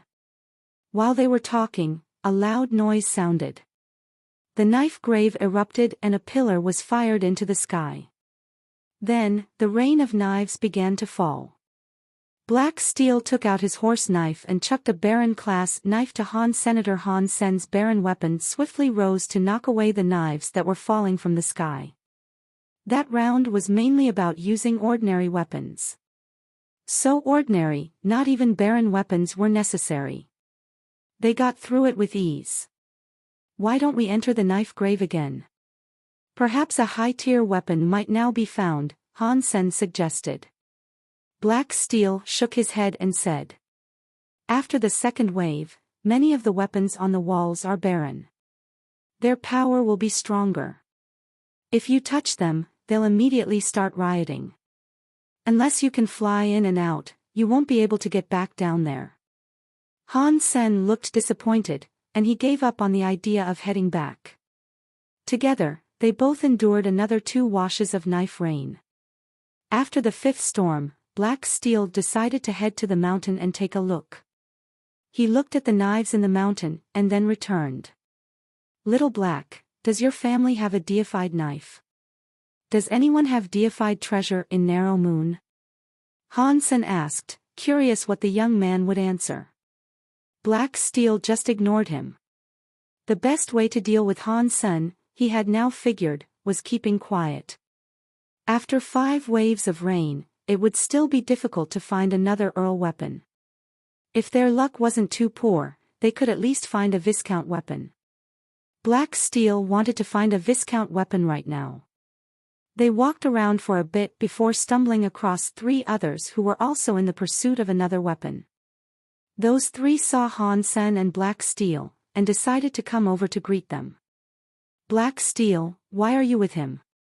A rebate with gold ears looked at Han Sen and then frowned at Black Steel. I stand with whoever I choose to, Black Steel said coldly. The woman looked a little said after the rebuttal, and a rebate man that was beside her said, Black Steel, don't be so arrogant. You are only the son of Black Moon King. If you are as good as you pose yourself to be, how come Knife Queen did not accept you as a student, instead of this useless outsider? A strange-looking outsider laughed and said, he couldn't become Queen's student, but he can be friends with the student himself. Ha! Maybe when he gets close, he thinks Queen will soften, and then accept him as the next student. Black Steel pulled out his knife and swung it with rage. The outsider raised his knife and fought back. But he only had a barren weapon, and it was quickly shattered by the horse knife. To the outsider's shock, he was then cut in half. His blood spread across the ground. Is that an earl's weapon? The man and woman trembled.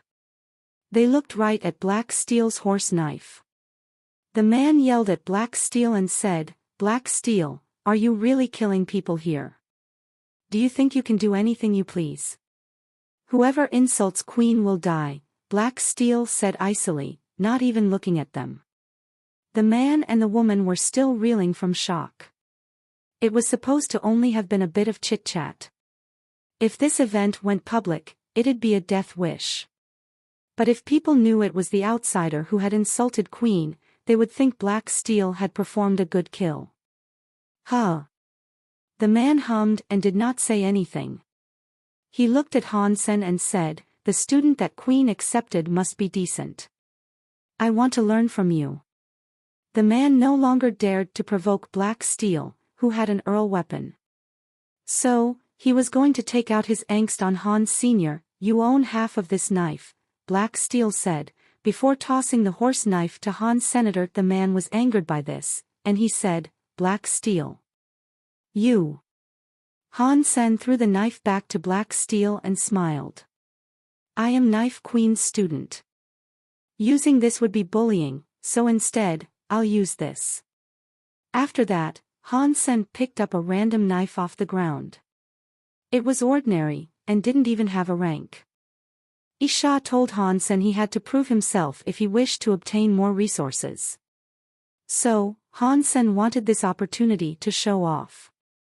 Now that this man had willingly delivered himself on a platter, Hansen wasn't going to let this chance slip away.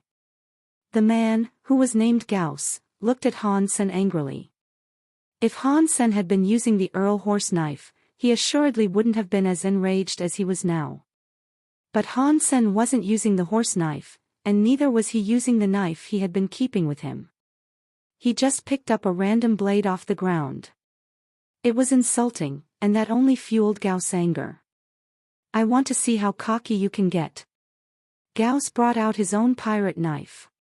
It was just a little bit shiny. That was a Viscount weapon. He had managed to find it after the Fourth Reign.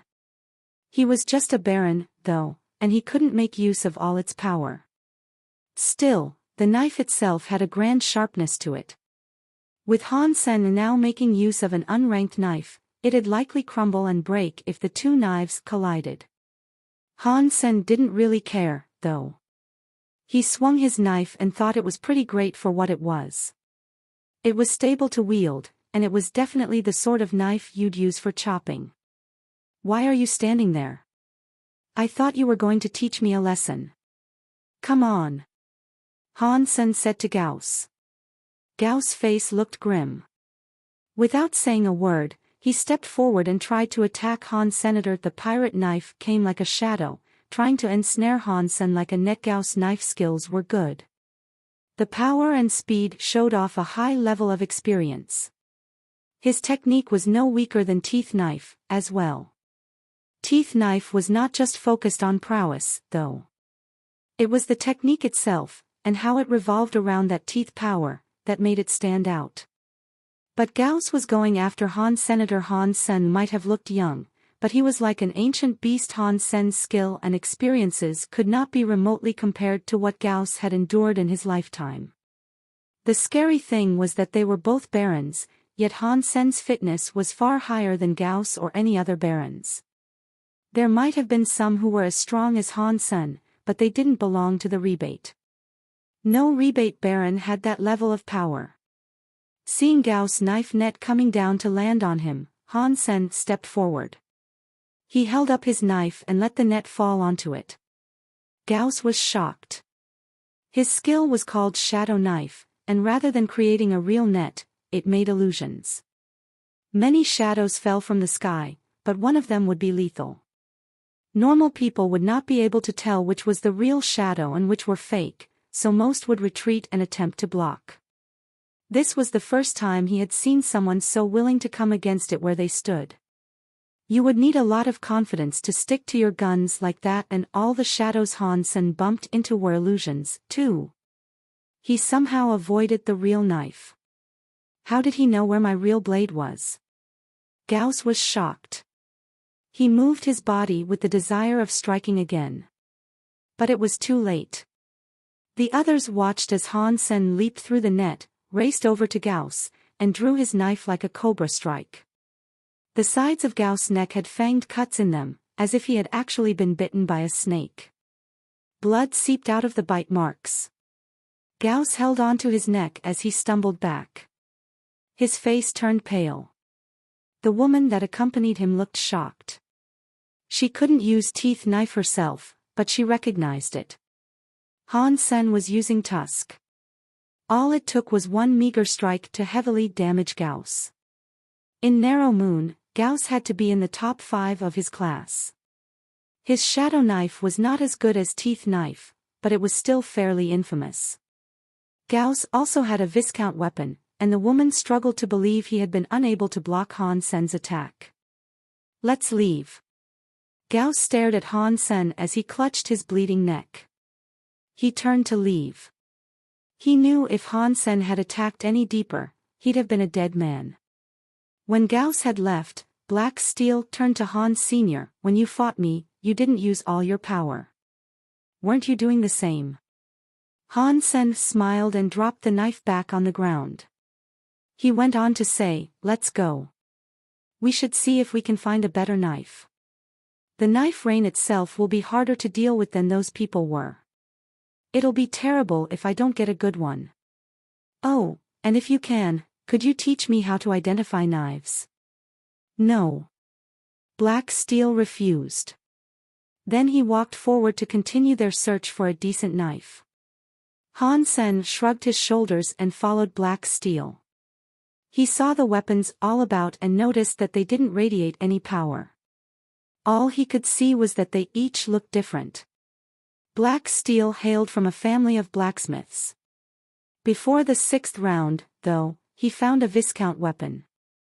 Black Steel gifted the leaf knife to Han Senator. When Han Sen held it, he thought it felt different from the others. The texture was different. In a hall that looked palatial, a rebate man slowly approached and looked at Knife Queen. Why take a student like that? That's not very you. Moonwheel King, why should you care about which student I accept? Isha responded evenly. Moonwheel King smiled. You don't have to answer to me on what students you accept, but you gave out resources that belonged to the rebate. For this, you must provide an explanation. Is my student not worthy of a spot in the space tunnel? Isha said. Your student might be worth hundreds of slots, but he is an outsider. Things aren't so simple. Do you really want to raise him? Moonwheel King asked. That is my business. Don't worry about it. Isha looked cold. I just want to remind you of our rules. Don't forget them. No one controls the entire race. Not you. Not I, Moonwheel King said slowly. I know better than you do. There's no need for you to remind me. Good. Moonwheel King smiled and then left. Seeing him leave, Isha frowned. The things he said could not have been just him talking. Other kings must have been whispering in his ear, otherwise, he wouldn't have bothered coming. Han Sen, it is all down to you now, and how far you can go. Isha sighed. Even now, Isha was not entirely sure whether or not she should commit to developing Han Sen. Taisha pursued an investigation of the story of genes. Revising something so complicated was difficult, and could even yield dangerous results. But if no changes were made to it, learning it would be too hard. Raising Han Sen to Duke level would be easy, and the resource costs would not be too hefty. But the story of genes made things far more complicated than she had anticipated. And raising Han Sen to Duke had been far more expensive than she expected. There was nobody around, except for a few guards outside the tunnel's entrance. But Narrow Moon had a lot of people watching the exit, and that included the kings. They wanted to know more about the student knife Queen had accepted. They wanted to know what made him so impressive that Queen herself would raise him. They were different from the ordinary rebate. They did not believe Knife Queen would spend so much time and resources on some random noob. They were guessing Knife Queen wanted Han Sen's deified feather. And although one deified feather could not make you deified, it had deified genes. It could still help semi-deify an elite. Look at the time. They should almost be out by now. Inside the garden, one rebate king was looking at the exit, talking to himself. The black vortex flashed suddenly, and someone came out. The rebate who were watching the exit looked shocked, seeing this person. Why is it Gauss? Everyone was surprised. Of the 10 barons that had entered, Gauss should have placed much higher. He could have been in the top 5, or even the top 3. But for someone like him to be the first one out, it was quite the surprise. Everyone looked at the weapon Gauss had taken. It was the pirate knife.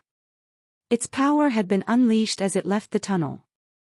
And the nobles could see that it was a Viscount weapon. Just a Viscount. Many people were disappointed by Gauss' performance. Especially the one who had recommended him. You are injured. You need healing. The guards saw Gauss' neck wounds. Many of the elites felt as if something was amiss. The 7th knife reign should be happening about now. Gauss had a Viscount weapon, and he could have lasted another 2 rounds. There had to be a reason why he had come out now. Everyone looked at Gauss' wounds, and when they saw them, they were all in shock. Obviously, the cuts had been created by teeth knife. They were not infected by the teeth power, but you could tell they had been created by the teeth knife's tusk component. Gauss was injured by Han Sen. Everyone was taken aback. Out of the 10 barons inside, it was likely Han Sen was the only one that knew about teeth knife. It could only have been Han Sen who had hurt him. A king that was sitting in the hall, watching the tunnel, looked strangely at the scene. It looks like the outsider students are not simple. If he had struck any deeper, Gauss would be dead. No baron should have the control and skill to be this precise. How long have you been teaching him? Moonwheel King frowned. Even Isha looked shocked, seeing the wounds on Gauss' neck. She had taught Han Sen only once, for a few days. Han Sen had used Tusk to defeat Gauss, but at the same time spare his life. Her student was better than she believed him to be. Just a few days, and he is capable of this. Is he really that talented? Isha thought to herself. As time passed, more and more barons emerged. Han Sen was not amongst the ones that exited. It's the 10th reign and they still haven't come out. Moonwheel King frowned. It wasn't just Moonwheel King who was this surprised, either. Other kings and nobles were still surprised to see that Han Sen had not yet come out. If he hadn't died in there, it was interesting to consider the prospects of why he had not yet returned. I am sorry, Dark Moon King. I have disappointed you. In the hall, Gauss kowtowed before a king and looked very embarrassed. Han Sen hurt you? Dark Moon King said coldly. Yes. Gauss did not dare to lie. Tell me what happened, and don't skip a single detail. No lying, Dark Moon King said. He looked fairly calm. Gauss' body shook as he explained what had happened. Dark Moon King frowned upon hearing the story. just one hit. Knife Queen really put everything into that outsider. The rumors about Black Steel killing an outsider began to propagate, but no one spoke a word about it. Even the elders that had recommended the outsider did not comment on it. He had said something he was not supposed to, and Black Steel killed him for it. He had it coming. If Knife Queen heard what he had said, his fate would have been far worse. Everyone wondered why Han Sen and Black Steel still hadn't come out. 7 of them had exited, and only those 2 were still living inside there. If they haven't come out, then that means they managed to make it through the 11th round. If they are lucky enough, they might be able to find a Duke weapon. Isha smiled. Han Sen's performance far exceeded her modest expectations.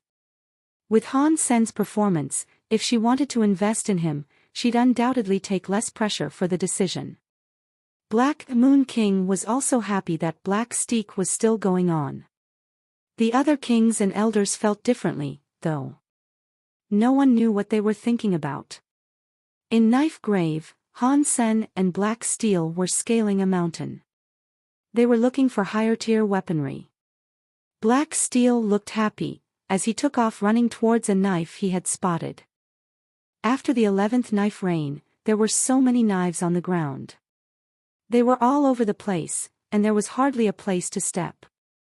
Han Sen's feet walked across the handles, and Black Steel was standing in front of a knife.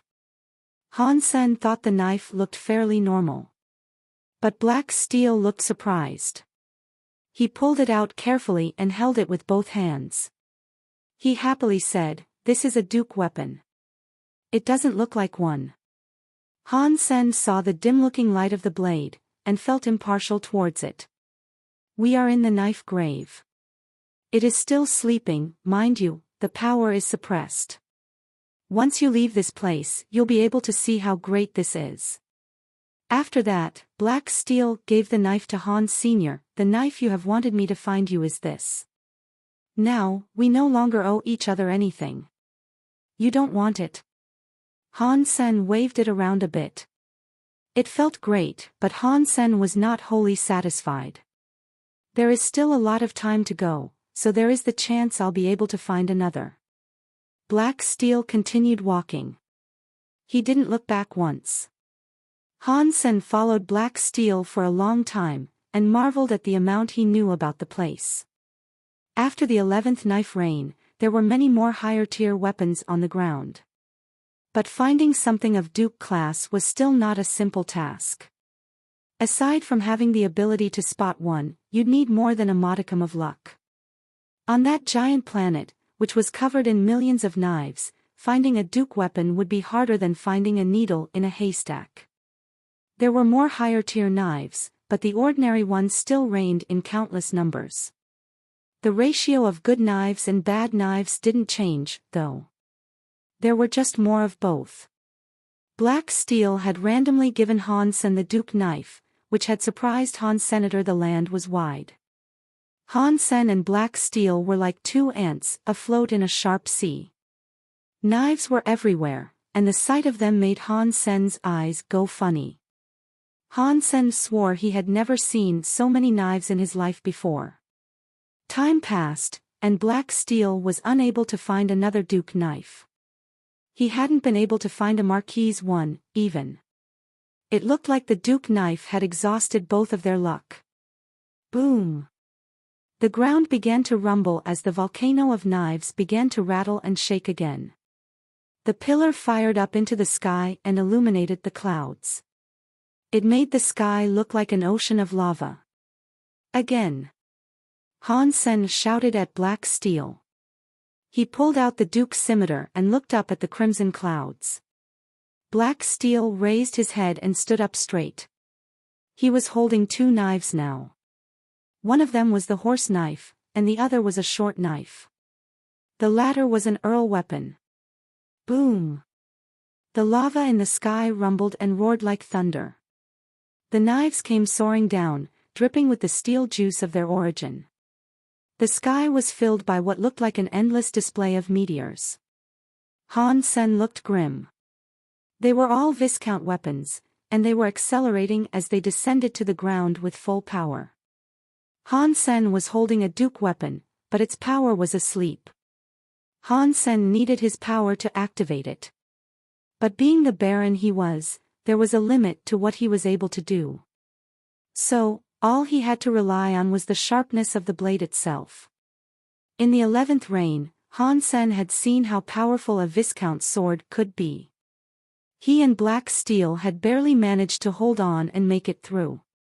This knife reign was much scarier than the 11th, though, that much was for certain. Pang! Pang! Pang! Pang!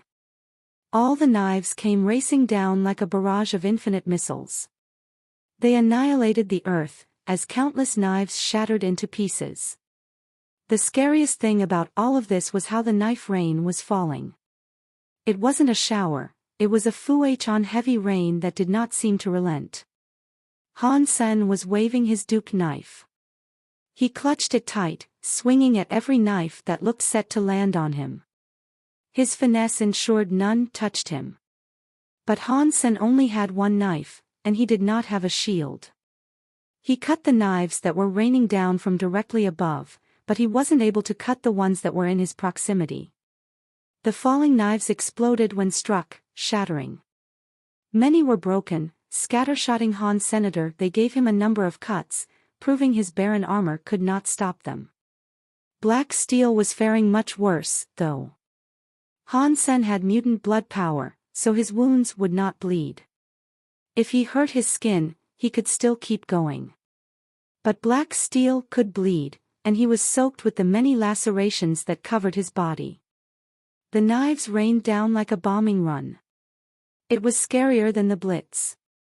At least bombing sometimes provided a gap or berth to breathe.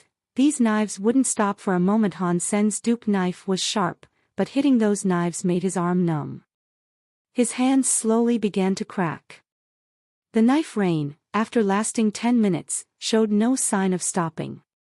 Han Sen and Black Steel were fighting the knives back to back. They both held aside, and slowly, things began to get better. This knife rain is lasting too long. We can't hold on. We have to leave. Han Sen shouted, as he continued slashing and slashing. You go first. I haven't found the knife I am looking for, Black Steel said, while swinging his knife like a madman.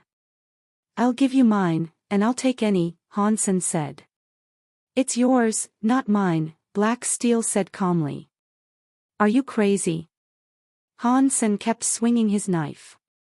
You leave first, Black Steel insisted, continuing to wave his knife. F***ck no. Han Sen slashed, cutting through a number of knives that were about to skewer his head. Boom! The sky trumpeted with thunderous sounds again. The lava in the sky seemed to explode. The rain poured from the sky. Knives. Countless knives.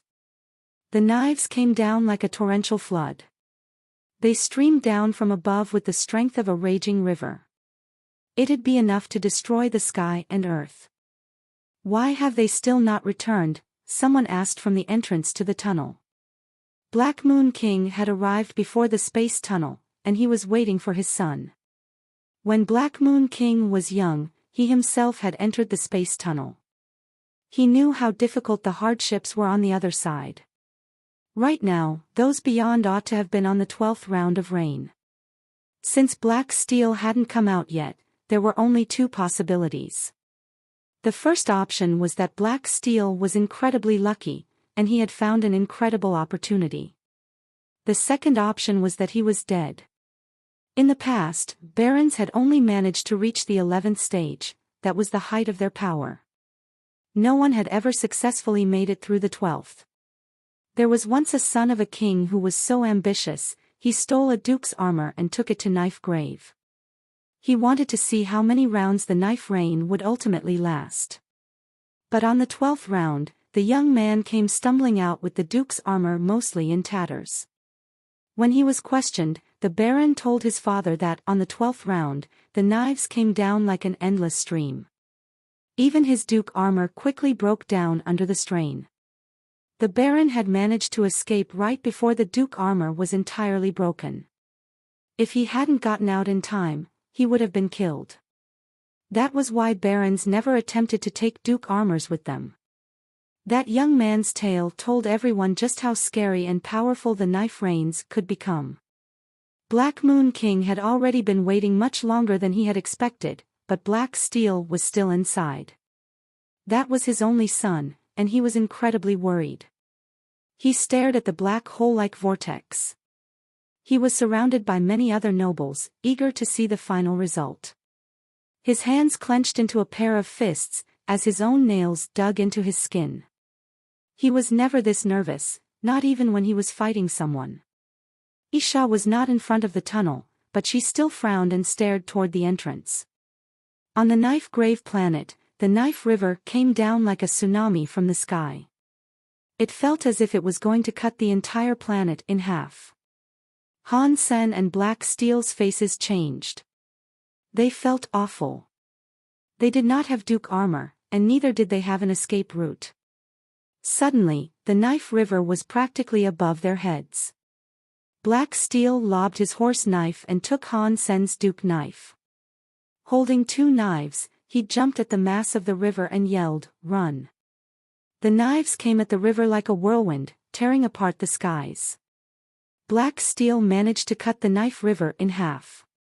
It was only for a second, though, and the Knife River swiftly managed to bridge and refill the divide. Catcha! With the impact he brought against the Knife River, Black Steel's Earl weapon was broken against the tide. His hand bled, as a result his other hand, that was clutching the duke knife, now had a few crevices running across it. The impact with the Knife River was too strong. The duke knife was pushed to the side. The knives rushed by Black Steel like water. Black Steel looked at the Knife River and his eyes moved. He realized he would die this time, and there was no way out for him. Seeing endless knives line up together, so close to his body, it would only take a second for them to chop and dice him into pieces. But the knives suddenly stopped, and they froze where they were in the air. They hung there, motionless, blanketing the sky. The knives were almost into his flesh and his eyes, but the spectacle had all suddenly stopped. Shaw! Shaw!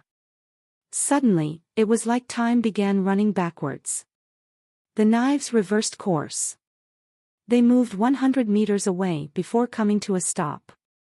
The weapons started to spin, and so too did the ones on the ground. Countless weapons were spinning like tornadoes. They were everywhere, and Black Steel couldn't even have guessed how many there were. As the weapons spun, they also began to tremble. It seemed almost like they were afraid of something. Black Steel slowly turned around and looked at Han. Senator Han Sen's clothes were waving as he cast his knife mind. He looked like a beast that was on the verge of ripping the galaxy apart. How is that possible? Black Steel looked at Han. Senator Han Sen possessed a knife mind that was greater than that of Black Steel's father, Black Moon King. Even Knife Queen was likely inferior to him. Han Sen now had Black Steel's horse knife. He had planned to use his knife mind and centaur shield so they could think about what they might do to escape the space tunnel. The effects of using the knife mind were more surprising than anticipated, however. It looked as if the knives felt his knife mind, and they sought to back off. Han Sen no longer needed to summon his shield anymore. Han Sen's knife mind came from the scabbard. The scabbard's knife mind originated with the rebate, their only deified elite. Han Sen's power was far worse, of course. But even so, his knife mind was deified in caliber. Although it wasn't as good as the real thing, it was still good. The knives weren't creatures, but when they felt the knife mind, they were shocked. That was why they were shaking, and unable to leave.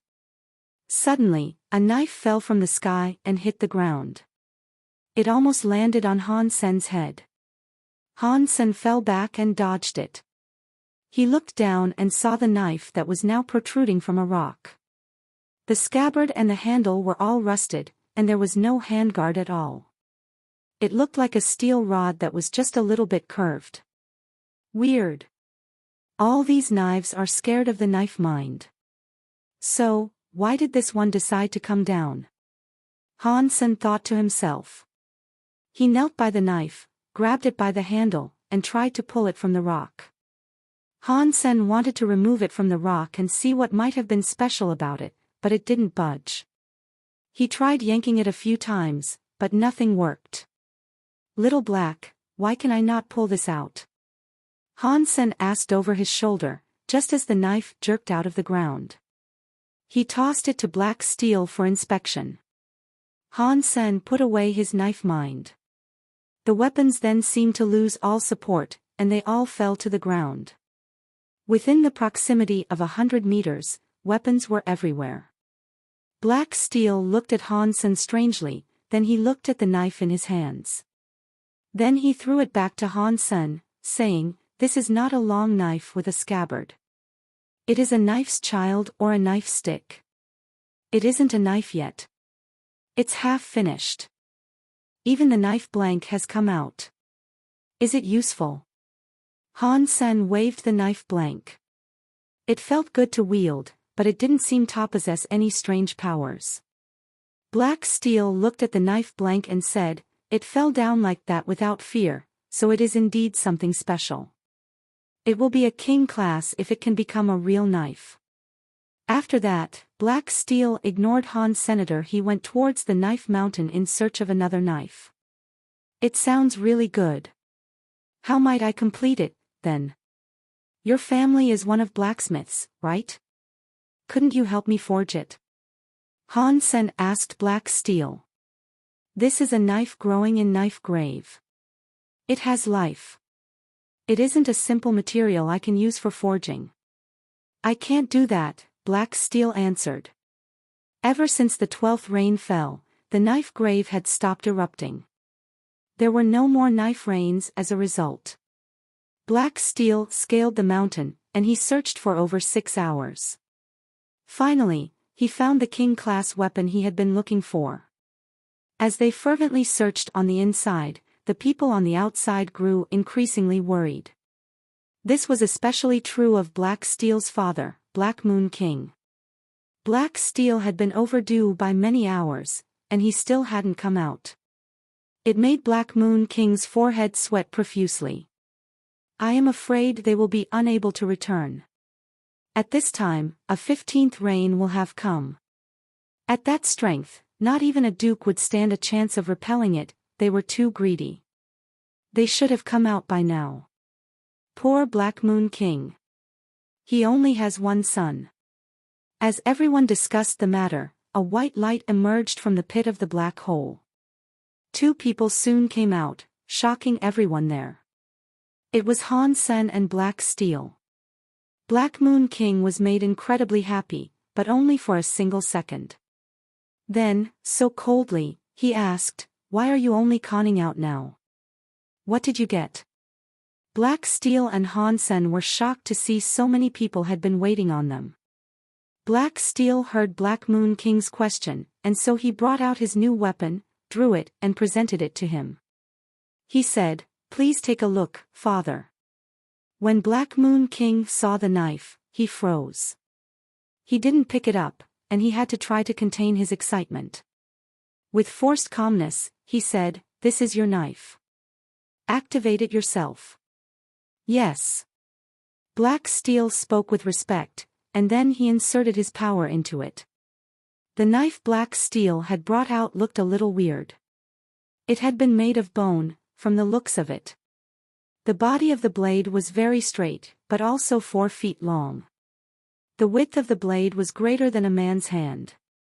Black Steel held it with both of his hands. He put his barren power inside of it, and then the bone knife roared the roar of a dragon.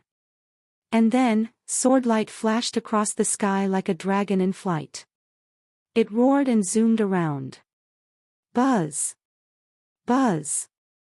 Everyone present, who was carrying a knife, looked down as their weapons made strange noises. All the other knives were responding to the bone knife. King-class knife. Everyone was shocked, and Black Moon King laughed out loud. His son had found a king-class weapon. In all the time the rebate had controlled Narrow Moon, such an event had never occurred. Throughout all those years, with many rebate and many different races, so many talented people had gone there. And yet, none had ever emerged with a king-class weapon. But this time, it had happened. Black Moon King's son had done it, and that weapon had accepted his son as its rightful bearer. Black Steel was weak, and he couldn't use the weapon's true strength, but as he grew up, it would adjust. They would grow and become more accustomed to one another, until one day, all of its power could be unleashed. This was something so many people could only ever dream of accomplishing. Black Moon King wanted to laugh his head off. He was thinking he'd dream of laughing, too. Black Steel, what will you name it? Black Moon King asked with a smile. I would like to name it Dragon's Back, Black Steel said, as he sheathed the weapon. Dragon's Back. Good. Good. Good. Ha. Ha. Black Moon King said good 3 times, and then laughed. Black Moon King, congratulations. Many other kings congratulated Black Moon King. Bringing out a king-class weapon, and then getting approved by it, was a grand achievement.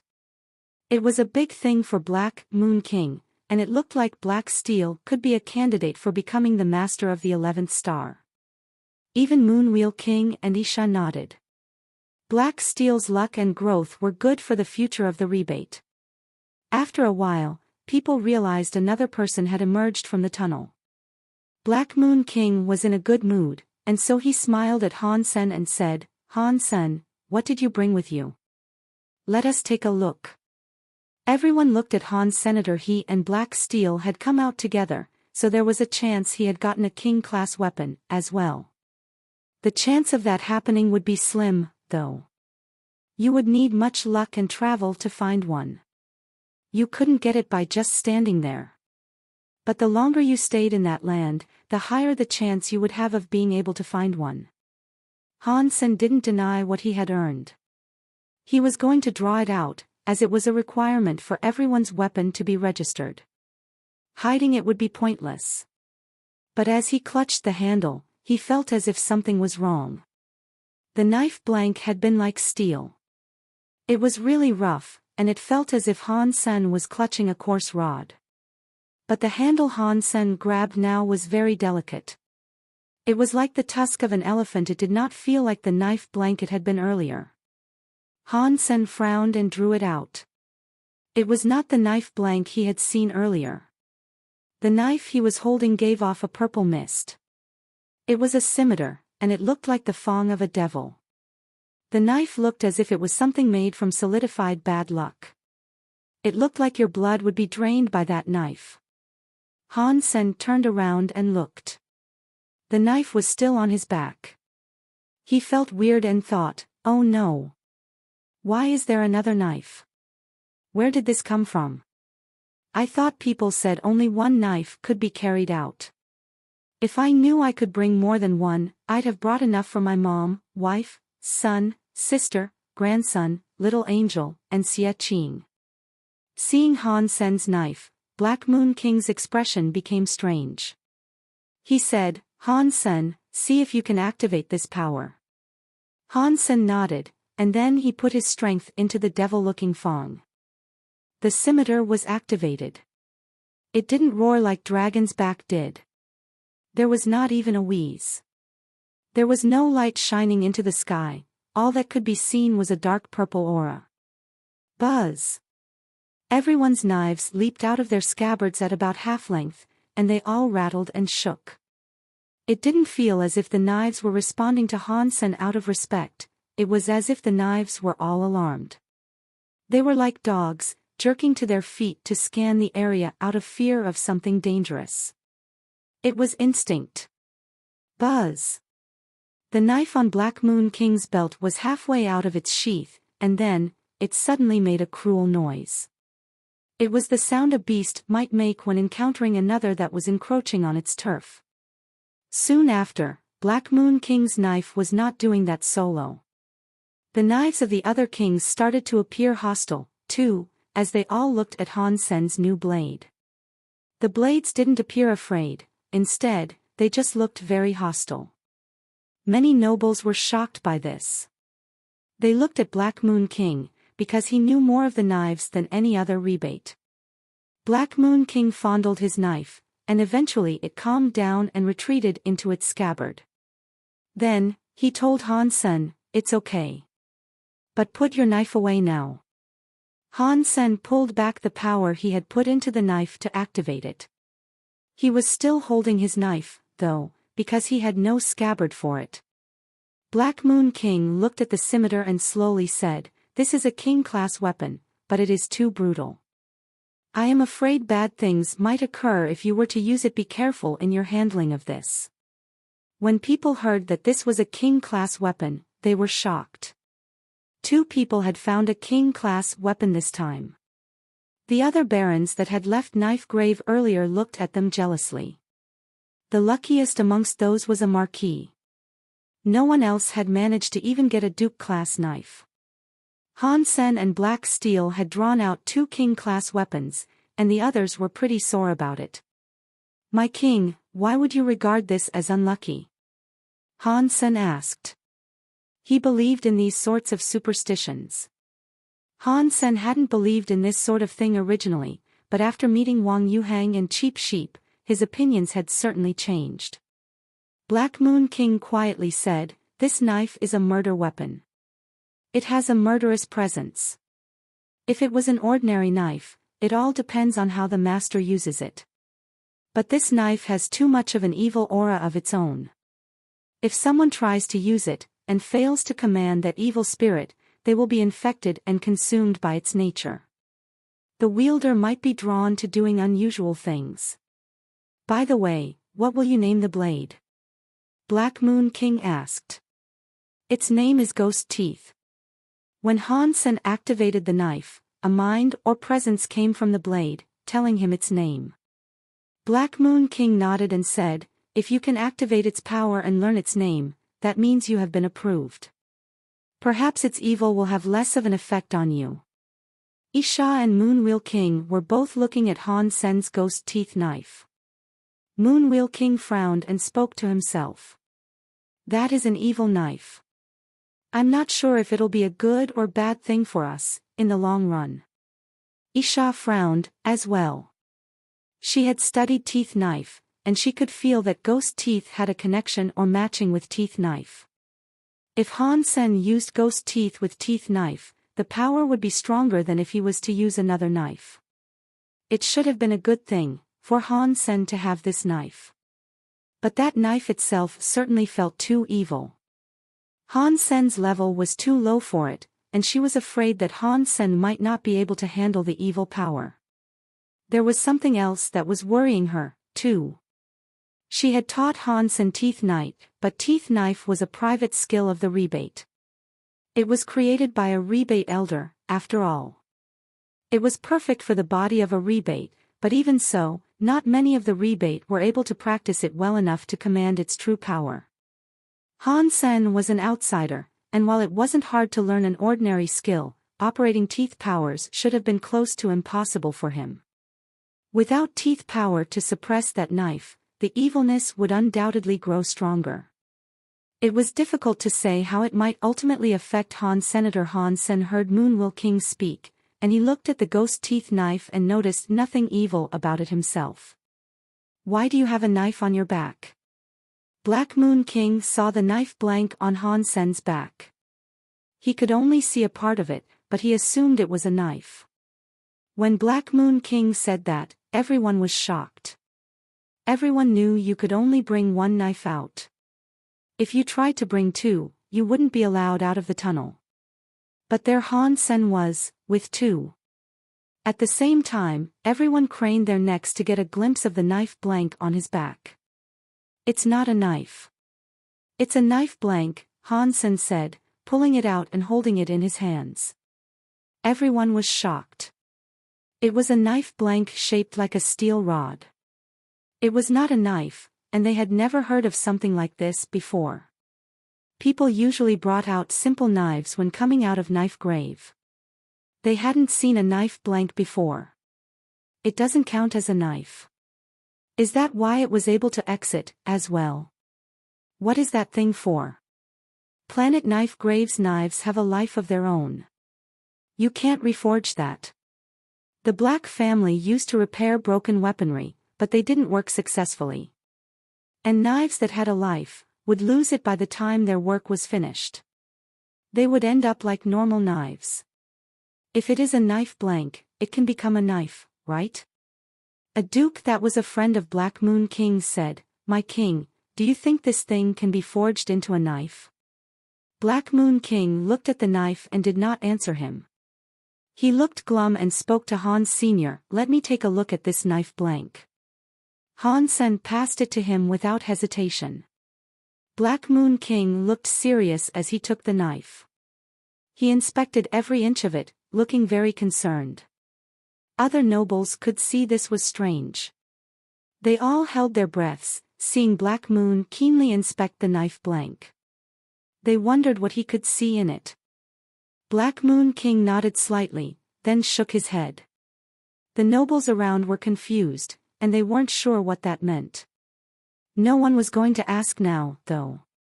They were happy to wait until Black Moon King finished his investigation. They were still very curious about the knife. Black Moon King inspected the blade from top to bottom, at least 10 times. He eventually gave out a long sigh, and with an ashamed tone of voice, said, "It is a shame." Black Moon King, tell us clearly. What about it is a shame? Night River King couldn't help but ask.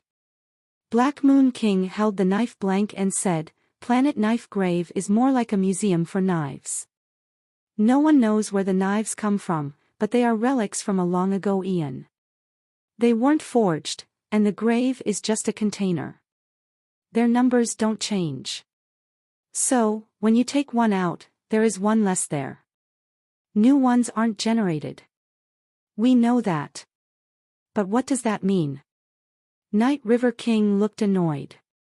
As Black Moon King continued looking at the knife blank, he sighed and said, "This knife blank is an anomaly.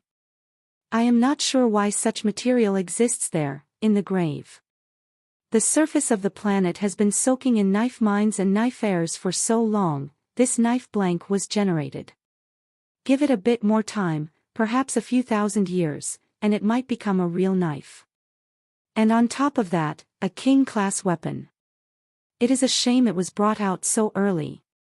It is just a knife blank. Now that it has left the grave, there is no more knife air or knife mines to cultivate it. I am afraid this knife blank might be ruined forever." Hearing him say all this, Night River King asked, "No one can finish it, perhaps through forging?" "It would be hard. Aside from Planet Knife Grave, where could you find a place with knife air? And the knives that come from inside there, they cannot be returned once they have left. I am afraid it won't become a true knife." After Black Moon King said that, he returned the knife to Han Sr., although it is just a knife blank, and it doesn't have its own knife air and knife mind, it's still as sturdy as a king-class weapon. It counts as king-class, fret not. Many nobles and kings were very jealous, hearing this. Although it wasn't fully a king-class weapon, it had the makings of one. Han Sen had also received another king-class knife, as well, Ghost Teeth. He was the one who had emerged with the most rewards, following the trip inside. Despite their jealousy, the onlookers knew they couldn't say anything. It would be impossible to try to steal the items, too. Han Sen was Knife Queen's student. "Everyone, take your knives and get them recorded. Then we can return," Black Moon King addressed Han Sen and the other barons. "My king, we do not know what the knife blank's name is. How might we record it?" A recorder asked Black Moon King. Black Moon King looked at Han Sen and said, "See if you can activate its power. Although it is only a knife blank, it might still have a mind of its own." Han Sen nodded and tried to insert his power into it. It was different from how it occurred with ghost teeth. When Han Sen used that malicious blade, he only needed a little bit of power to activate it. But this knife blank was like a black hole. When Han Sen put power into it, nothing happened. Nothing even moved. The knife blank was like a block of steel, and nothing transpired. Han Sen expected this, though. After all, the knife blank did not have a reaction to his knife mind. Han Sen had a strong knife mind, but his actual strength was far weaker. It would be strange if Han Sen could activate it through his current level of strength. Seeing the knife blank give no reaction, the others couldn't keep themselves from mocking the effort. It looks like it has no life, after all. It's just a rod of steel. This world is not as good as you might like to believe. There is no way you could have received a second king-class weapon. After your first, don't expect anything else. It has no life, but it is hard. You could still use it to practice. Han Sen deactivated his powers. As he held the knife blank, he shook his head. Black Moon King thought for a moment, then said, "If you agree to it, I myself can try and activate it." "Yes, please." Han Sen passed it to Black Moon King. Black Moon King took the knife blank and inserted his power into it. Black Moon King was a very powerful person, but not even he could incite a reaction in it. After that, Black Moon King shook his head and gave it back to Han Sr. "It looks like the knife blank does not have a mind. It is a shame." Black Moon King turned around and said to the recorder, "Write down knife blank, then." After the registration was complete, Han Sen said goodbye to Black Steel. He brought Ghost Teeth and Knife Blank with him back to Planet Knife. He was going to meet up with Isha. "Show me your Ghost Teeth knife," Isha said, nodding to the knife that was in his satchel. Han Sen brought the Ghost Teeth knife out in front of Isha. Isha took it and put her power into it, and then, she frowned. When Han Sen put his power in, it had incited a reaction with his knife mind. She had casually done the same, too, and while she was stronger than Han Sen, there was no reaction. Isha frowned. She tried putting a lot of power into it, and eventually, Ghost Teeth started to rattle. It released a purple smoke before trying to escape from her hands and return to Han. Senator Isha was shocked. Ghost Teeth knife only managed to escape while she was distracted, but that was not the point. The point was, her teeth knife matched with the Ghost Teeth knife. It should have felt her power and accepted her strength, but it resisted her and flew back to Han Senator. That was shocking. Isha did not know Han Sen's teeth knife mind was stronger. The reason it selected Han Sen was because of his deified knife mind. She was half a step behind him, so the blade did not choose her. Isha didn't try taking it again. She stared at Han Sen for a while, and eventually said, "You did well. Put the knife away for now." A rule of the rebate says that if you have a king-class weapon, you can own a planet in the narrow moons. Get ready. Get ready for what? Han Sen asked. Having a planet to oneself should be a good thing, but Isha's tone didn't make it sound as if it was. "You are my student now, so I will take care of everything. But if you have your own planet, that means you will have to be on your own. I cannot take part in its development, and you will have to pay taxes. The numbers aren't small either." Isha went on to say, "Narrow Moon has a lot of planets, but the good ones have already been taken by the current kings and nobles. There aren't many left to choose from. Only the poor and cheap planets, really. If you don't do a good job, make a lot of money, and pay the necessary taxes, it is likely that people will start laughing at you. I don't want a planet. I just want to be with you, and have you teach me," Han Sen quickly said. It would be difficult for Han Sen to find a backer with infinite resources like her. Who would want to give it up in exchange for ownership and residence on a no-name planet that wasn't developed? Isha looked at him coldly, and she said, "You are Knife Queen's student. I cannot allow you to hide away from hardships. Besides, This is a law for the rebate. You are required to go there. If you embarrass me, and you are unable to pay your taxes, I will deal with you myself. Han Sen feigned bitterness, and he said, Queen, I am just a baron. I don't even have a helper. How am I supposed to develop a planet by myself? Isha laughed when she saw Han Sen's expression. Don't worry. You won't have to pay taxes for the first 3 years. It is only then that the taxmen will come calling. Starting from the 4th year onwards, you will have to pay. The taxes won't be staggeringly high, but the amount you must pay will increase year after year. You are my student, so of course I can help you with this. And don't worry about the people. When you have ownership of a planet, you can recruit as many people as you want. The feathers have fallen, so many places are at war right now. It will be easy to nab a few of those. Isha smiled. Han Sen did not want to go to those planets, but she wasn't going to give him a choice in the matter. This was something he had to do. Luckily, Isha said she would still continue teaching him knife skills. It made him feel much better to know that she wasn't entirely letting him go. Ghost Teeth Knife rejected me. Are his skills so talented it preferred him? But he is not of the rebate, so how could he have learned the teeth powers? It'd be good for him if he was able to. Isha watched Han Sen as he left, and she retreated into thought. Night River King, Black Steel and Han Sen receive King-class weaponry. They can both have a planet. There aren't many decent ones remaining, so what would you like to do about this? An officer brought out a planetary chart and displayed it in front of Night River King. Night River King observed the chart and said, Give Black Steel Planet Scorpio.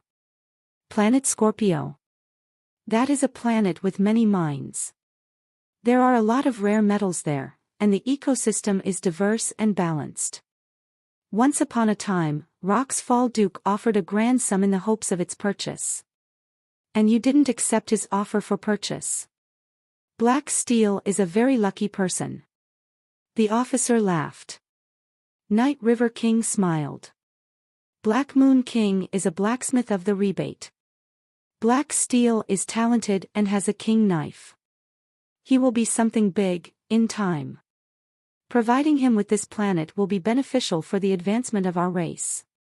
It won't belong to him totally, though. Good thinking, the officer said, with a bow. And out of the leftover planets, Planet Jade Shell is the richest. Shall we give it to Queen's student Han Sen? Night River King shook his head. I have matters to attend to there. Give him Planet Eclipse.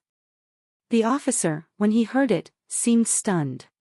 My king, there are no mines there. There is no water, and neither are there any plants. There are xenogeniacs lurking there, and the weather is awful. Considering the number of xenogeniacs that are there, it would be difficult for any viscount to etch out a living. A planet like this is for an earl or above. Wouldn't it be too cruel to give it to Han Sen? Night River King hummed, and he said, Planet Eclipse may only have xenogeniacs, but it is rich with them. He is lucky to receive this special treatment. After that, Night River King coldly laughed and said, Han Sen is not one of our kind. And his genes are not stable. We cannot afford to spend vast amounts of resources on him. If it wasn't for Queen, I wouldn't provide him a planet at all. The officer gave a wry smile. Being sent to Planet Eclipse would be a far worse fate for Han Sen than being sent to a barren planet. Going to those poorer planets wouldn't be dangerous, but the same couldn't be said for Planet Eclipse. According to the laws of the rebate, Queen couldn't directly partake in the development of the planet. Han Sen needed to hire people himself. If he was unable to recruit folks of Earl rank or above, even getting started would be a monumental task. Anyone who went to that planet would be in perpetual danger. Will Queen agree to this decision? The officer carefully asked.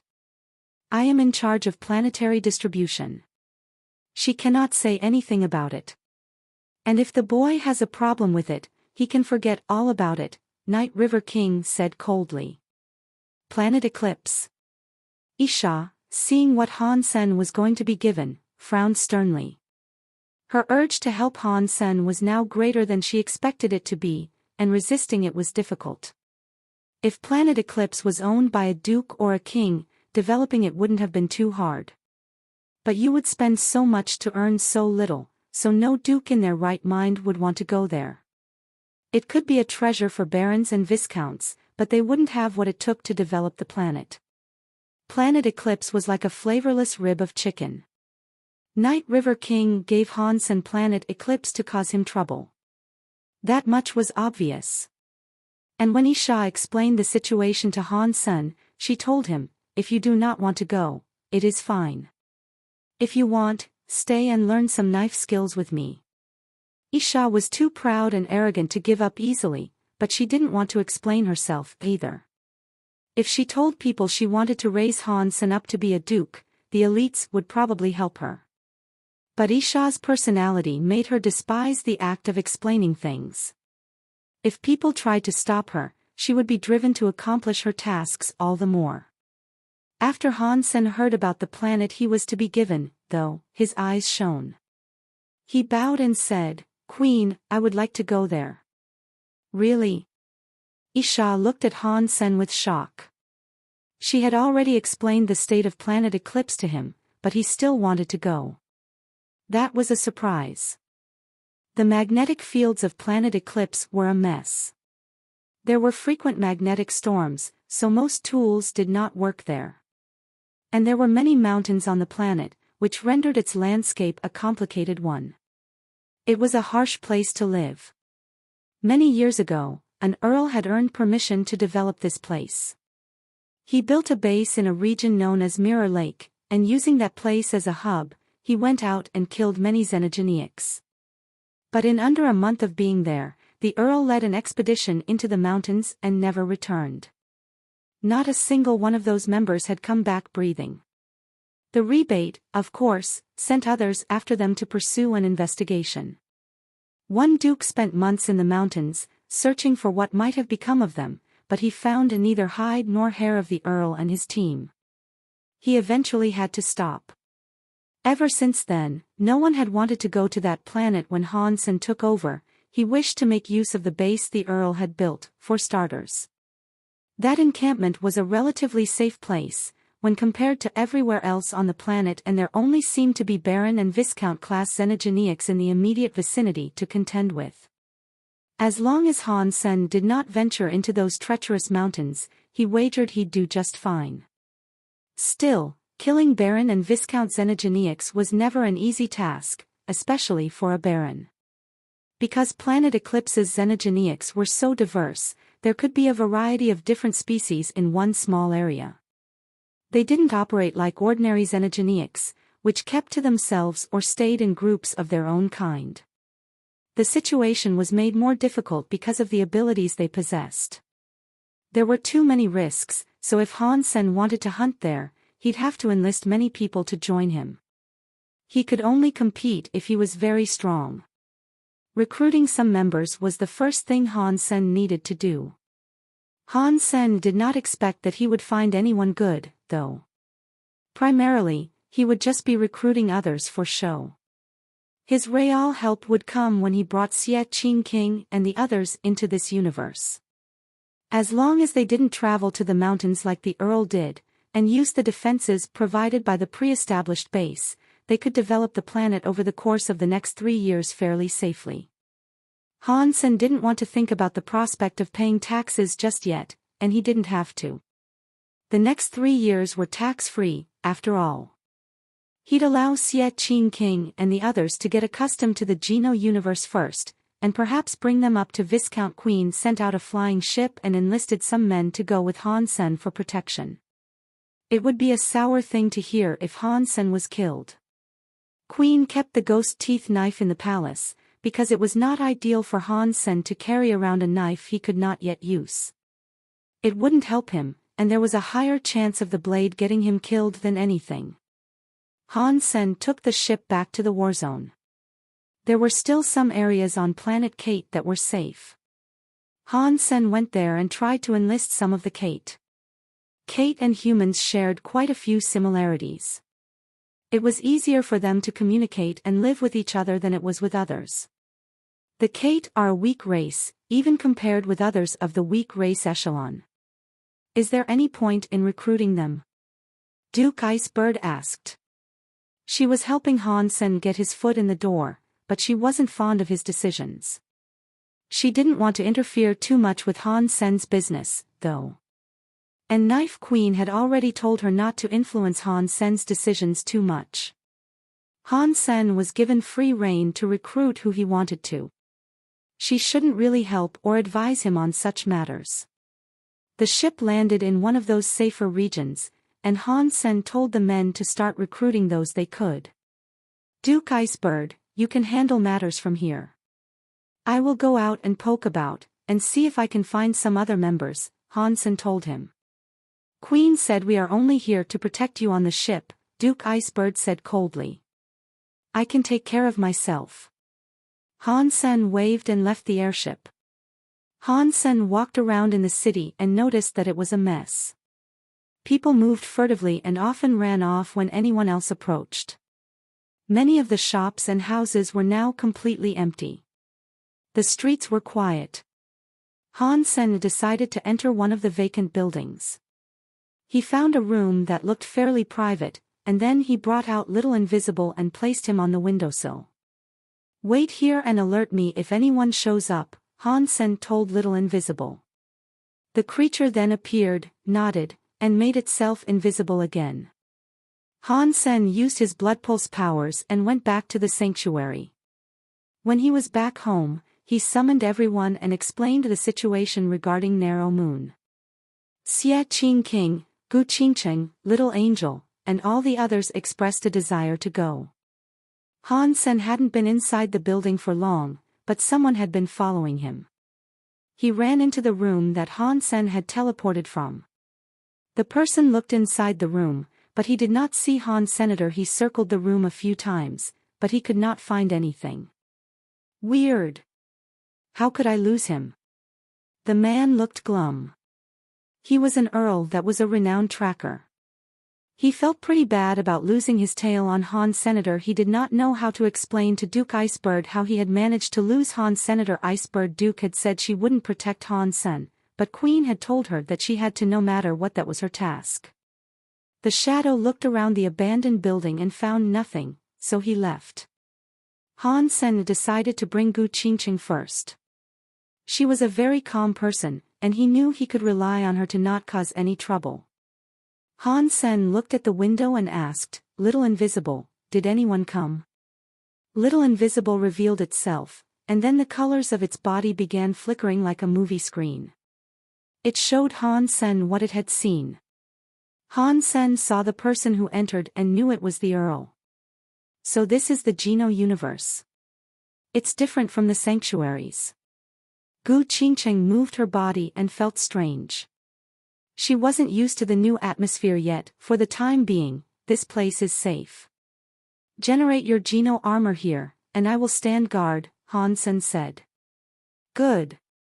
Gu Qingcheng had eaten so many Geno fruits that if she had not forced herself to avoid it, she would have generated a Geno armor a while ago. Quickly, Gu Qingcheng found herself wrapped up by a bronze set of armor. Once she began generating the armor, the process flowed smoothly. Her second evolution had begun. Not long after, Han Sen saw a bronze sword appear in front of her. Her Geno armament was a sword, a fitting contribution for her focus on sword skills. Congratulations! Han Sen was so happy.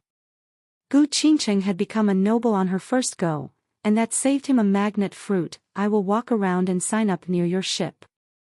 Gu Qingcheng then left the abandoned building. She was not scared of the foreign world she had just been brought into. In fact, she was quite curious. I hope they don't start up trouble while they're here.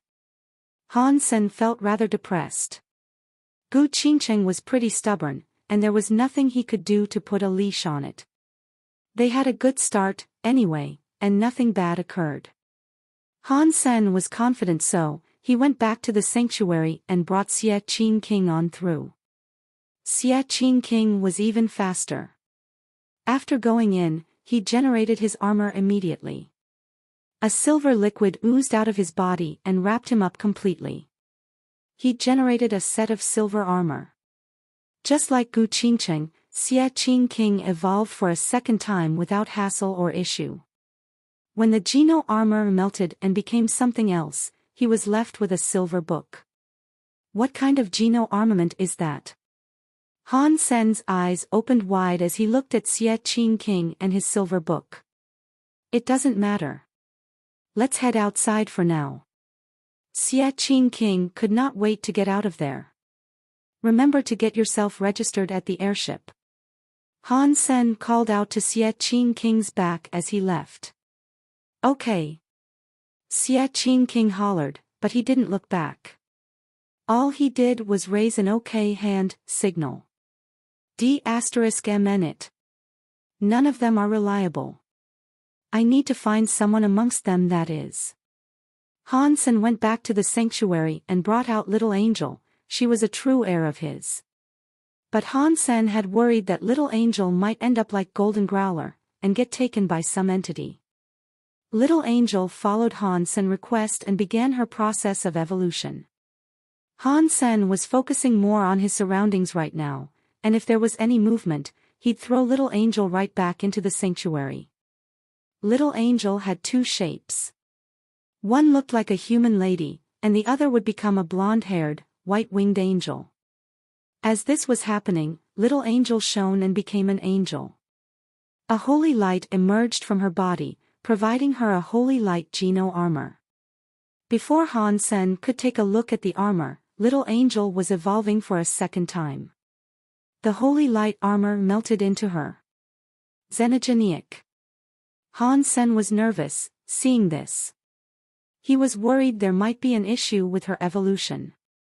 When the holy light blended into her body, Little Angel's body began to glow. Even her bones were giving off light. Little Angel's body was mutating.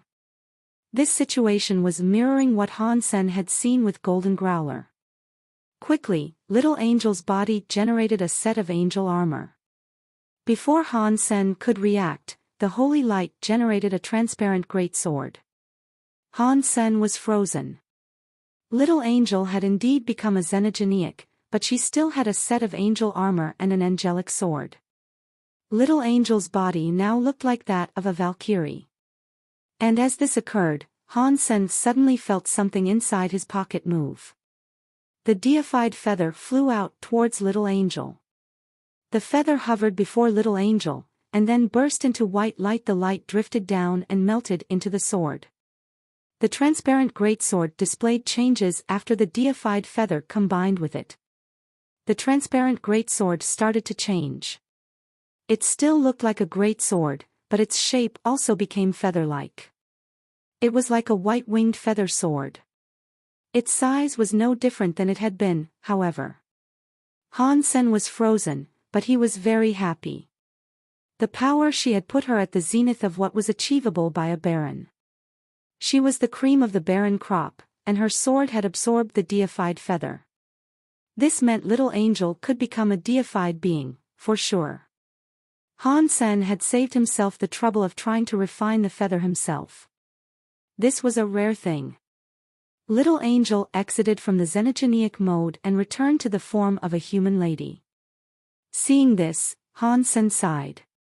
And he felt incredibly relieved, knowing what had happened to Golden Growler was not going to happen to her. Little Angel did not get consumed by the killing urge, and she remained the same. Little Angel, wait here. Han Sen wanted to take Little Angel back. Letting her out alone was most certainly unsafe.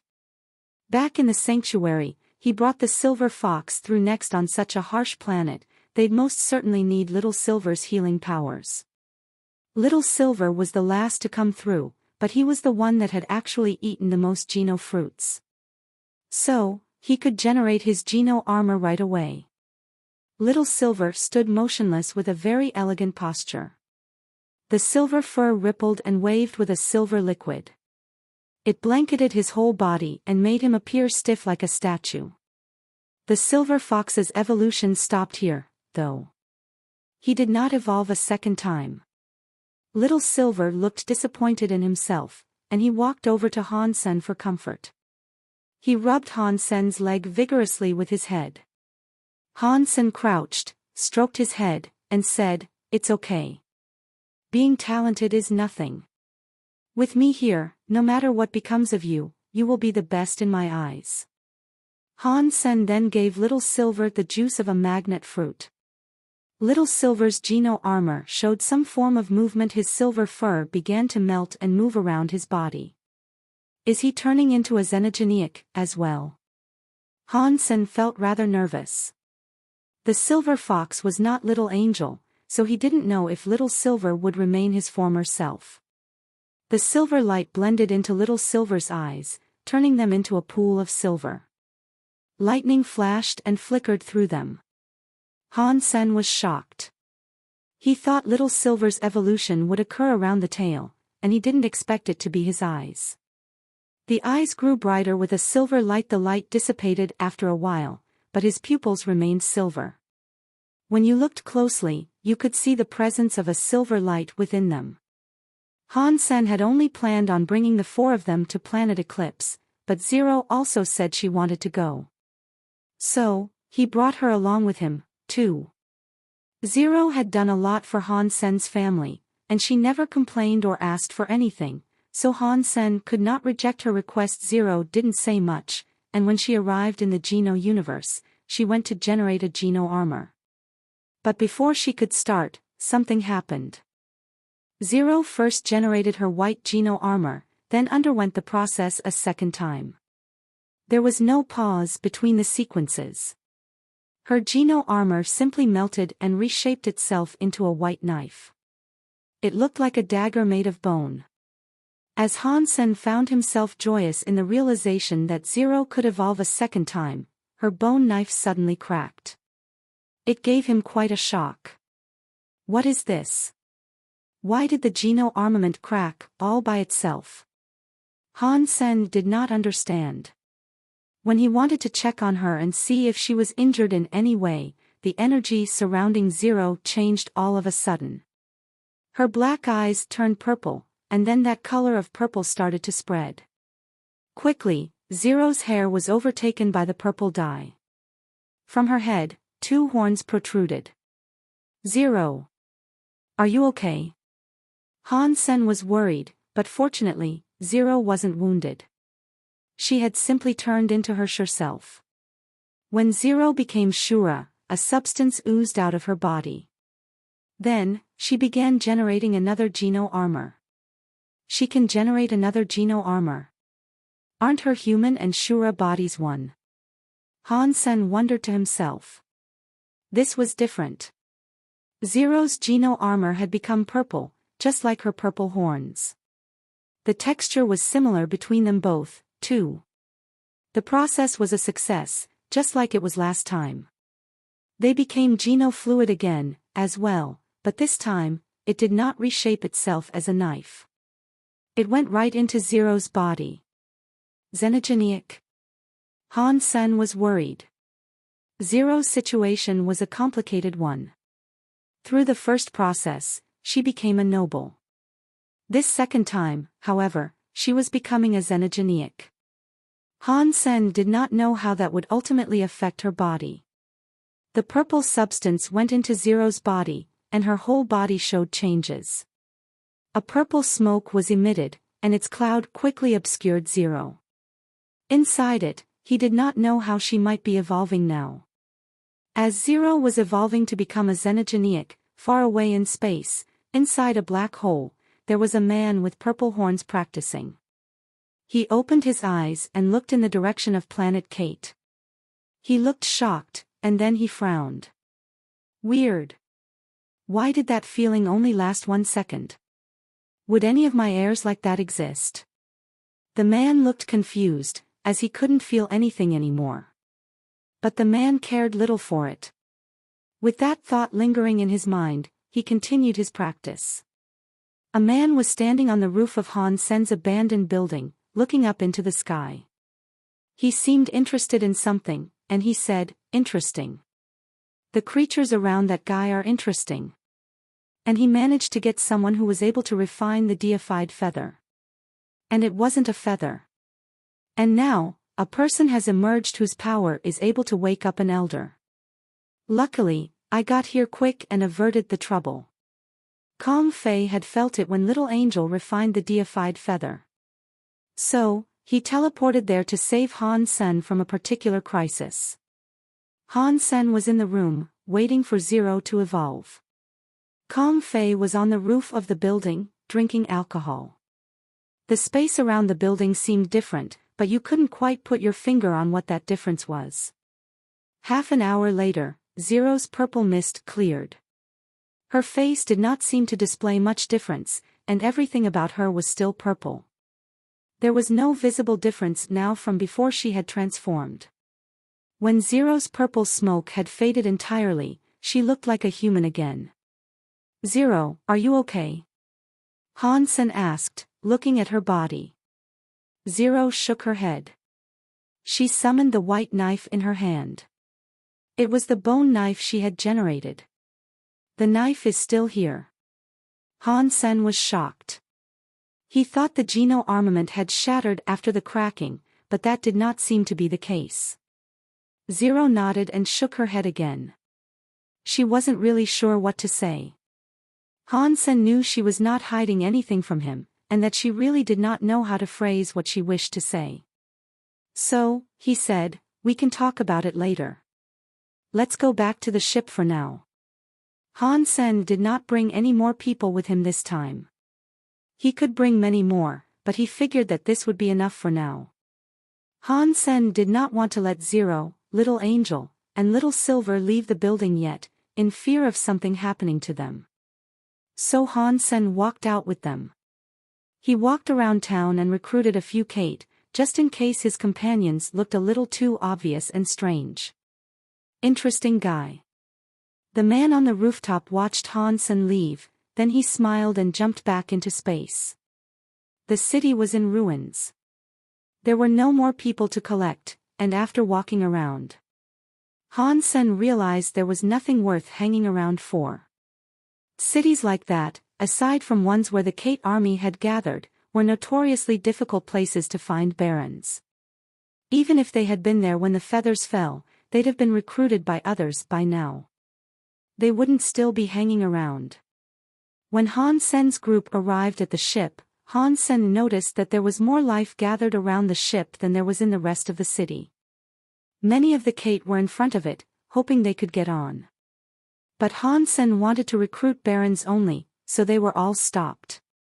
The people were begging profusely, right outside the ship, hoping that those on board would change their minds and consider letting them on. Please take me away. I can do anything you want. Please, at least take my child. Only she needs to be on. Didn't I tell you guys clearly? We are hiring people to develop a harsh planet. Not even barons might survive there, and you think you guys will. One of the workers tried to explain the matter to the crowd, but the people outside did not quit their constant begging. Han Sen frowned as he walked forward. Icebird Duke saw Han Sen had brought 2 little girls with him, and she frowned. She thought the lady Han Sen had brought was stronger than an ordinary creature. But it was just a baron, so it was still practically useless. She wondered what Han Sen's true purpose was. His stated reasons had seemed rather flimsy. If Han Sen really wanted to recruit people, he wouldn't have come here. Now, seeing 2 pretty ladies, Icebird Duke looked a little upset. She thought he had to be up to something. Icebird Duke, did you recruit anyone? Han Sen asked her. We have 16 so far, Icebird Duke said. Han Sen was surprised. He thought it was too many. He hadn't thought there would be so many barons there either. Han Sen told them to take him to see the enlisted barons. They were mostly comprised of Kate, but there were other races in their midst. Han Sen smiled grimly. Do you think I am stupid? Would there really be that many barons wanting to join me? Han Sen thought if there were that many, a lot of them had to be faking their abilities. If not around half of them, then perhaps each and every one.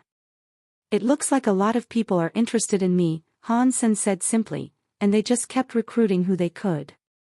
They were to also wait there for the arrival of Xie Qingqing and Gu Qingcheng. Over the next few days, Han Sen was able to recruit a few more barons and also 4 viscounts. Come in, if you so desire. I need a lot of pawns. Han Sen laughed coldly in his mind. Han Sen was accepting all who would lend their services, and it didn't matter if they were being honest. On the 4th day, he saw Gu Qingqing draw near. A day after that, Xie Qingqing finally arrived. With those 2 accounted for, Han Sen felt a great relief. They didn't show that they knew each other, and they pretended to be just like the other random barons. They bunked in the general quarters among the other recruits. You guys are so annoying. Didn't I tell you we recruit only nobles, and not ordinary people? A worker felt annoyed, and he pushed a woman away who was trying to climb on board. The woman lost her grip and fell to the ground. She was also clutching her 4-year-old girl. She begged and begged, pleading at the man's feet with tears rolling down her face. Please, at least let my child come on board. I will do anything. Get lost. The worker wished to push the woman further away, but the woman grabbed hold of his leg and held it tight, and there was little he could do to shake her loose. The worker was enraged by this behavior, and so he used his other leg to kick her away and send her tumbling back onto the asphalt. Mom! The little girl held on to the woman and cried. The woman still wished to beg the worker for a place on the ship.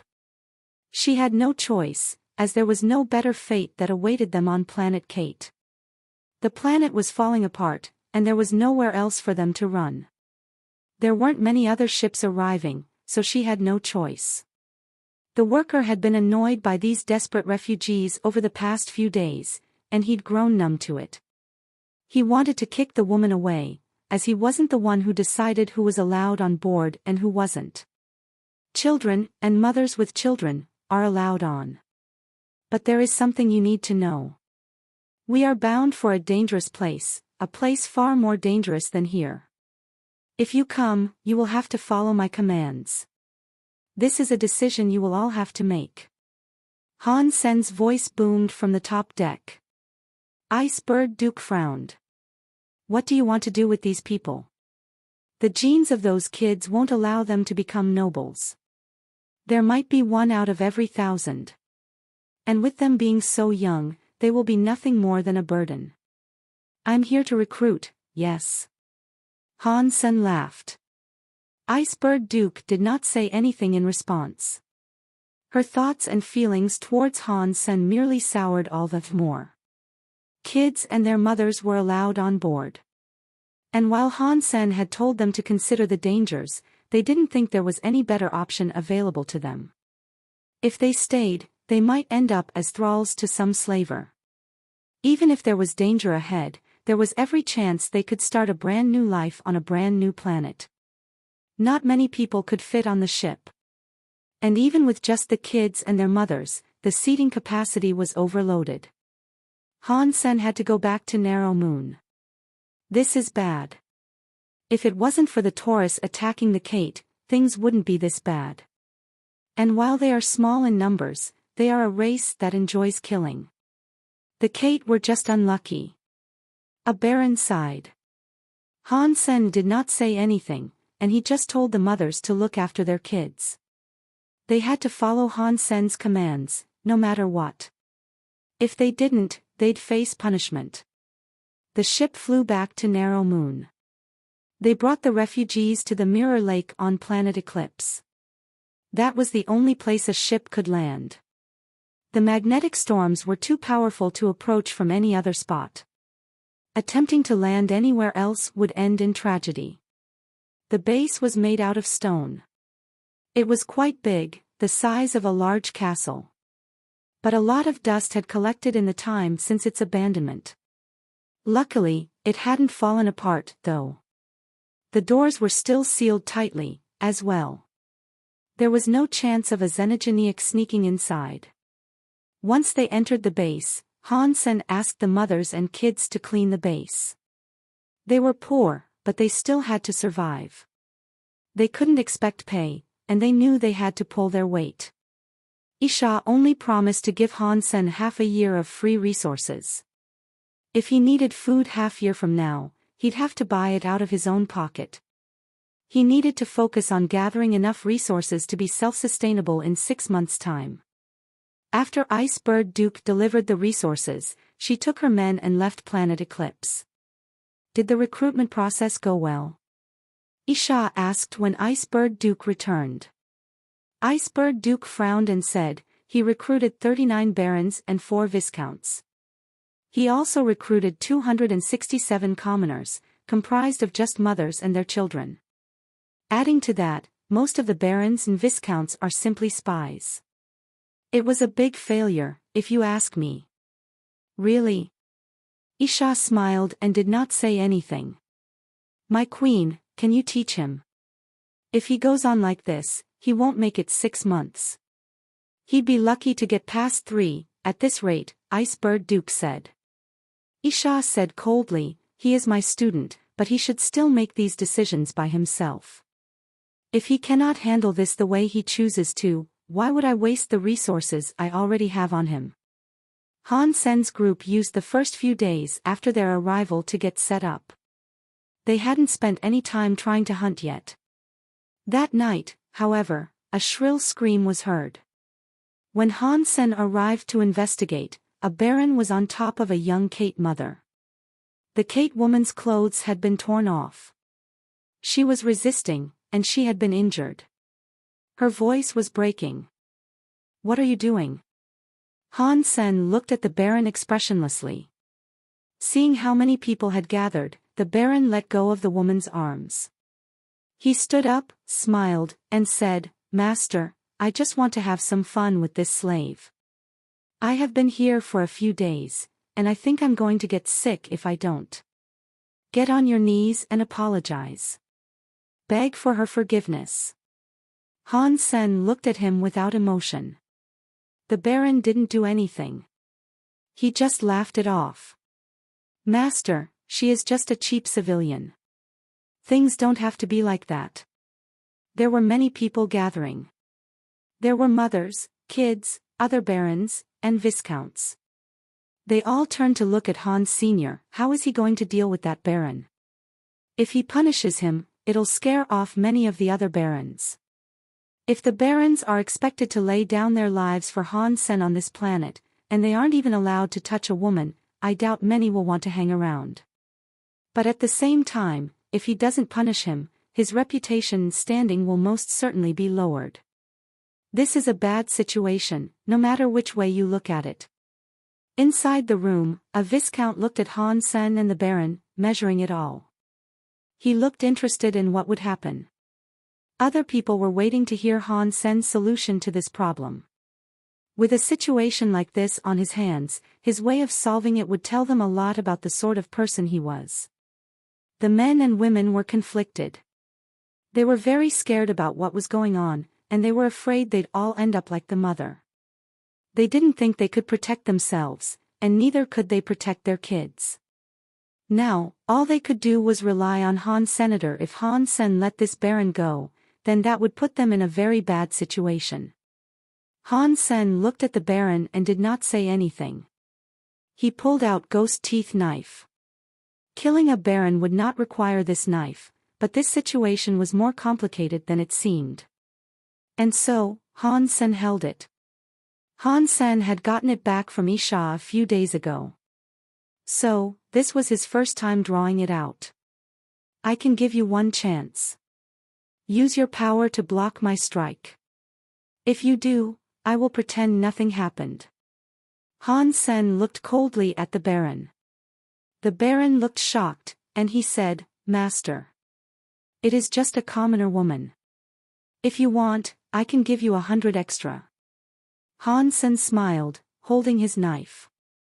He approached him. Without emotion, he responded by saying, It does not matter how many there are. They are my property and no one touches my stuff without my explicit permission. I will kill whoever does. I gave you the opportunity to live, but you brushed it off.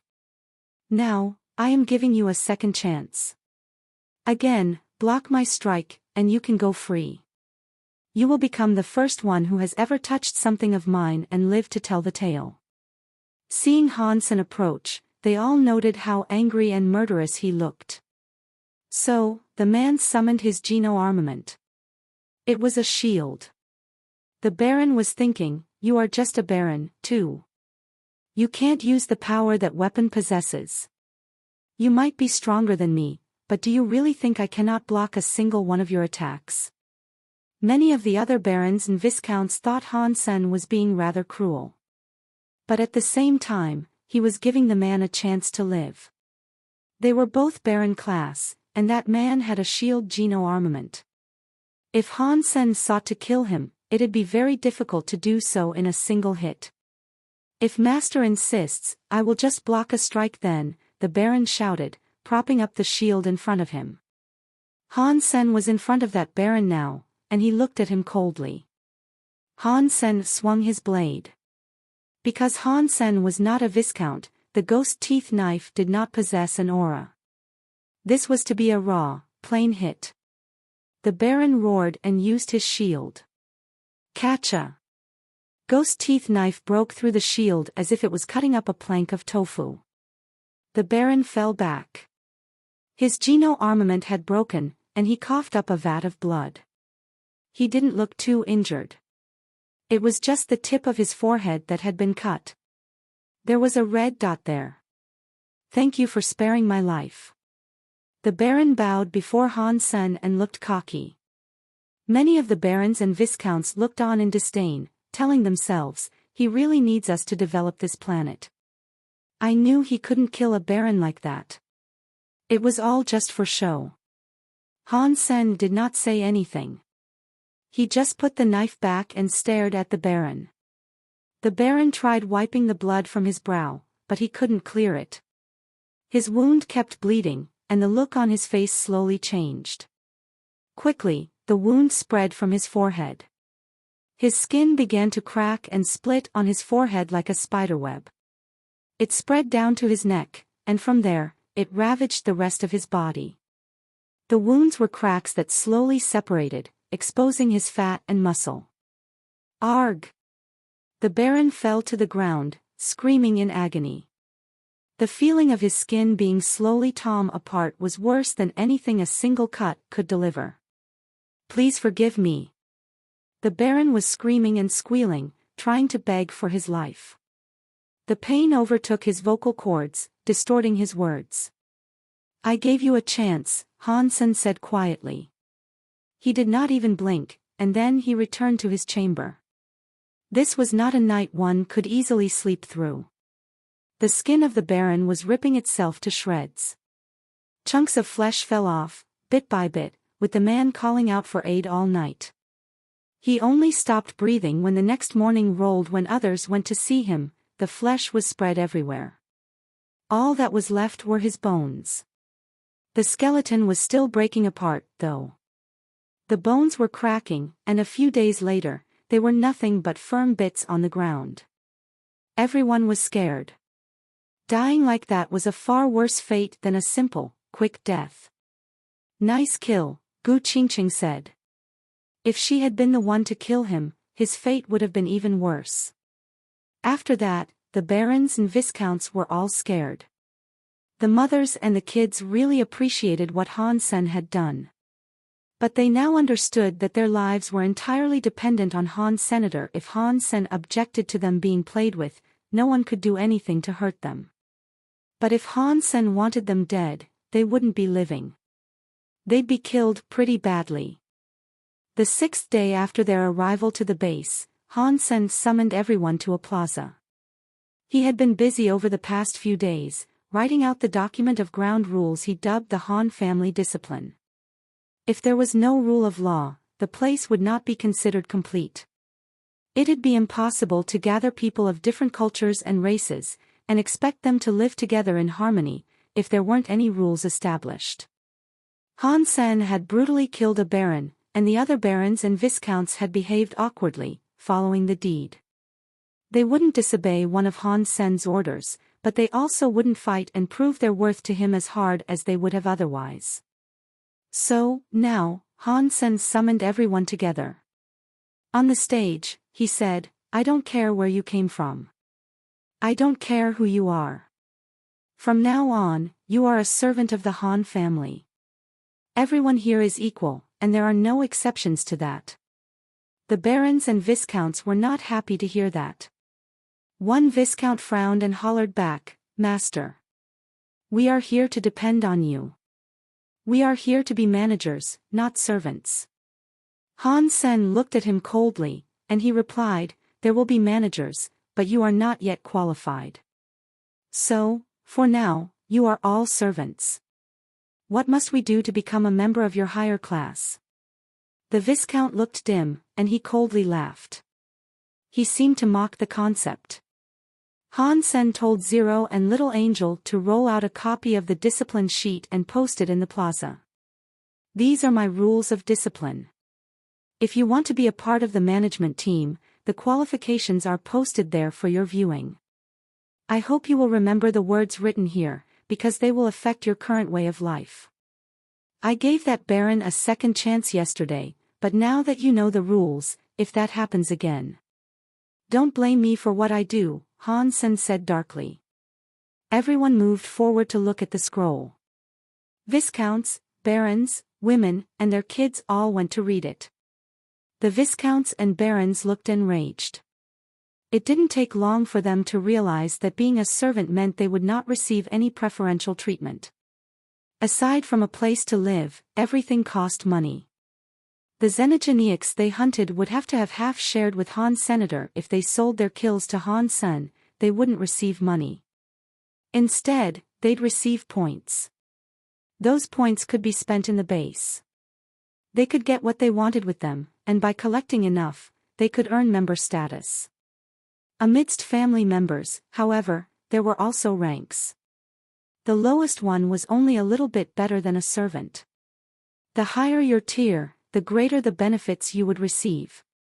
But the points required increased more and more, after each upgrade in status. By the end, there was a whole lot of digits required to level up. Even though they were servants, though, Han Sen would still pledge to protect them. The women and kids would have to work for points, too. But Han Sen would give the women and kids separate work. They could do the brushing up, for example. Han Sen would give the children free food, too, if they needed it. "Mr. Han, what kind of rules are these?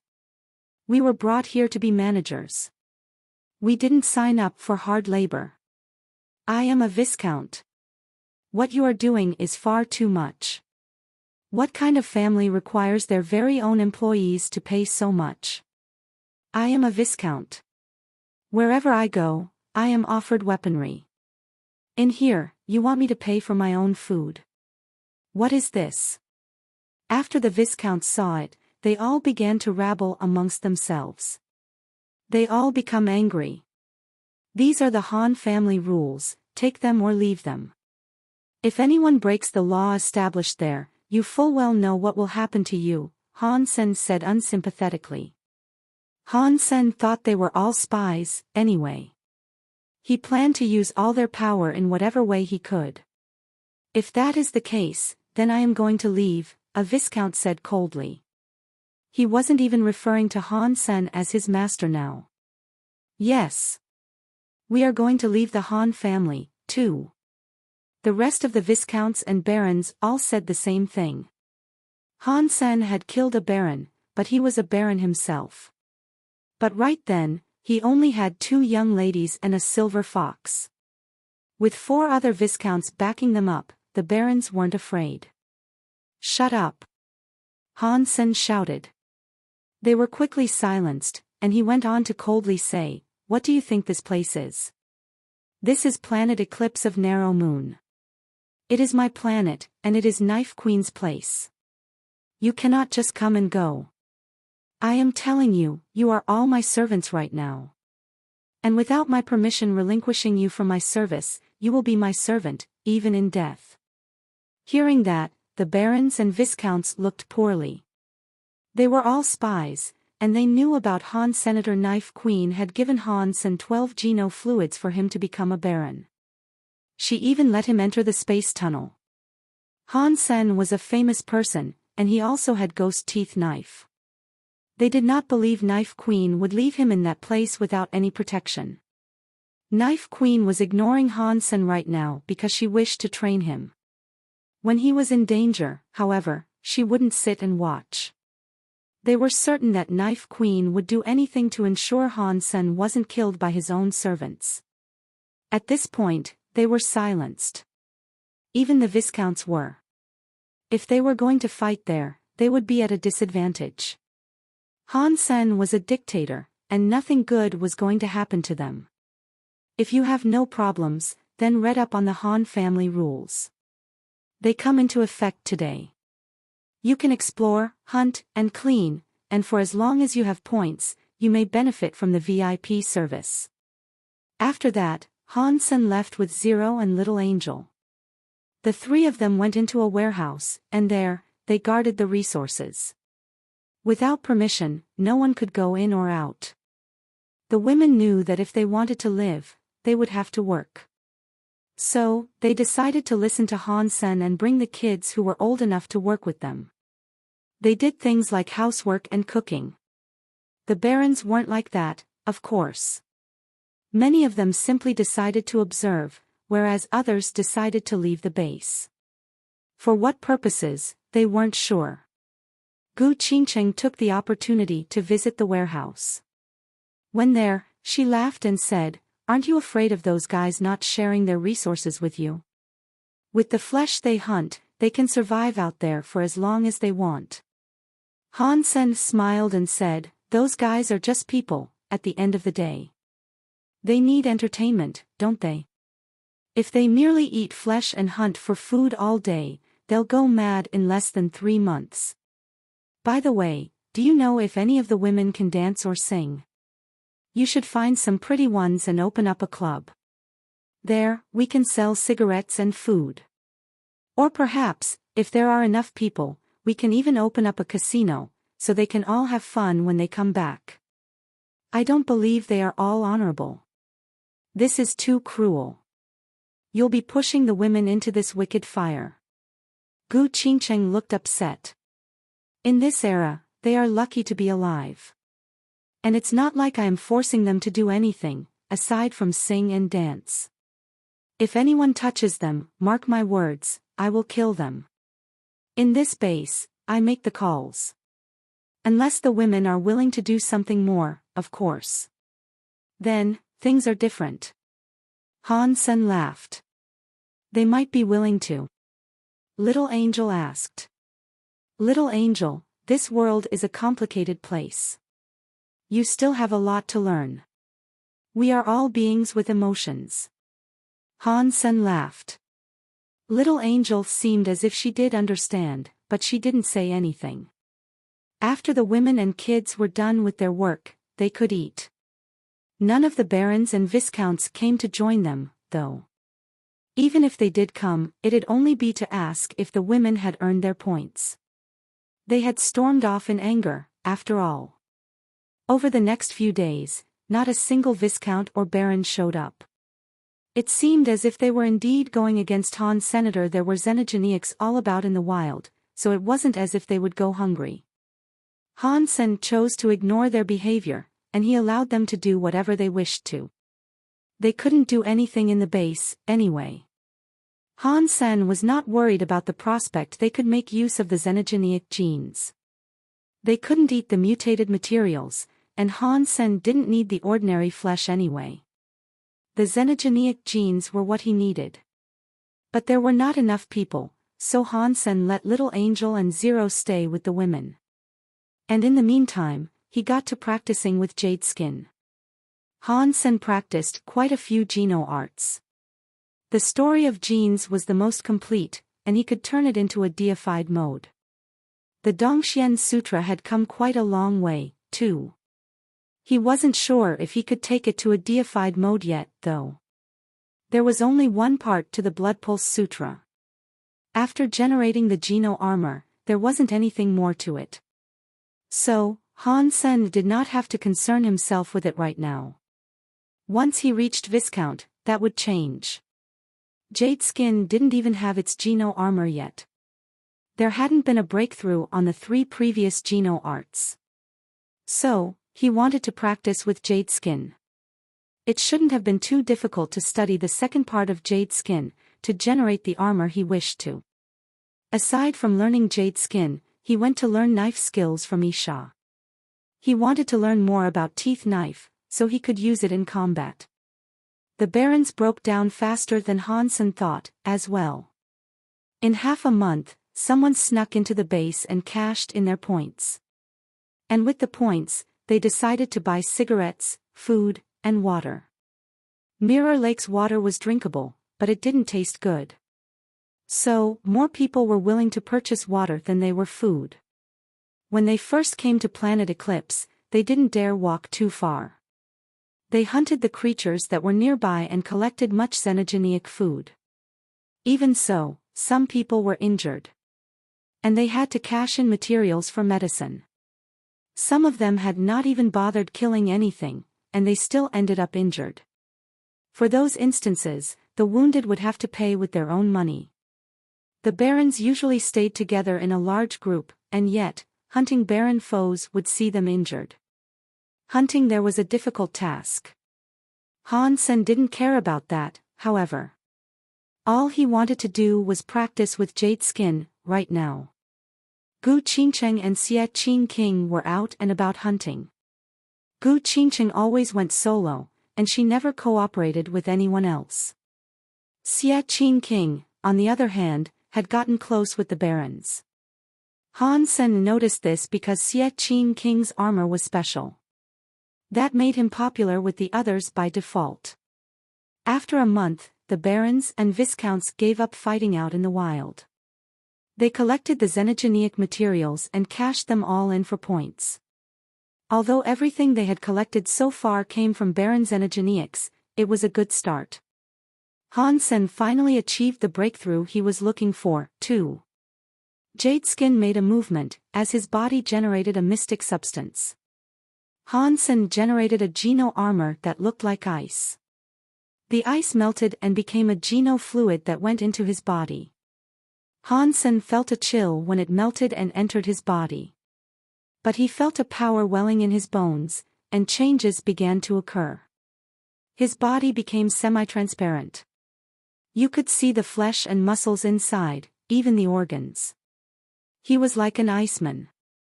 After half an hour, his body returned to normal. With his body looking like a normal human being again, he felt much relief. If his body was crystallized, and he was stuck in that state, it'd be pretty scary. Han Sen tried out the xenogenic Jade Skin. It was different from the Blood Pulse Sutra.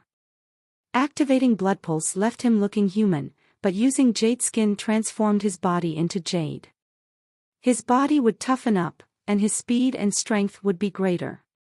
It's time to take a look outside the base. Han Sen planned to test out his new abilities. Han Sen had a bunch of maps to go out with. That was something else the barons had cashed in for. He had never been out before this, but he now had a firm understanding of the geography. He picked a place to visit, and then set out alongside Little Silver. Then, they disappeared along the west side of Mirror Lake. Han Sen was going to a mountain in the west. Supposedly, a group of xenogenics resided there. There were 6 of the creatures, but they were said to all have different powers. A dozen barons had tried hunting the group of xenogenics, but their attack had not killed a single creature. One baron had even lost his life, and the others limped off with injuries. 80% of Planet Eclipse was covered by clouds. The magnetic storms were constantly unstable, and they were always shining with volatile power. Tools were almost useless in those conditions, and satellites in orbit never wore happy face because they could not see what lay beneath those clouds. That was one of the reasons Han Sen made the decision to come here. While it was hard for him to watch other nobles and track their movements, it was also hard for others to watch him. But Han Sen did not mind his inability to keep close watch over the nobles, as he had never planned on keeping tabs on them anyway. Not long before Han Sen left the base, one of the viscounts decided to follow him. The viscount's name was Lake, and he was of the fairly small Inkcloud race. That race did not even have its own planet, and they were just a faction of creatures scattered across a number of different planets. It was extremely rare for them to have a viscount. But there was more to Lake than it seemed. When he became a viscount, he was treated very well, and he received a lot of special training. Lake came to Planet Eclipse with the sole purpose of assassinating Han. Senator assassination in Narrow Moon was difficult, but Planet Eclipse would be his best chance. Han Sen was only just a baron, but still, Lake patiently followed after him. When he attacked, he needed to kill Han Sen in a single strike.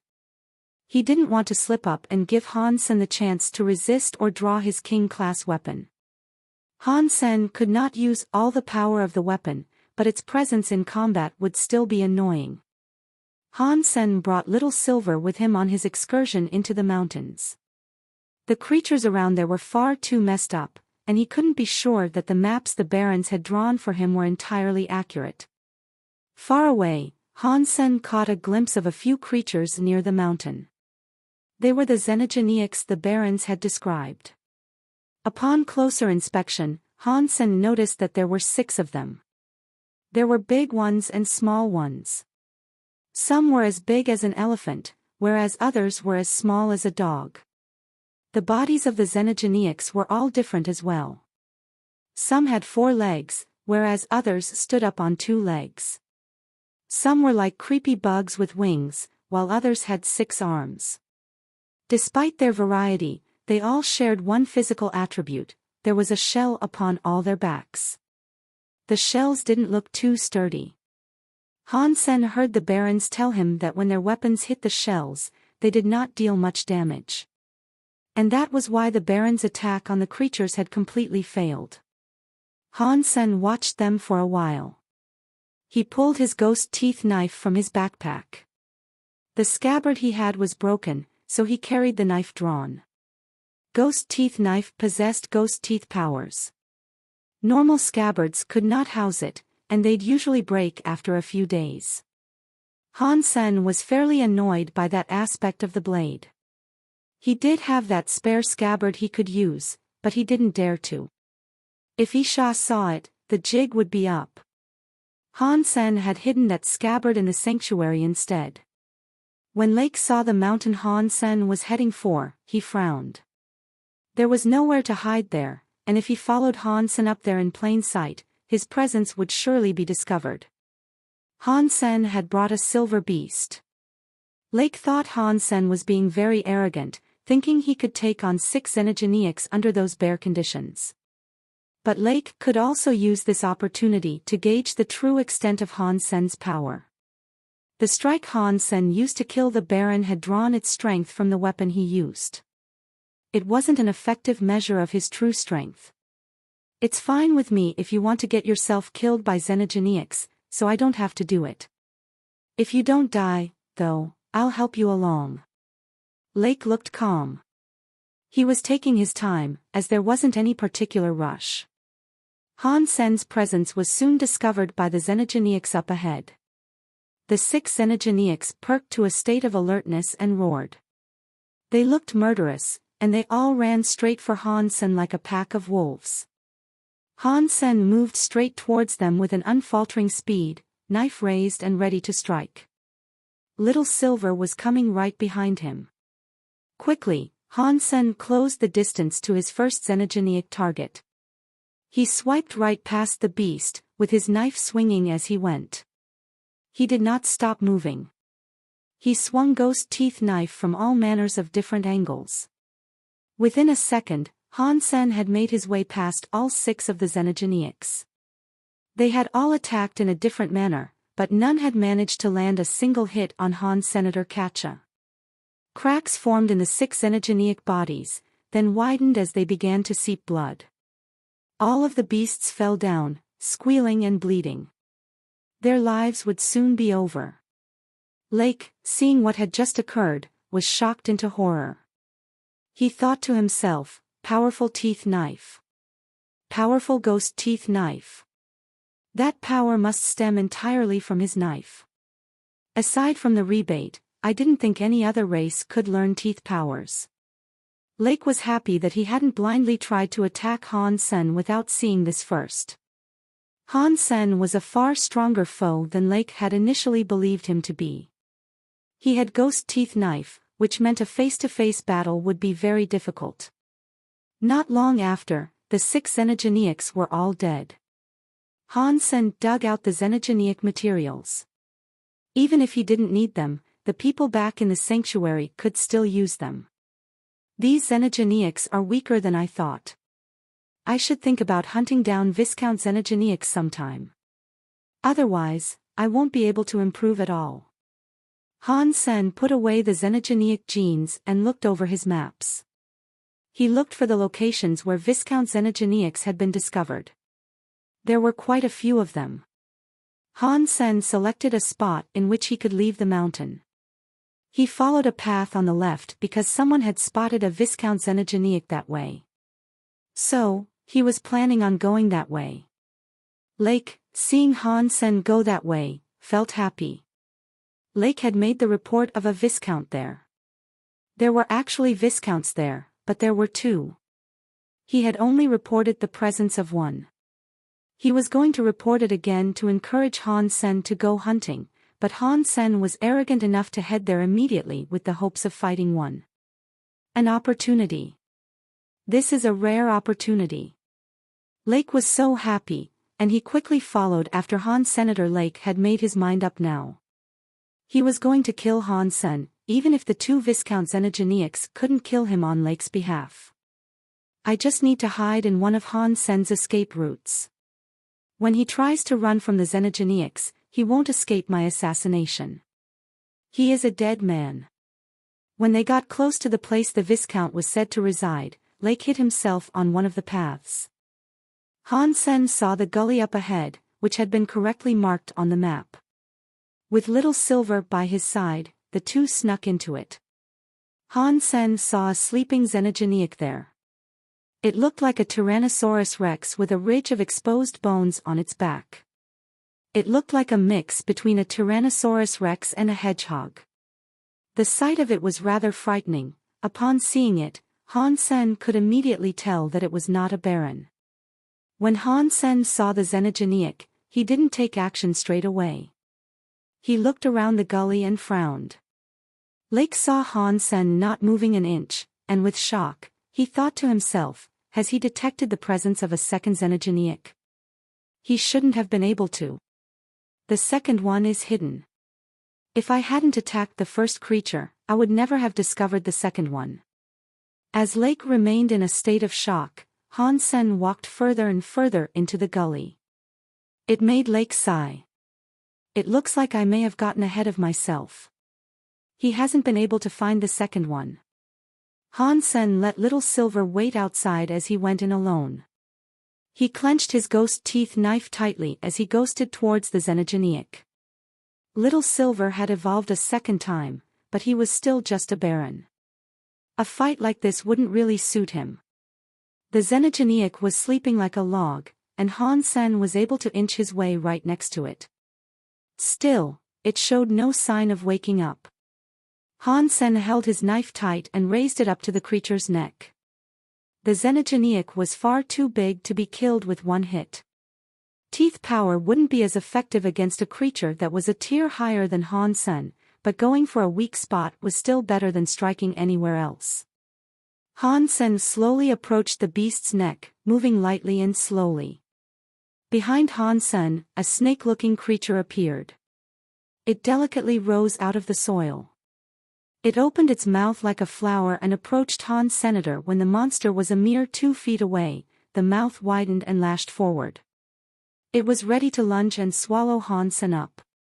But Han Sen looked as if he had eyes in the back of his head.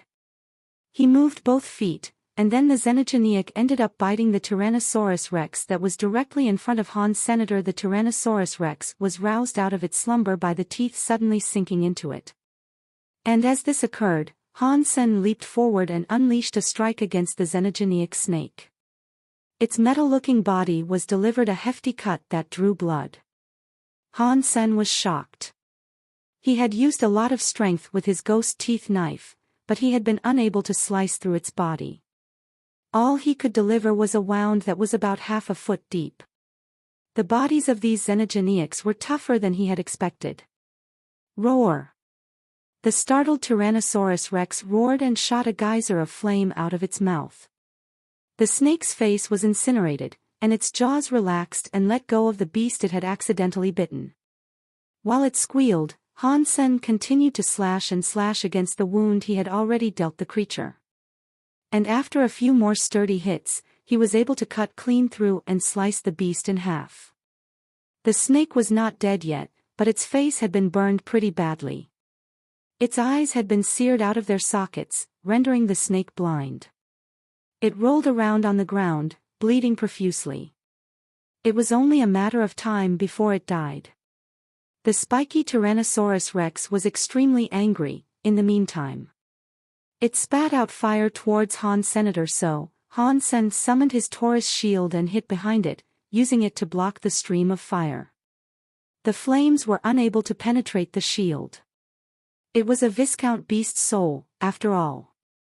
It was on equal footing with the Tyrannosaurus rex's attack. The spiky Tyrannosaurus rex seemed angry, and it unleashed barrage after barrage of fire. The Taurus continued to block the flame, but after a while, the shield became too hot to hold on to. Han Sen had to let go of it. Blisters rose all over Han Sen's hand from the heat. Lake heard movement down in the gully, and it made him extremely happy. He stayed alert, so if Han Sen came running out trying to escape, he could lunge forward and kill him right there. But Han Sen did not escape. He had dug his shield into the earth, so he was still managing to hide behind it.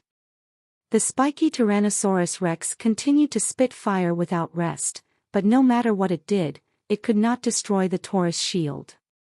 It roared to the sky and rolled its body into a ball.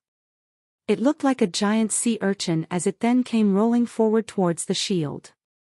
Han Sen quickly evaded its roll, but the shield was knocked into the air. It took a while for it to fall back down, and when it did, it came slamming down into a rock and became half embedded in it. The spiky Tyrannosaurus rex came rolling towards Han Sen again. It was so big and fast, and it had spikes. Han Sen was slower than the creature was, and he couldn't take advantage of his strength. If he was hit, the creature's spikes would punch holes right through him. Fortunately, Han Sen was prepared for a situation like this. If he hadn't come prepared, he wouldn't have risked the fight in the first place. Fight in the first place. Come out, my shoes. Han Sen shouted, as fluffy rabbit fur shoes appeared on his feet. Han Sen's feet acted as if they had been imbued with the power of the wind, and they gained a great boost of speed. With them on, he managed to evade the Tyrannosaurus rex. The shoes were the teeth rabbit beast soul Han Sen had earned from killing Rock's Fall Duke. They were a Duke-class beast soul, and they gave Han Sen the speed of a Duke. Speed was their only benefit, though. But that was enough for Han Senator. Han Sen ran around the Tyrannosaurus like the wind, and the Tyrannosaurus rex was unable to catch up. Catcha! Catcha! Catcha! While Han Sen ran, he kept slashing the Tyrannosaurus back. And as the beast screamed in agony, it spat out more flames. But Han Sen was too fast, and whenever a flame was headed his way, he was on the beast's other side. The flames couldn't catch him. Catcha! Han Sen struck the creature on the other side, drawing out more blood from the creature's wounds. The spiky Tyrannosaurus rex was so angry, it kept rolling around, spewing fire. But there was nothing it could do to Han Sen, who was now like the wind. It couldn't even rustle Han Sen's clothes. All it could do was catch his dust. Xenogenic Viscount hunted, Xenogenic gene found, King Earthworm. An announcement played in Han Sen's head. It was the snake-like Xenogenic that had just died. Han Sen ignored it. He kept spinning around the spiky Tyrannosaurus Rex, slashing it. He wanted to make the felon bleed more and more. Although the teeth power was not very effective on the Viscount, unhealable wounds could be deadly even if they were small. T-Lake had been waiting for Han Sen for a while, but he hadn't seen him emerge. He could only hear the roaring of a Xenogenic. It made him wonder what was transpiring inside the gully. Can Han Sen fight two Xenogenics at once? That should be impossible, because he is only a baron. He has a king-class weapon, but he can't use all of its strength. With his own strength and speed, how can he possibly last so long against two Viscounts? Lake was confused over the scenario, but he couldn't poke his head out and take a look just yet. Lake had seen the silver beast that Han Sen had brought with him. It was lying down near the gully. Lake was not sure what sort of power it possessed, but he didn't want to be discovered, and so he didn't get any closer to it to find out. After a while, the gully grew quiet. It was as if everything across the land had gone still. Lake felt relieved, thinking, it looks like Han Sen was killed by the two Xenogenics. I guess that saved me some trouble. As Lake was thinking of this, someone suddenly came out of the gully. When Lake saw it, his eyes opened wide with immense surprise. He didn't die. Lake was floored. Han Sen hadn't been killed in his fight with the two Viscounts, and on top of that, he looked clean. There was not a single speck of blood on him, and neither were there any visible wounds. What happened? Lake thought of many different possibilities that could explain Han Sen's miraculous survival, but he couldn't settle on anything that really made sense given the circumstances. Little Silver, I'm hurt. Han Sen moved out of the gully and spoke to the silver beast. Lake, hearing that, felt relieved. That was a little more normal, at least. But Lake saw Han Sen put his hand out to the beast and then say, I have a few blisters, see? They hurt. Lake's eyes were twitching. He wanted to murder someone. The silver beast heard Han Sen and then walked over to him. He licked Han Sen's blisters with his pink tongue. Swiftly after, the burned area was cleared up and the swollen skin smoothed out. Is that a Xenogenic with healing powers? Lake was shocked, as that sort of power was extremely rare in that universe. It was common to have talents that could heal oneself, but a talent that could enable the healing of others was very rare. If one was found, every faction would be fighting for ownership of it. Such power was highly valued and highly sought after. Han Sen brought Little Silver into the gully. He cut off the Viscount's Xenogenic genes and wrapped them up. He used ropes to tie up the bodies and then started dragging them away. Lake had been entertaining a few guesses about what had happened, but when he laid eyes on those two corpses, he was rocked. Han Sen had obviously murdered the two Viscount Xenogenics. That mere fact was unacceptable. And he only had a minor wound after it all. Scary. Too scary. Lake now ranked Han Sen amongst persons who were on a very dangerous level to take on. He wasn't quite willing to strike just yet. When Han Sen walked past Lake, Lake didn't move a muscle. He didn't even risk breathing. He couldn't allow himself to be found, as now was not the time to try to kill Han Senator. After Han Sen walked past, Lake felt a great amount of relief. Hastily, he wiped the sweat away. He had never felt as much pressure before, in the task of taking on a baron. Han Sen was smiling all the way, as he dragged the bodies of the Viscounts back home. Those bodies were rather hefty. The meat could feed many people, which would help out with the many resources that his people required. Although they would not be consuming Xenogenic genes, it was still Viscount flesh.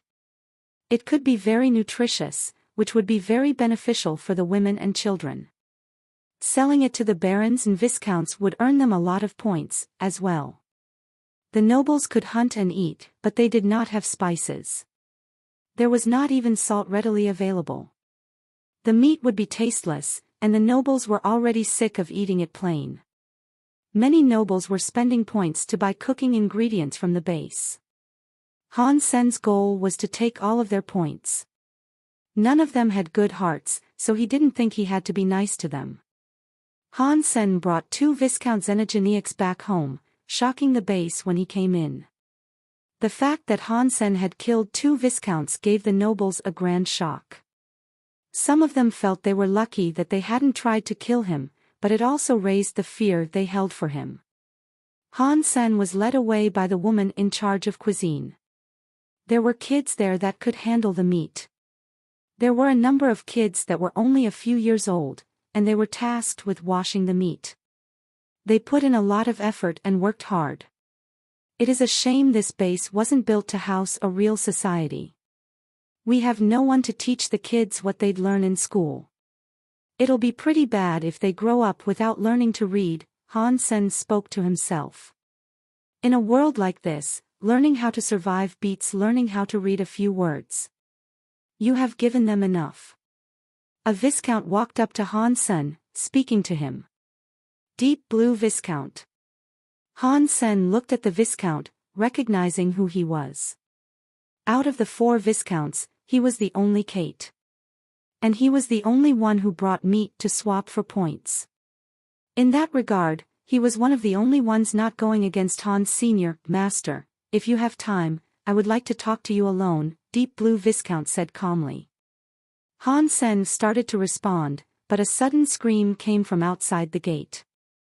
Han Sen's face changed, and they looked towards the gate together. A large group of people were milling around the gate, craning to see something outside. What's going on? Han Sen asked. The people, seeing Han Sen approach, formed a path. Han Sen, in the middle, saw a body. It was one of the Viscounts. His name was Wind Viscount. Wind Viscount was lying on the ground facing the base. It looked as if he had been approaching the gate when his head was blown open. What is this? Han Sen had a bad feeling, and he frowned. We don't know. We saw Wind Viscount return from an expedition outside. But before he made it all the way back, he fell on the ground. He crawled a little bit before his head exploded, a woman and a baron explained. Don't look. Return to your homes. No one can leave their rooms. If you do, you will be killed, Han Sen said. The barons quickly returned to their shelters as instructed. Deep Blue Viscount, can you tell me what hurt him? Han Sen looked at the gaping hole in Wind Viscount's head, but he was unable to discern what might have caused it. Deep Blue Viscount looked weirded out, and he said, it doesn't seem as if he was attacked. It looks to me as if he imploded, or rather, exploded from the inside out. Really? What power could cause something like that? Han Sen asked. Deep Blue Viscount fell silent, and he said, many people have the power to do this. Some have the ability to invade the bodies of others and destroy their opponents from the inside. It'll be hard for us to guess who the culprit might be. Han Sen nodded and asked, do you know of any creatures like that around the base? Deep Blue Viscount shook his head.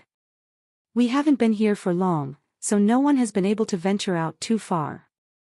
All of our hunting expeditions have taken place around the proximity of the base. I haven't seen any like that. Han Sen did not ask any more questions. He grabbed a flamethrower and incinerated Wind Viscount's body. A body that died for no reason could not be brought into the base. Only the gods could tell what might happen. The body soon became cinders, but there was something that couldn't be melted down. Han Sen plucked it out and noticed it was a black steel feather. It was a foot long and very heavy. Han Sen tried getting others to burn it, but no matter what they tried, it couldn't be melted down. It wouldn't even turn red with the heat. It was obviously not an ordinary metal. Han Sen used a sealed container to store the black feather. Those who had come into contact with the body were forced to undergo a scan and a proper disinfectant cycle, to ensure there would be no further problems. But on the second day, something happened inside the base. The barons that had touched the dead body had a weird, egg-shaped symbol on their foreheads. The symbols were black. Han Sen used a tool to scan them, but there was nothing overtly strange about them. They seemed to be ordinary markings. The 4 barons were terrified. Wind Viscount's manner of death had been far too strange, and now, this unexplainable happening gave them quite the scare. Han Sen checked over their bodies thoroughly, but he couldn't discern anything out of the ordinary. So, Han Sen had them put into isolation. Han Sen also made sure to tell the people that delivered their resources about what was going on. He told them to bring doctors and tools so that they could try to discover what was happening to his people. It would take 2 days for the ship to arrive, and Han Sen hoped nothing would happen in the meantime. Do any of you know where Wind Viscount had gone off to? Han Sen was investigating his death. If he learned how he died, perhaps he could find out what was wrong with the barons. One baron told Han Sen that he saw Wind Viscount venture into the northern mountains. Wind Viscount had intended to cross them, but the barons with him did not dare follow. Whatever happened to him was still mostly a mystery. Han Sen frowned when he heard this.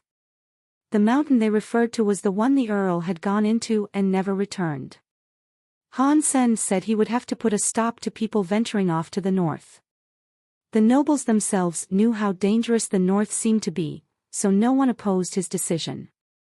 Wind Viscount had entered the mountains, but died in front of the gate.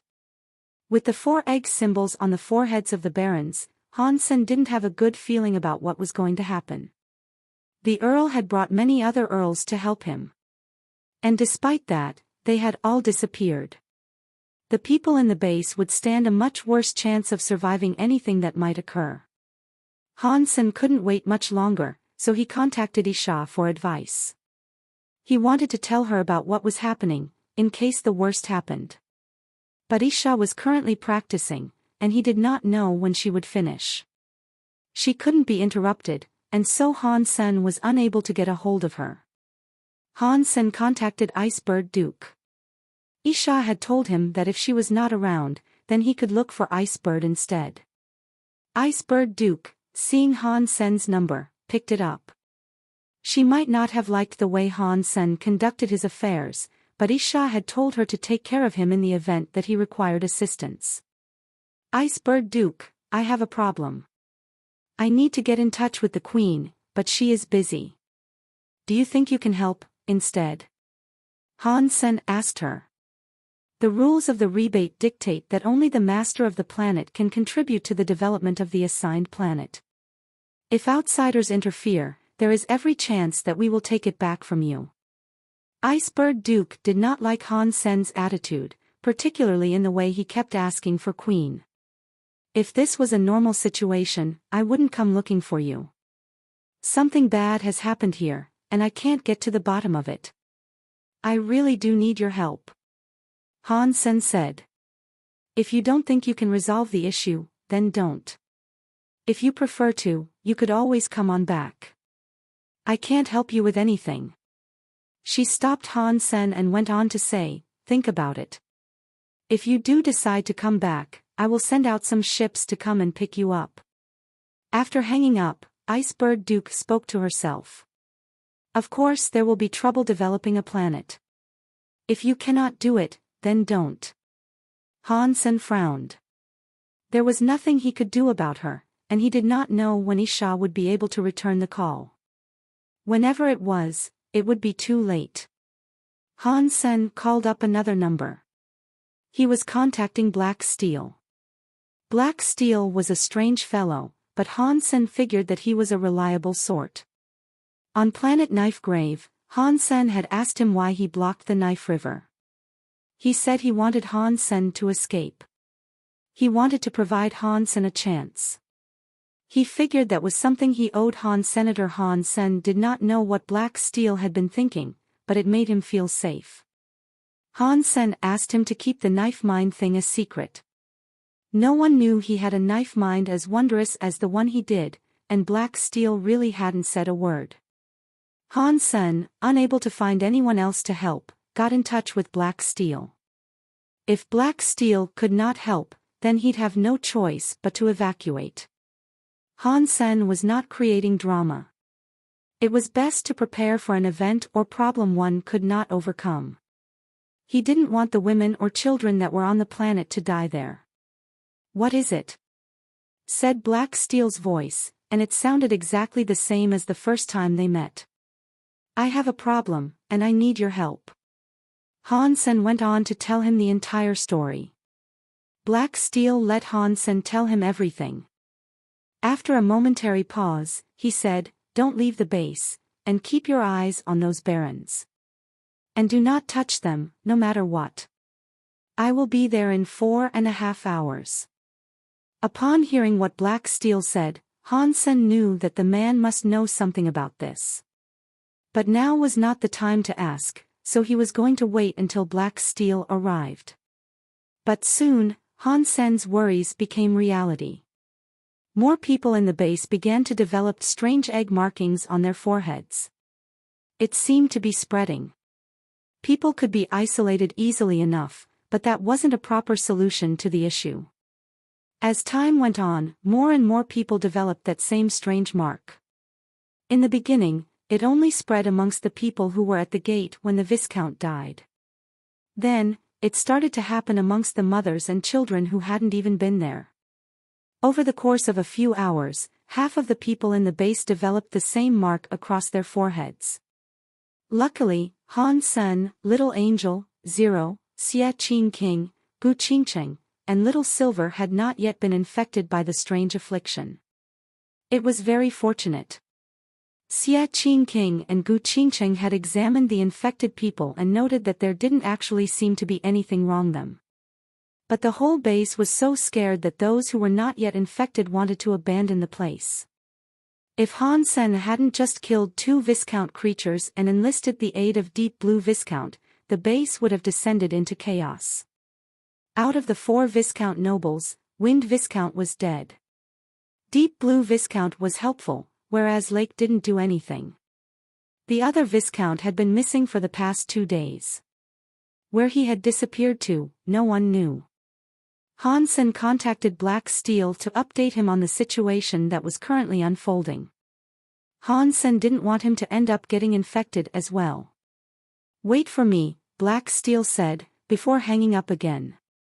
It sounded as if he was doing something in a rush.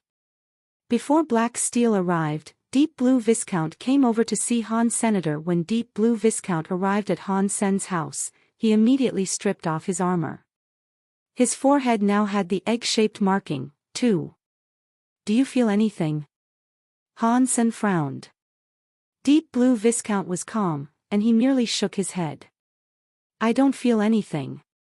If I hadn't looked in the mirror, I wouldn't even have known the mark had appeared." "Then, what do you plan on doing?"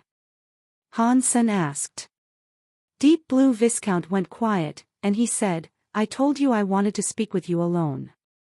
Do you have the time to do so, right now?" "Yeah." Han Sen nodded. Deep Blue Viscount sat down and dropped into thought for a minute before speaking. He said, "I know that most nobles here have ulterior motives. I do, as well. But I am different in one way, I don't work for anyone." "Then, why are you here?" Han Sen asked him. Viscounts were of a high rank, and he'd be a wanted asset anywhere he went. There wasn't a reason for him to follow Han Senator. Deep Blue Viscount gave a wry smile. He pointed to the mark on his forehead and said something that shocked Han Sr., "I am here for this." Han Sen really was shocked, and he replied by saying, "You are here for that? Do you know what it is?" He nodded, then shook his head and sighed. "This is not my first time on Planet Eclipse. You have been here before. Were you with the Earl?" Han Sen immediately asked. Deep Blue Viscount smiled and said, "Yes. I got this mark when I was here the last time." Han Sen was shocked, but at the same time, he was delighted. It had been many years since the Earl's mission. And despite that, Deep Blue Viscount was still living. The infected would be safe, for now, at least. Deep Blue Viscount suspected these were the thoughts running through Han Sen's mind, and he smiled wryly. It is not like that. Ordinarily, when you get this, you die in a short time. It could be 2 days, or it could be 2 weeks. People will ultimately end up like Wind Viscount did. There is a reason why I survived, and that is the reason for my return. Han Sen did not say anything, wanting him to continue explaining. Since Deep Blue was volunteering information, he might as well learn everything he could. When I was taken here by Chiron Earl, I was just a commoner. I was just like those kids, really, but a little bit bigger. I already had my Geno armor and everything. When Deep Blue Viscount said that, he looked weird. Han Sen did not understand. Deep Blue Viscount went on to say, I followed Chiron Earl everywhere, including his final trip into the northern mountains. I was there. I thought that none of those who went returned, Han Sen said in shock. I was the only one who made it out. Back then, only normal people resided at the base. No one was aware of the fact that I had followed him. The rebate investigator never considered that Chiron Earl would have bothered to bring an ordinary Kate. Deep Blue Viscount wore a complicated expression. What happened there? And what is up with the egg mark? Han Sen asked. Deep Blue Viscount shook his head. I do not understand what happened. Back then I was a kid that possessed Geno armor. My powers and my knowledge were very limited. After that, Deep Blue Viscount went on to say, and in regards to the egg mark, you will only contract it after you touch something. Aside from me, everyone who got this mark died. And that included Chiron Earl. When I made it out, I did not infect anyone. I am not sure what Wind Viscount did, but it is clear that his affliction is contagious. Where did the Earl's group encounter it, exactly? Han Sen asked. Deep Blue Viscount said, there is a palace up in those mountains, and it is very big. It was so strange inside there. I did not know much back then, so I only followed Chiron Earl. Many people died, and when we were in front of a certain hall, Chiron Earl seemed to become incredibly happy. We waited outside while he went in alone. We waited half a day, and eventually, he returned with something. Han Sen knew the most important part of his tale would be this, so he didn't interrupt. He kept on listening. It was an egg. A black egg that was as tall as a person. It looked just like the markings do. He brought it out and allowed us to carry it. And when we were just about to leave the palace, something scary happened. Our foreheads began to develop that black mark. Deep Blue Viscount looked scared, as if he was remembering something bad. Inside the base, people continued to become infected. Han Sen wanted to leave, taking Little Angel, Zero, and the others with him. But he was not sure if the strange contagion had already spread to his companions. If he left now, with an infection amongst them, things could turn pretty bleak. If they stayed there and did get infected, at least Deep Blue Viscount might be able to deduce a way in which it could be stopped. Deep Blue Viscount said that when he had originally been afflicted with the mark, he had eaten the root of a lotus that he found in the palace. He reckoned that was why the mark hadn't affected him. All the other nobles with him died, leaving him as the sole survivor. But now, the mark had returned, and it was getting darker and darker. That was why he wanted to return to the planet and revisit the hall in order to eat more of the lotus roots. But there was a group of xenogeniacs outside the entrance to the palace, and some of them were Earl rank. So, Deep Blue Viscount had been unable to find a way in which he could access the place. Deep Blue Viscount was curious about how Wind Viscount had managed to penetrate the palace. He figured he would have to return there to find out how. Han Sen then thought of an important question to ask. When Deep Blue Viscount entered the palace the first time, he was just a Kate with Geno armor. Now he was a Viscount. Becoming a noble of that rank was not an easy task. Even a wealthy elite like Isha only had a dozen of the Geno fluids that could encourage a second evolution, so how could Deep Blue Viscount achieve such a rank? Han Sen asked this question, and Deep Blue said that he did not know how he had managed to evolve a second time either. To his knowledge, he had not used any treasures. But it wasn't long before he left this planet that he evolved for a second time. Perhaps it had something to do with the lotus root. Matters were proceeding to get worse, though. It wasn't long before Gu Qingcheng developed a mark on her forehead. Han Sen told her about the palace and the lotus root, and he told her not to worry. When the time came, they would head out and get one of the lotus roots. Black Steel was accurate, and 4.5 hours later, he did indeed land outside the front gate. But aside from Black Steel, a few other of the rebate had come as well. Judging from the strength of their auras, Han Sen could immediately tell they were not ordinary folk. Han Sen. What's going on now? Black Steel looked at Han Sen's forehead. It's bad. Half of my people have been infected with the mark of an egg. It was starting to depress Han Sr. You go and confirm it, one of the superior-looking rebates said. The other rebate went to check the foreheads of the women and children, while Black Steel went into Han Sen's office. With a serious look, he said, "You are in trouble. If I am not mistaken, Wind Viscount touched something which belonged to the Raven." Raven? Han Sen looked confused.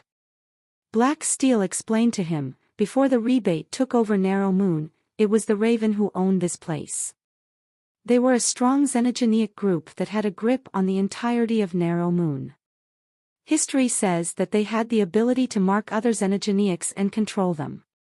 Black Steel went on to say, when we took down Narrow Moon, it came at a great cost. If it wasn't for our deified elder, it was highly unlikely that we'd have won the fight. We thought the Raven were entirely destroyed, following the battle. I did not expect a relic of theirs to remain, especially one that is still so deadly. Is there a way to erase the mark of the Raven? Han Sen thought that if the rebate took down Narrow Moon, there had to be a way. If there wasn't, they'd all have ended up infected, and they'd all be dead. Not yet. Black Steel shook his head. What do you mean by not yet? Han Sen was confused. Many of my race suffered this mark. We discovered that killing the Raven and drinking their blood was the only way to make the mark disappear. If you want to get rid of it, the only way to achieve that is to find the item Wind Viscount found. And then, maybe you can. Black Steel looked straight at Han Sen and went on to say, I am not sure if you are infected. We need to make sure that the infection does not leave this place. And we must locate the source of the infection, wherever it may be. Han Sen relayed to him what Deep Blue Viscount had told him. Black Steel nodded and said, if someone has info like this, that is great. I brought one of my father's guards with us. Captain Wood is a duke. The rest are marquis. We are all prepared to go to the Raven Palace. Black Steel went to find Captain Wood and Deep Blue Viscount, letting Deep Blue Viscount explain the situation again to him. Captain Wood looked at Deep Blue Viscount and asked, why didn't you say this sooner? Deep Blue Viscount gave a wry smile. They were all dead, and only I survived. I was worried I might get in trouble for telling people what happened. Especially with the mark gone. Han Sen understood the man's reasoning. If he admitted what had happened, it was likely that the rebate would have grown suspicious. The only reason he was telling the story now was because he had to go back to the palace. If the mark hadn't returned, he would not have wanted to come back to such a wretched place. After Captain Wood had finished asking Deep Blue Viscount about various details, he decided to go to the Raven Palace, as well. Last time, Chiron Earl had taken some Viscounts and Earls, and even some creatures with him.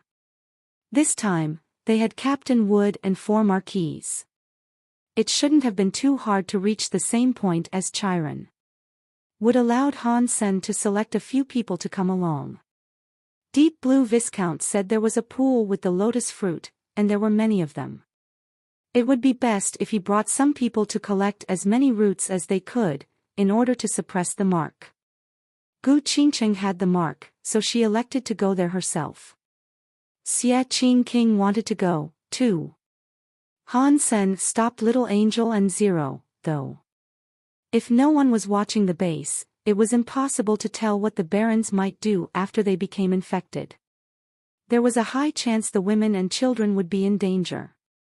This doesn't seem too bad. We can eat the roots as soon as we get them, Han Sen thought to himself. Aside from them, Han Sen picked 10 barons to go with him. They could help gather the roots, at the very least. There were so many of them, and their time was almost up. If they couldn't get to the bottom of the issue, they'd have to bring a lot of the roots back. Han Sen brought Lake Viscount with him, as well. With Wood there, he wouldn't dare to say no. On their way to the palace, egg marks appeared on the foreheads of both Little Silver and Xia Qingking. It was very worrying. Lake Viscount gained it, as well. Xia Qingking held up a mirror to examine himself. He kept looking at it, and with a dire expression, he said, "So D***mn ugly. The mark could at least be a flower or something. Having an egg on my head makes me look stupid." Han Sen couldn't believe that was precisely what Xia Qingking was worrying about. Little Silver was lying on Han Sen's shoulder, not having any particular sort of reaction. With Captain Wood leading them, they had no trouble on their journey. The power of 4 marquis had already scared off most of the xenogeneics nearby. They didn't bother killing any lower-class xenogeneics they saw along the way, as they were focused on reaching the Raven Palace as soon as they could. They came to a valley, and Captain Wood cleared out the xenogeneics that were hanging around. Deep Blue Viscount followed closely, and spoke while pointing at a mountain. "The entrance is here. This is the peak. This is not an illusion. But there is no door. Are you sure this is the place?" Captain Wood asked with a frown. "Yes, I am sure of it," Deep Blue Viscount said, as he trotted up to one of the mountain's cliffsides. He searched the wall for a while, and eventually, pushed his hands firmly against a rock. After Deep Blue Viscount pressed it, he returned to Han Senator, and then, a boom noise sounded swiftly after. A few hundred meters of mountain began to sink, as a higher peak began to rise behind it. There was a door on its stone surface, one that was massive. Han Sen and everyone else were in shock. The place had a grand, powerful atmosphere, which spoke volumes about how scary the ravens might have been, once upon a time. "How do we open the door?" Captain Wood asked Deep Blue Viscount. Deep Blue Viscount said, "You just have to push it open. That's how I slipped in and slipped out." Captain Wood signaled for a marquise to push open the stone door. It was dozens of meters high, but the marquise was able to open it with a light push. There was no need for much strength. What resided beyond the stone door was equally impressive in size. Many palaces were visible inside, and the buildings extended until they vanished into the distance. "Master, you must follow behind me," with a gap of about 3 meters. Captain Wood stared at Black Steel with a serious look. And after Black Steel agreed, the team was allowed to enter. The palaces were all connected. They were all built from stone, but they were so old, they looked very rustic and primitive. Even with the protection of the mountain, they looked poorly kept. Han Sen saw a multitude of carvings on the walls, depicting bird-like creatures. Large bird statues stood on both sides of the plaza. "Deep Blue Viscount, will there be danger up ahead?" Captain Wood asked. Deep Blue Viscount gave a wry smile. "Many warriors died before I entered, but by the time I made it in, all was fine. Maybe when Chiron Earl went in, they destroyed any traps left behind by the Raven," a marquis suggested. "That could be true, but even so, it is best to remain vigilant. We cannot drop our guard for a single second. Captain Wood was speaking with a deep, authoritative voice. The group of them followed behind Deep Blue Viscount as they moved forward. It wasn't long before they stumbled across a pile of bony remains. They definitely belonged to Rebate. They must have been part of the previous group. Captain Wood checked out the bones, and noticed the skulls each had a large hole in them. They were so big, you could squeeze a clenched fist clean through. The team kept traveling. Their path had proven to be surprisingly uneventful. Aside from seeing the odd pile of bones here and there was nothing that posed an actual threat. Han Sen thought things over as he walked. Weird. It looks like this place has not been visited by anyone in quite a while. And there are some creatures outside that could most certainly not have been dealt with by a Viscount. How did Wind Viscount get into this palace and get himself infected with the Raven's mark? Although there was no danger, Captain Wood was being careful, nonetheless. He didn't speed up on his way, he remained at a slow and steady pace. After they walked a dozen miles, they went past a temple that had also been constructed from stone. Their eyes turned bright when they soon saw a pool of lotuses right next to it.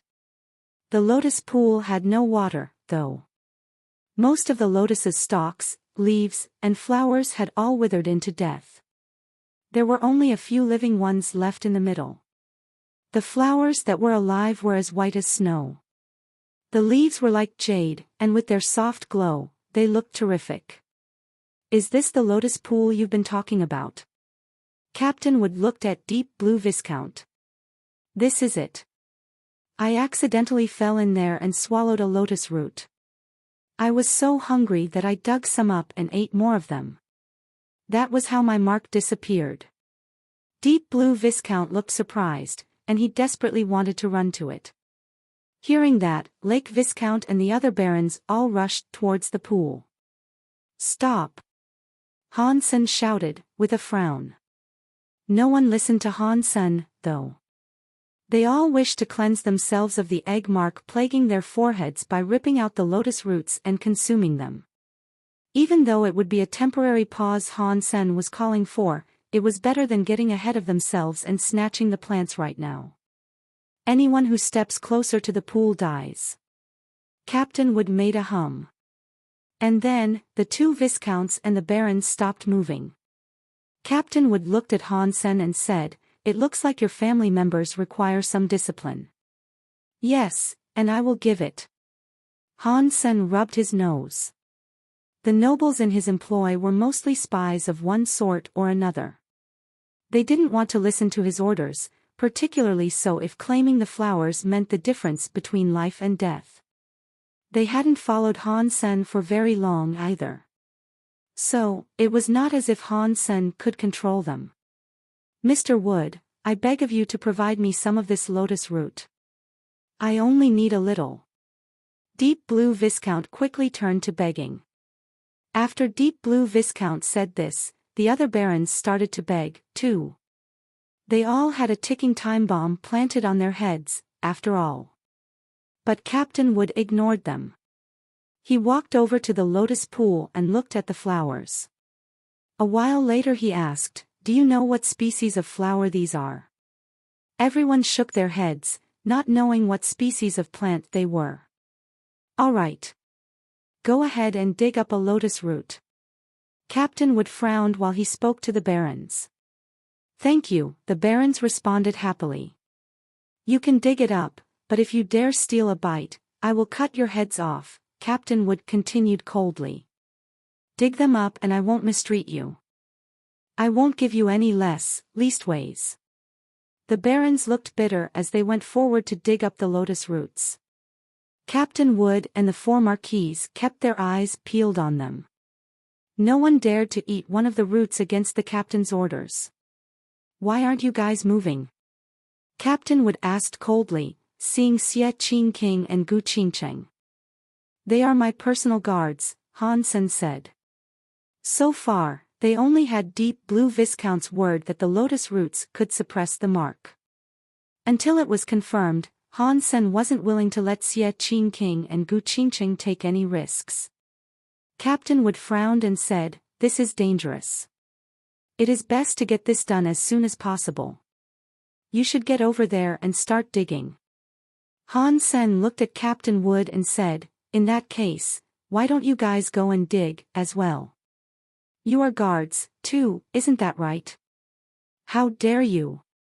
You cannot compare us to them," exclaimed an infuriated Marquise. Captain Wood looked at Han Sen darkly and said, "They are guards, but they have a different master." Han Sen understood Captain Wood, but he didn't change his mind about anything. He said, "It is different, but I think mine are more important than you are. Dig it up if you want, but I will distribute the work of my people how I choose to." Captain Wood looked glum, but Black Steel chimed in to say, "Captain Wood, this is Han Sen's place. And they are indeed his people to command. Please watch your tone. Little Master, we are responsible for this. This is about the safety of the rebate and Narrow Moon as a whole.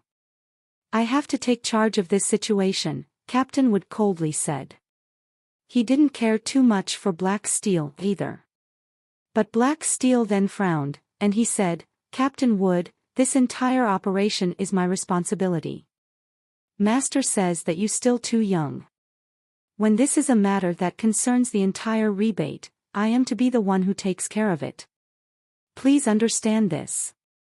Captain Wood bowed down in respect to Black Steel, but he obviously wasn't willing to relinquish his authority in this scenario. "If things are indeed like that, then we will go our separate ways." Han Sen then took off, going in a different direction. "We're going to do things however I say we're going to do them. Without my explicit order, no one here works alone. If they do, I will kill them." Captain Wood spoke, as the Marquise swooped forward to block Han Sen's passage. "Wood Duke." Black Steel looked extremely grim. "Please forgive me, little master. This is an important time." Captain Wood and a few of the Marquise bowed to Black Steel. But even so, they still held their knives to Han. "Senator, you guys stay here and do not run off. Otherwise, don't blame me for what happens next." Because of Black Steel, Captain Wood did not force Xie Qingqing and Gu Qingqing to dig. The flowers were soft, and the excavation work was not difficult. The barons were able to dig up a lot of lotus roots. They were as white as jade and as thick as a baby's arm. The dusting of dirt that remained on them made them look strong and nutritious.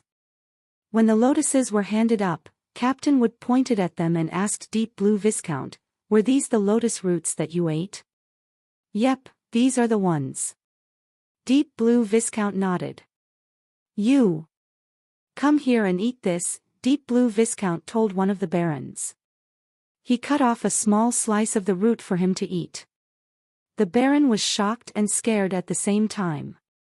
He was the only one who had been given permission to eat it, and yet he hesitated. "Eat." Captain Wood coldly looked at the baron.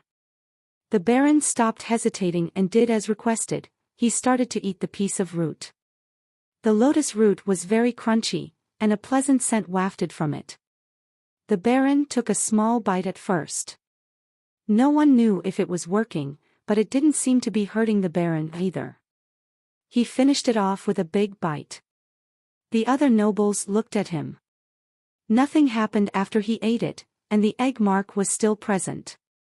Captain Wood kept his eyes fixed on the baron, and after a while, the baron's face turned green. It looked like the baron was freezing.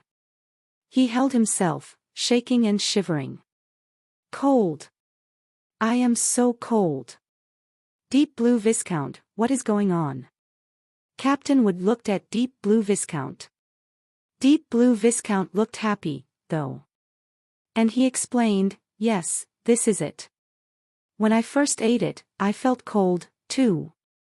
He'll be fine in a second, you'll see." "How long precisely?"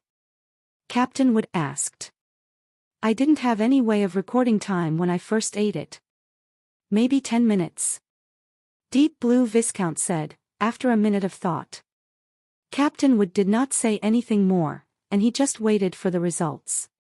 10 minutes later, the Baron's chill began to subside, and he started to look better. The egg shape on his forehead became lighter. It had become just a mere shading on his forehead now. "Hurry and dig the rest of them up," Captain Wood chided them.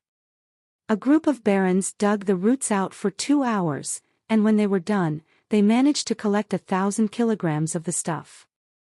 Captain Wood took some, and gave the rest to the barons.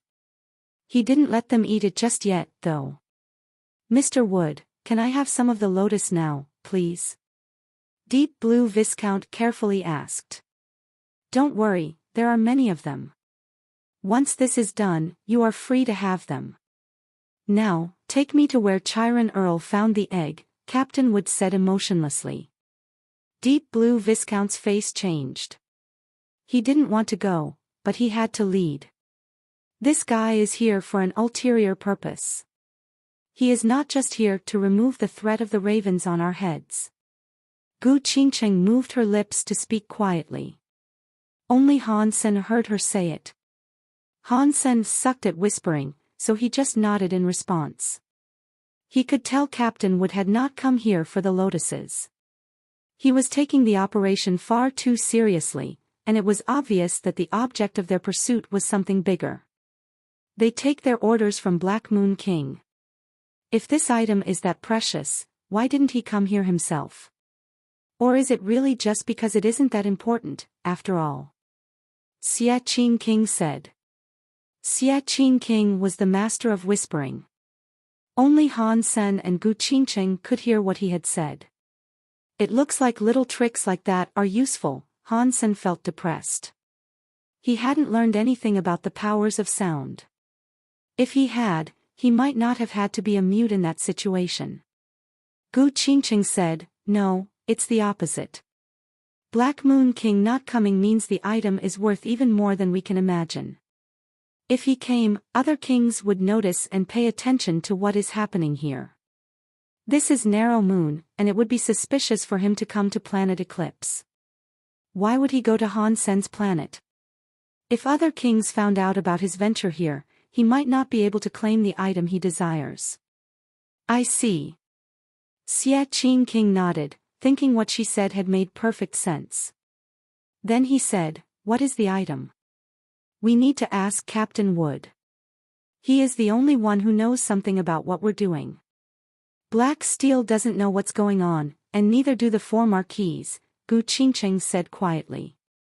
A group of people followed Deep Blue Viscount as he led the way to the palace. Suddenly, Han Sen felt as if something on his back was moving. Han Sen pretended to fetch some water, so he could reach around and feel his back. It was the box with the steel feather inside. It was moving. Han Sen hadn't told Captain Wood he had found a steel feather on Wind Viscount's body. He had put it in his backpack, worried that it might cause trouble back in the base if he left it unattended. Since it was now moving around for no reason, it appeared that his worry had been valid. The further they walked, the shakier the box became. Luckily, there was a bag covering it, so no one had noticed it yet. Walking through a number of stone halls, they soon arrived at a plaza. Scattered around it were a number of crumpled skeletons with their skulls blown wide open. There was also a big black egg there, too. Deep Blue Viscount was scared of the big black egg. His legs went soft as he stood right outside the plaza. Captain Wood, on the other hand, looked delighted. He commanded the nobles to go forward. Even Deep Blue Viscount, whose resolve had dissolved, was pulled forward by the marquis. One of the marquis threatened Han Sen, trying to get him to move across the plaza. Together, they all approached the big black egg. Han Sen did not think that the egg was the reason for the feathers shaking. When he got closer to the big black egg, the steel feather did not have a stronger reaction. It only grew stronger when he moved forward. What is this steel feather? Is it a feather of a raven, perhaps? Or is it one of their crafted treasures? Han Sen guessed to himself. If you found the source, Then go ahead and break it, Han Sen said. Captain Wood coldly looked at Han Sen and said, break it? How about you go ahead and give it a try? Han Sen pulled out ghost teeth knife and gave the egg a firm whack. A metallic noise rang out, amidst a flurry of sparks dashed across the shell of the egg. Even so, no mark was left. Han Sen was shocked, and he said, this egg is that hard? He could not use ghost teeth knife's full power. But with the sharpness, he should still have been able to leave a mark on Earl Geno armaments. It was just an egg. There was no mark at all, though. It was a testament to the shell's sturdiness. Captain Wood, can you destroy it? Black Steel asked. Little master, while I am a duke, I cannot destroy it. The only way to do this is to move the item back to the palace, Captain Wood said politely. You think your lie will fool the kid? Xie Qingking smiled. Captain Wood's expression hardened as Black Steel immediately asked, Captain Wood, why did my father send you here? For what purpose? Black Steel was not stupid. He knew Black Moon King wouldn't have sent a duke all this way just to save Han. Senator Captain Wood quietly said, Little master, I am only here to carry out my orders. I don't know anything more. Black Steel stopped asking because he knew he would not learn anything from Captain Wood. He walked up to Han Sen and said, I apologize. I cannot believe my presence here has brought you harm instead of aid. That's not entirely true. Without you being here, we wouldn't be standing where we are. Han Sen smiled, looking as if he did not mind. Black Steel looked at Han Sen solemnly. Do not worry. For as long as I am alive, I will not allow any harm to come to you. The only way you'll suffer is over my dead body. Black Steel spoke to Han Sen, but he also said this as an indirect warning for Captain Wood. Captain Wood heard what was said, and so he smiled and said, Little master, you worry too much. Han Sen is Knife Queen's student. I wouldn't dare hurt him. We are here to finish the mission, not bring harm to anyone. Captain Wood's voice then turned cold, and he went on to say, but if someone does try to stop us from fulfilling our task, we will not show mercy. Captain Wood then told a few of the barons to help carry the egg towards the palace. Deep Blue Viscount's legs were shaking, and he was almost too scared to point out the next few directions. Black Steel, what do you know about the raven? Han Sen talked to Black Steel as they continued walking. He earnestly believed Black Steel had nothing to do with Captain Wood's plans. A man like Black Steel wouldn't do such a thing. Black Steel briefly dropped into thought before saying, the rebate have ruled Narrow Moon for 1 billion years. I don't think anyone knows exactly what happened when we conquered it. All that I know is the general stuff you learn in history books. They glorify our race, however, so it's easy to see that some of it is fabricated. What about the raven?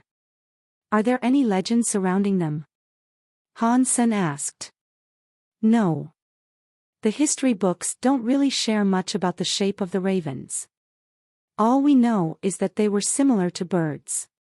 I scoured the information we have about the ravens, and I learned where the mark of an egg came from. As for the ravens themselves, there is next to nothing in our records. Or at least, out of what we know concerning their presence in the rebate system. Black Steel shook his head. That's weird. Such a powerful xenogeneic race was wiped out by the rebate. Why is there such scant information? The writers of your history books could have at least made them out as villains. The truth seems to be the opposite, though. You guys don't even know what they look like, Han Sen said with a frown. It is weird. Black Steel nodded. Captain Wood heard every word they said, but he didn't stop them from discussing the matter. He merely hastened everyone along. Perhaps it was because Chiron Earl had activated all the traps before their coming, but there was no danger inhibiting their way as they moved forward. It was a surprisingly smooth trip. The steel feather started to shake faster and faster, and Han Sen was unsure if that was a good thing. He also had a question. We still haven't found any sign of Wind Viscount's passage. Where did he actually get infected? After walking for half a day, they eventually found themselves standing before a palace. This palace looked different from the other palaces. The others were made of stone, but this one was built from purple copper. It looked very mysterious. Outside the palace, glazed across the walls, were paintings. They mostly depicted a number of creatures with human bodies and bunny ears. They were obviously the rebate. In those paintings, the rebate were not standing in positions of honor. Rather, they were pulling a strange cart that looked like a carriage. They were doing manual labor, like beasts of burden. Han Sen was interested in those paintings. He kept looking at them, fascinated by the depiction of rebate being slaves. But in the paintings, Han Sen could not see what beings had enslaved them. The carriage, and the slave masters that it held, were all enveloped in bright light. So much so, you could not identify the beings inside it. You! Open the door. Captain Wood pointed at one of the barons as he spoke. I'm sorry. That baron suddenly kneeled, planted his face down to the ground, and started to kowtow. He did it so vigorously, his forehead began to bleed. Catcha! Captain Wood cut the baron's head clean off, and emotionlessly spoke to another one of the barons. You! Now you go and open the door. The baron's legs were shaking. He didn't beg as the previous baron had. Instead, he slowly approached the door of the palace. His trembling legs brought him closer and closer to the door, and when he was near enough, he extended his shaky hands. With little to no strength, he pushed against it. The door did not budge. Use strength. Captain Wood shouted. The baron shoved forcefully against the door, but still, there was no response. Deep Blue Viscount, how did Chiron Earl enter? Captain Wood asked Deep Blue Viscount. Deep Blue Viscount, ever since he had returned to this place, had looked quite pale. His lips shivered as he tried to speak, saying, he merely pushed the door and it opened. He did nothing special. He didn't do anything. Come on, man. Think about it harder, Captain Wood quietly requested. Deep Blue Viscount's entire body was shaking like mad. His facial expression screamed out the fact he was hiding something. And inside, whenever he thought about it, he wanted to faint and drop down to the ground. I guess I do know what happened, Gu Qingcheng said with a sigh. She used the voice only Han Sen and Xie Qing King could pick up. Han Sen nodded. He knew what she was thinking, too, but it was simply too cruel. What's going on? Xie Qing King was too lazy to think about it, so he quietly asked them to spell it out. Gu Qingcheng said, if I am not mistaken, Chiron Earl brought more than just Deep Blue Viscount. There might have been 6 ordinary rebate. Xie Qing King did not want to realize what she was suggesting, but he was a smart man. He understood and said, are you saying Chiron Earl brought the ordinary rebate intentionally for some reason? Their only use could have been in opening this door. Does that mean Deep Blue Viscount is some sort of key or sacrifice? That must be the reason it, Gu Qingcheng said coldly. Gu Qingcheng knew this, but Captain Wood was not dumb either. He stared at Deep Blue Viscount and said, if you tell me the truth, I will let you live. If you lie, you are going to be a sacrifice. Deep Blue Viscount's body shook even more now. With a trembling voice, he said, we need the blood of 4 rebate to open this door. When Deep Blue Viscount said that, the rebate barons were shocked. They immediately tried to run. Aside from them, only Captain Wood and Black Steel were rebate. Everyone knew what would happen to them now. Captain Wood didn't look at the rebate barons that were escaping, though. 4 of the marquis did so for him. They swiftly moved to grab the escaping barons. Then, all 4 of the captured rebate were thrown in front of the palace door. How do we do this? Captain Wood saw Deep Blue Viscount shaking like mad. Deep Blue Viscount, with his still shaky voice, said, "Make them kneel in front of the gate, and then cut off their heads. Their blood should be absorbed by the gate. Mr. Help. F***CK. I am going to fight you." The 4 rebate begged for their lives. Others were mad. Some of them wished to kill themselves. But no matter what they wished to do, they could not move. Captain Wood unleashed a power before any of them could move their fingers. They were kneeling before the door now. "Don't kill me. I am Night River King's man," a rebate baron shouted. When he shouted that out, the other 3 barons started shouting, too. They were all well known, at some level. Captain Wood ignored their pleas, though.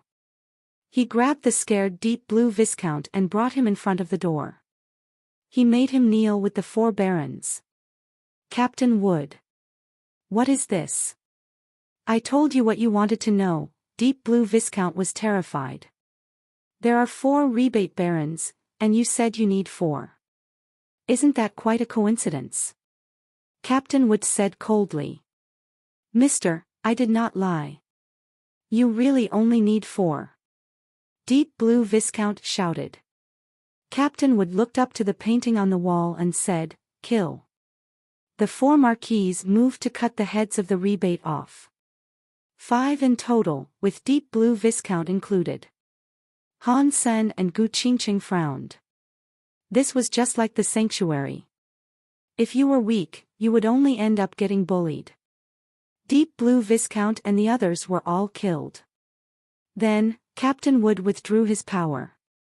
The 5 headless bodies were still in a kneeling position, as the necks squirted out blood that spray-painted the door. The blood began to float up and stain the markings across the door, before being wholly absorbed. The 5 headless corpses continued to squirt blood ceaselessly. It was a creepy thing to see. The barons had killed before, but seeing this, it made their legs grow soft. Catcha! The 5 bodies shriveled up as all their blood was drawn into the door. The bronze door turned red, and then, it made a sound. It was just a sound, though. The door did not open. The 5 bodies were all dried up now, lying on the ground. They were like husks, devoid of any fluid. "You! Go and open the door." Captain Wood pointed at one of the barons. The baron was so scared that he wet his pants. But even so, he still walked toward the door, shivering constantly. He pushed the red bronze door open. The bronze door opened, and light spilled out of the gap. When the group saw what lay inside there, they were quite surprised. Inside, there was a small replica of Narrow Moon. Each moon had its own orbital ring, and in the center of them all, there was an orb. Like a sun, it gleamed brightly. That was at the center of the purple bronze palace. Han Sen was shocked. Other than the strange solar system within, the purple bronze palace was empty. Countless moons orbited a sun, and they looked like they had been there for a long time. The baron that opened the door stood where he was, as Captain Wood excitedly moved forward to push him out of the way. He walked forward, and the 4 marquis followed. Han Sen thought it was strange that they suddenly seemed braver. They hadn't sent their cannon fodder in first in case there were traps. It didn't seem like a very Wood thing to do. And as this strange feeling continued to permeate Han Sen's temperament, Captain Wood kneeled in the air like a knight. As he faced the sun, he said, "Lord Sky God, greetings from your most loyal rebate slave." Han Sen felt his eyeballs bulge in their sockets, and it seemed like everyone else was equally surprised. He thought there was going to be a fight, with the situation changing so suddenly. "It looks like the god that the rebate obey is the sun." "It is no wonder it looks like that," Gu Qingqing said quietly. Han Sen understood what she was saying. No wonder the rebate didn't have accounts of their victory over the ravens. It did not look as if they had beaten them at all. If the rebate had won the war, even if the enemy had been weak and pitiable, they still could have claimed that it was a heroic and noble victory. There was only one possible reason for the rebate: to avoid talking about their victory over the raven. They hadn't actually won. Something must have happened to the raven, providing the rebate a fortunate opportunity to steal Narrow Moon for themselves. Whether or not the raven had completely disappeared was something they were not sure of. You guys still remember me? What do you want, providing sacrifices like that? The sun-like orb possessed an old voice. Lord Sky God, I. Captain Wood looked hesitant to say it, and his face twisted a little in the attempt to speak. Captain Wood had come here on Black Moon King's orders. The wish he had to make was something Black Moon King desired, but right now, another thought crept across his mind. His mind was in two halves, and his face looked strange. After a while of thought, he said, Lord Sky God, we require a fire seed. The sun-like orb said, you should know that a sacrifice like that is not enough for a fire seed. You will require more. When Han Sen and the others heard this, they tensed. If Captain Wood required live sacrifices, they would be in danger. But things were not as Han Sen feared. Captain Wood brought out a box. He held it up to the Sky God and said, Sky God, this is my sacrifice. The box in Captain Wood's hands started to fly. It went past a moon right towards the sun. After some time passed, Sun Sky God said, Good. This is enough. You can be granted a fire seed. After that, the sun released a small fire. It was like the light of a candle, and it flew directly back to Captain Wood. Captain Wood pulled out a black bottle to put the flame inside. He closed it, and then put it away. Thank you, Sky God. Captain Wood bowed, and then went on to ask, Sky God, is there still one more wish available to be made? No. The 3 wishes have been granted. Sun Sky God used his old voice. Did Chiron Earl make 2 wishes? Where did he get that many sacrifices?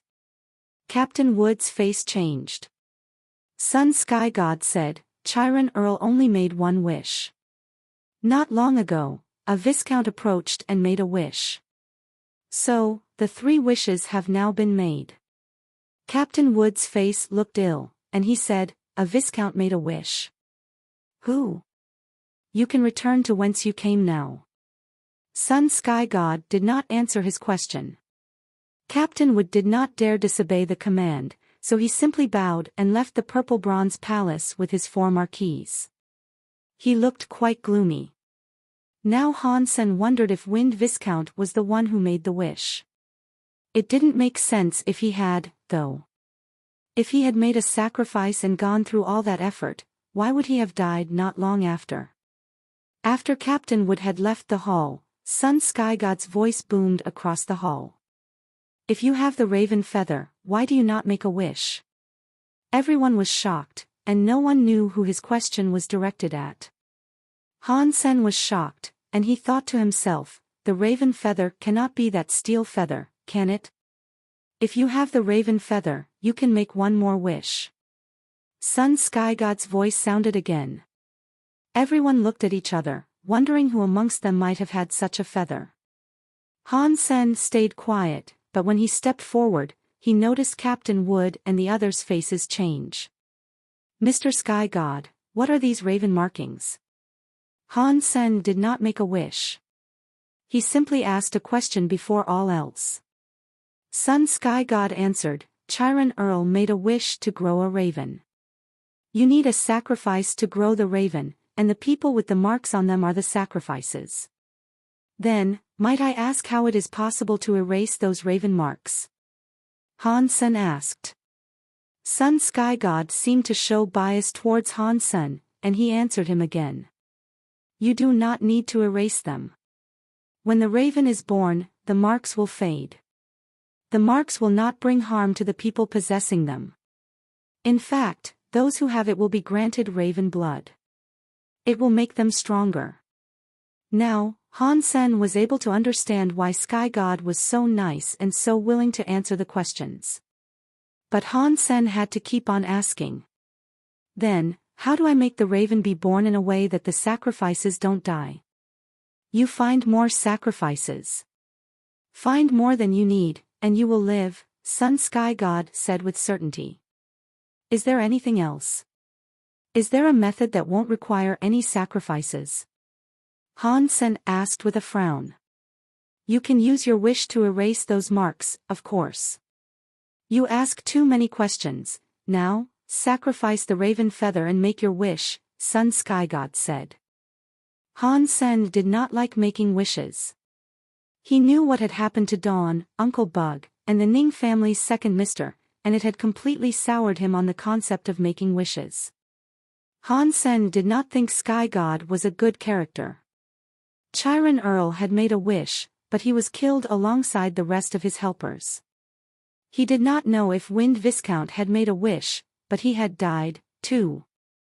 And on top of that, he had infected the rest of Han Sen's people back at base with the sacrificial marking. Han Sen did not say anything. And there were only 2 wishes he could realistically make. One wish was to ask Sky God to erase everyone's markings, but that was something that Sky God was suspiciously leading him to request. If he wasn't leading Han Sen on, he wouldn't have mentioned the possibility in the first place. Han Sen did not think he was any more important than would Duke. But Sky God had spoken a lot more to Han Sen, and so it was fairly obvious that Sky God wanted something from him. Han Sen couldn't make this wish. Even if everyone did get their markings removed, the egg was still around. The infection, in some way, would go on. And on top of that, Han Sen only had 1 raven feather. He could also wish for the raven to be born without the need for a sacrifice. According to what Sky God had told him, if the raven was born, the markings would be useless. The people with them would not be hurt, and if anything, those who had been marked would only benefit. But Han Sen couldn't be sure this was the truth just because Sky God had said so. It might just be another way that Sky God was trying to deceive him. If this was the truth, there was the whole matter of pondering what to do once the raven was born. It required a grand sacrifice for its birth, so only the gods knew how much it would later require, as it grew up. At least it wouldn't have the ability to kill, presumably. But that couldn't be known until it was born. It could actually be scarier once it was born than when it was in the egg. Wishes like that seemed too dangerous to Han Senator, but the Silver Fox, Xia Qing King, and Gu Qingqing possessed the mark. If he didn't sort this out soon, everyone here could die. Make your wish. Sun Sky God's voice boomed again, echoing across the hall. Han Sen did not bring out the steel feather yet, though. He just asked, Lord Sky God, is there anyone else like you, that can grant a wish through sacrifices? This has nothing to do with your wish, Sun Sky God said. It has nothing to do with my wish, but I had a few friends who made a wish to a so-called god. Their dreams might have come true, but ultimately, their lives all turned to misery. I am afraid of ending up like them. I don't want to make a wish and find myself unable to enjoy it, Han Sen said slowly. I am not that kind of god, Sun Sky God said. So, you are saying there are other gods like you? Han Sen's eyes turned bright. He had been looking for that god for a long time, but he had never been able to pick up on a single lead. He hadn't expected to find one here. You cannot compare those fake gods to someone like me, Sun Sky God said in irritation. Now Han Sen knew that other gods did exist. And now Han Sen wanted to know information concerning the god Sky God knew, and whether one of them was the god that the 7th team had encountered. Han Sen wished to ask something more, but Sun Sky God said, I am going to rest. Give me your feather and make the wish now, or wait another 1,000 years. I appreciate the offer. I'll think about it, and maybe I'll make this wish in 1,000 years, Han Sen said, then tried to exit the Purple Bronze Palace. When he had entered the palace, he stayed near the door. He didn't enter too far, so he thought he could bolt outside quickly enough if something bad happened. But now Han Sen noticed he had underestimated Sky God. As he tried to reach the door suddenly looked so far away. He wouldn't be able to reach it. You are a little creature no greater than an ant. Where do you think you are? You cannot come and go so simply.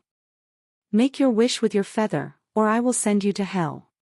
You will suffer for the rest of eternity, mark my words. Sun Sky God sounded a little peeved. I told you I have no wish to make, Han Sen responded. Then think about it, right here, right now. Sun Sky God coldly went on to say, but hurry. You might end up dying before you are able to make a wish. Han Sen frowned, not understanding what Sky God meant. But soon, he did. Han Sen's fingers and hair grew quickly. He began growing a long beard, as something else occurred to his skin. Time has sped up. Han Sen's face changed. Wood Duke and all the others were shocked. Controlling time really was something only a god could do. Han Sen looked at his body. With the speed he was aging, his few hundred-year lifespan would be over in a few hours. I am Sky God. I can do anything, if it is what I desire. Sky God sounded cold. It didn't look as if he was showing off, though. This was something ordinary for him. In that case, why don't you just take the feather? Why do I have to make a sacrifice? Han Sen's body was getting older, but he wasn't panicking yet. Han Sen had the powers of space and time himself.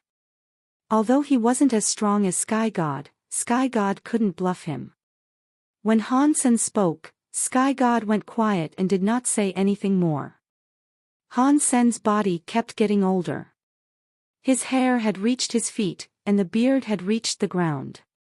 He wanted to leave the hall, more than anything. But even at full speed, he couldn't reach the door. It was always one step away from him. Old Han, I am coming. Xie Qingking shouted, wishing to barge into the hall. He did not care if there was a god inside or not. Gu Qingcheng pulled out her sword named Pure. She readied herself to help Xie Qingking and Han Sr., don't come in. I know what to do. Han Sen's shout prevented Xie Qingking from coming in. Xie Qingking stopped just short of the entrance and spoke aloud to Han Sr., do you really have a way? If you don't, I'll pull you out of there. Don't worry. I have a way, Han Sen said calmly. Han Sen, give him your sacrifice and make the wish. Do you want to die? Captain Wood said, with a frown. He is your god, Rebate. He is not the god of the crystallizers. Who said I absolutely must make a wish with him? Han Sen mocked the scenario. It looks like you really don't want to live. Captain Wood looked rather gloomy. It didn't matter to him if Han Sen wanted to live or die, but he was on planet Eclipse. If Han Sen randomly died there, under his supervision, he couldn't rightly explain to Queen what had transpired. Sky God, I am not making a wish. And I will not hand over the feather. Even if you kill me or torture me, you won't obtain it. So, come on. Give me what you've got, Han Sen said, then continued walking toward the door. Sun Sky God did not say a word. Han Sen's body was growing old very quickly, though. His face had wrinkled, and his hair had gone white. Even if you do not want to use the raven feather to save your people, aren't you interested in something for yourself? How about immortality? If you make a wish, you can live forever. Or you can become the king of some land, if you so choose.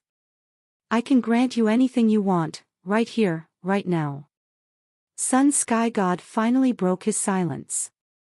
Han Sen did not respond. He continued walking away. He couldn't leave, so he just kept on going. Has someone you love died? If you make a wish, I can bring them back for you. Sun Sky God offered more, seeing Han Sen's continued disinterest. Han Sen didn't say anything to him, though. He just kept on going, as if he hadn't heard a thing. If you want to become Narrow Moon's absolute master, you only have to ask that of me. Sun Sky God's offerings were becoming grander as time went on.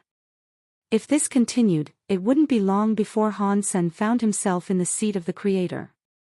Han Sen remained unfazed and uncaring. He kept on walking. He walked in the direction of the door that could never be reached. Not long after, Han Sen's hair had all turned white. His face was covered in wrinkles. He was like a dying old man.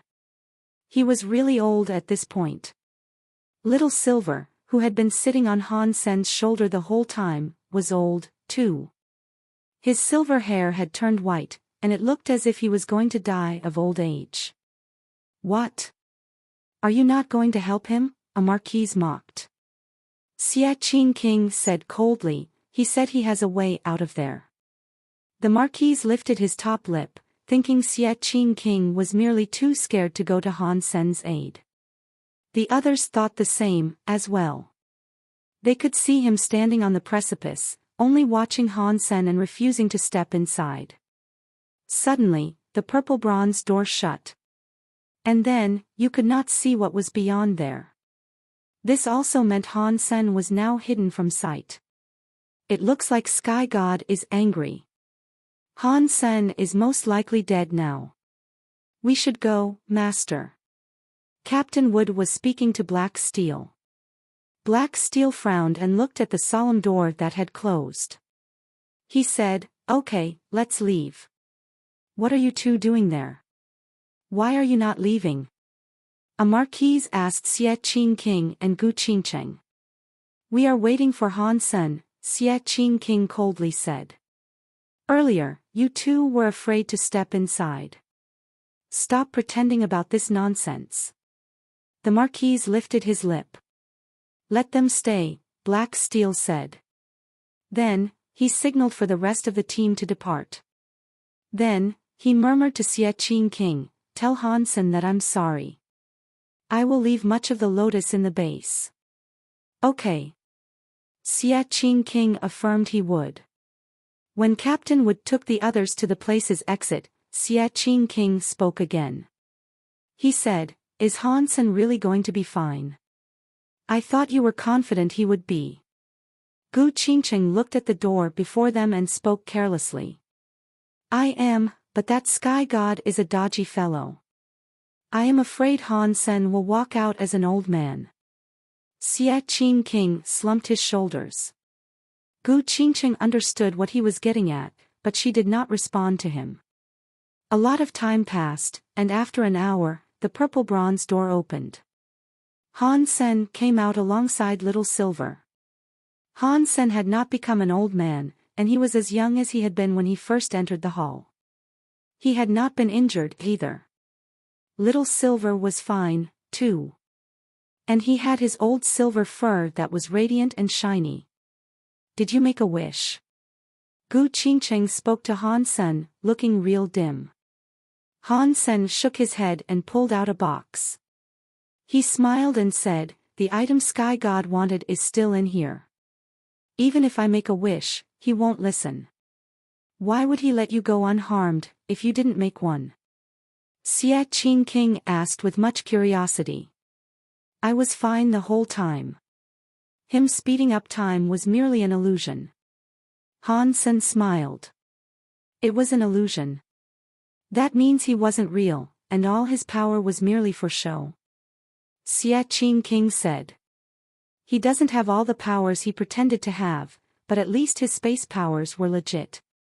Even though he is not really all-powerful, he is still at a deified level. Even if we have to fight him eventually, we cannot deal with him now." Han Sen shook his head.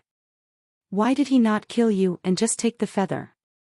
Xia Qing King could not believe that things had worked out this way. Han Sen did not answer Xia Qing King, though. He just looked at Gu Qingcheng and asked, "That Sun Sky God, was he the same god as the one you met?" Gu Qingcheng shook her head. "I don't think so. This one gave me a completely different feeling to the one I previously met. That being said, there appears to be a thread connecting them somehow. Maybe. I can't quite put my finger on it. Maybe they are both of the same kind. They must both have a limitation of some sort. They cannot just kill people. Han Sen did not continue with that train of questions, though. He just looked around and asked, "Captain Wood and the others have left?" As soon as the door shut, they took their leave. Black Steel told us he would leave some of the lotus roots for us at the base, Xie Qing King answered. I am afraid they might not even be able to leave the palace. As far as I know, those who make wishes don't meet a fond fate. Let's go. I hope we can catch up with them. Han Sen took off power walking. I don't understand. How did you know all that was an illusion? Gu Qingqing asked, matching Han Sen's speed. She had no idea it was all a trick. Han Sen did not answer. He patted his shoulder and little invisible revealed itself. Han Sen smiled. If that power was real, he should have aged, too. The three of them sped up. They chased after Captain Wood's group for a dozen miles, before coming across a body crumpled on the floor. It looked as if the person had died a long time ago, but strangely, the clothing the body wore belonged to one of the barons that had previously accompanied them. And there wasn't just one such body. A little further on, they found more barren corpses. The manner in which they died seemed to reflect what had occurred to Wind Viscount. Their heads had been blown open, leaving a gaping hole. Weird. Didn't they have the lotus roots? Didn't they erase the markings? That should have at least lasted them a good while. Gu Qingqing frowned. It looks like the lotus root might be useless, after all. Han Sen pointed to the ground. There were some remains of the lotus on the ground. And near the shreds of lotus, there was another barren corpse. The man was holding half of a lotus root, indicating he had been eating it when he died. Halfway through his consumption of the plant, part of his head had exploded. You are telling me that those lotus roots are actually useless? Xie Qing King's face changed. Maybe they're useless, but we don't know for sure yet. These guys are dead, but you guys are alive. It doesn't look like this matter is all that simple. We need to catch up with them. I hope I am wrong, of course. If I'm not, things will have taken a swift turn for the worse. Han Sen sped up on his travel, and every now and again, they would catch sight of a baron that was dead and clutching a lotus. Little Silver suddenly came to a stop. The egg mark on his forehead turned into a black bird. Little Silver seemed upset by the change, and he kept on scratching the point. My head feels weird, too. Xie Qing King grasped his forehead. Han Sen looked at Xie Qing King and Gu Qingqing. The egg markings on their foreheads had turned into birds. You guys should eat some of the lotus and stay back here. Don't follow me any further. Han Sen grabbed a lotus and passed one to Little Silver. Little Silver gobbled it up, and he was struck with that chilling sensation. Afterward, the bird on his forehead grew fainter. You guys should take more of the lotus and stay away from here. I'll go on ahead and take a look. After that, Han Sen summoned his teeth rabbit shoes and ran forward quickly. He traveled a dozen miles in a single moment. On his way, he saw the bodies of many more barons, and even one marquise. The latter was one of Captain Wood's guards. Han Sen kept going forward until he came before a palace. There, he saw something that gave him a shock. In front of that palace, the big black egg was hovering in midair. It was burning with golden fire. Below the egg, 3 marquises and Captain Wood himself were also ablaze with golden fire. They looked ready to become charcoal. Captain Wood was doing okay. His body was surrounded by blue light, and he was managing to hold off the flames. The 3 marquises, on the other hand, were truly on fire. Black steel had fallen across the stairs. The dragon-back knife was hovering over his head, as the shadow of a dragon covered him to protect him. It was holding the gold fire at bay. Bzzzt. Ghost teeth knife leaped out from Han Sen's backpack, its blade pointed at the egg. It emitted a purple mist, like the egg was a grand foe. The gold flames of the egg were approaching like a meteor. Ghost teeth knife cut them in half. But the golden flames that were cut in half continued their approach. Han Sen dodged them, then grabbed Ghost teeth knife. Ghost teeth knife could only attack. It wasn't much for defense, so Han Sen could not use it to block. It was a far cry from the dragon-back knife, which was currently focused on protecting black steel. "What's going on?" Han Sen asked, as he evaded more fire. He was wearing his teeth rabbit shoes, so he was blisteringly quick. The fire was unable to burn him. When Captain Wood saw Han Sen, who had not died or been permanently wounded from his time in that hall, he was incredibly shocked. He couldn't dwell much on the matter, given the current circumstances, however. So, he just said, "Kill the raven blood and do not let it get free. Otherwise, we are all dead." Black steel then yelled to Han Sen, "The egg absorbed Sky God's fire seed. The power of its fire is cruel and strong, you should run." Wood Duke was screaming. Eventually, he proved unable to hold back the fire, and his skin began to sear and sizzle. Han Sen wasn't keen on the prospect of saving Captain Wood, but Little Silver and the others had the mark. If he didn't destroy the egg right here, they'd all end up like Captain Wood. Han Sen's teeth rabbit shoes were incredibly fast, and with a swift move, he was able to dodge two flames. Holding Ghost teeth knife, he swept forward to strike the giant egg wreathed in golden fire.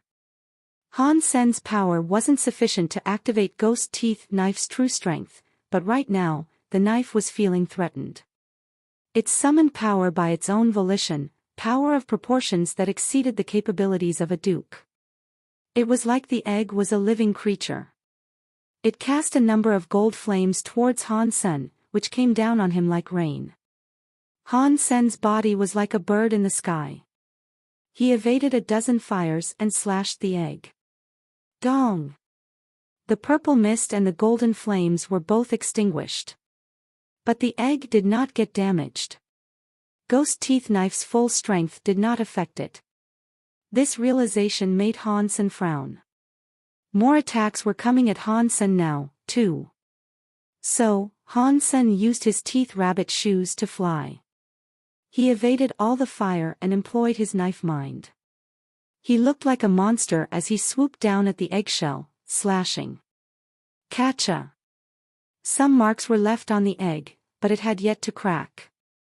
Han Sen was too weak, and he could only push his power to reach the capabilities of a viscount. If he had the power of a king, alongside that ghost teeth knife, he could undoubtedly break the egg in two. Han Sen kept moving his body, as he tried to dodge the golden flames. He was going to hit the giant egg again. When he hit the egg this time, however, there was no noise. It was like the knife found itself suddenly sticking to the egg. But when he did this, the egg itself showed a reaction, and it bounced itself away. Han Sen was delighted by this, as he had just used Yin Yang Blast. The power he used from the ghost teeth knife seemed to work. The egg backed away like it was scared. But it still carried its golden fire. It dodged Han Sen's knife, not wanting to get hit again. It was just an egg, though, and it couldn't move very fast. Han Sen, on the other hand, soared through the sky like a phoenix. Again, he slashed the giant egg. The egg jumped like a cat getting its tail stepped on. Han Sen's body was flashing in the air. When he struck the giant egg, Captain Wood was completely shocked. A speed like that, and a knife mind like that. How? Is his teeth knife mind as good as the Queen's? What is this? Isn't he just a baron? Ghost teeth knife came against the giant egg, making it swing in the air like a tumbler. Han Sen could feel the life inside it. Ghost teeth and Han Sen's knife mind had definitely damaged whatever creature resided inside. It had been a hearty blow to whatever was within. After the egg was injured, the gold fire it used took on the shape of a fiery bird. It chased after Han Sen wildly, but Han Sen still had his teeth rabbit shoes.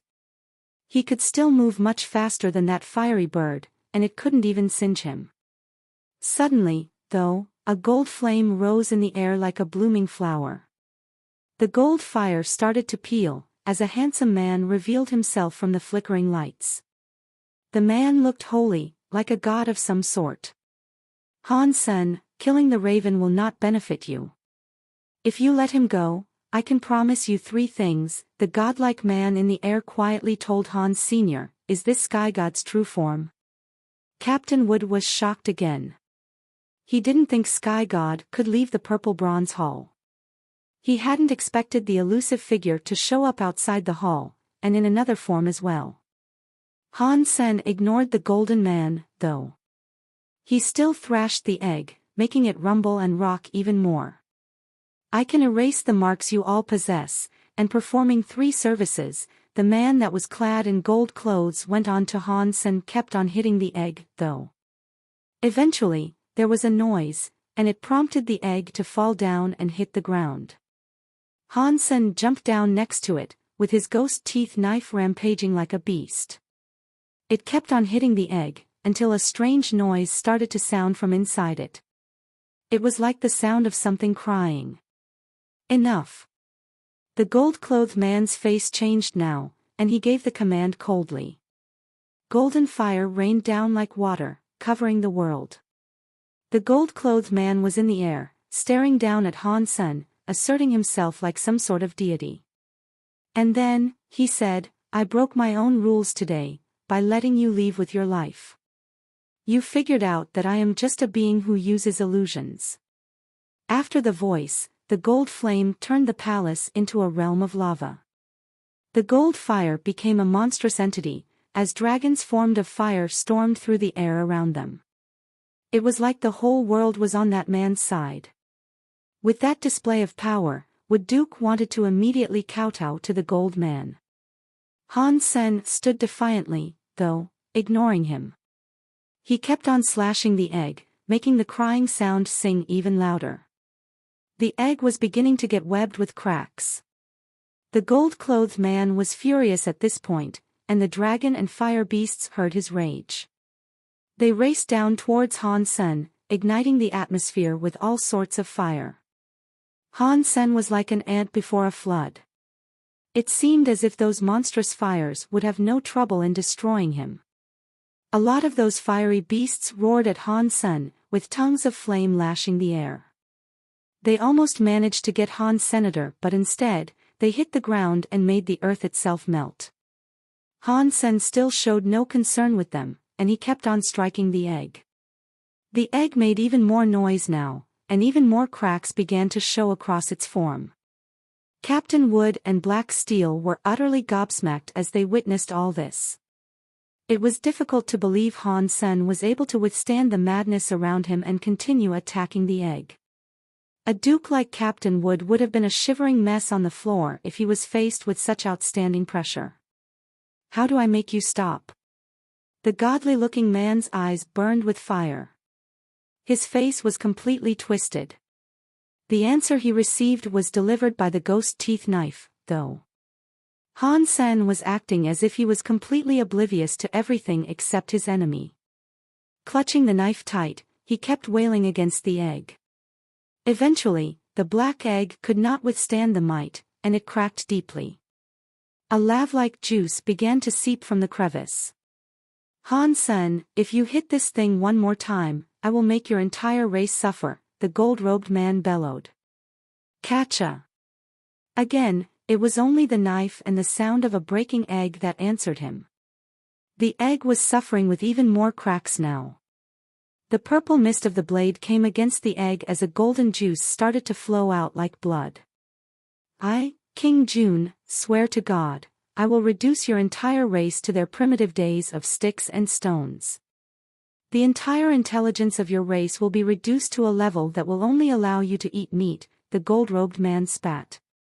The entire mountain began to rock and rumble, with the noise of what sounded like thunder. Clouds formed in the sky, and they swirled as they cast a rain of blood. It was like his vow had been answered.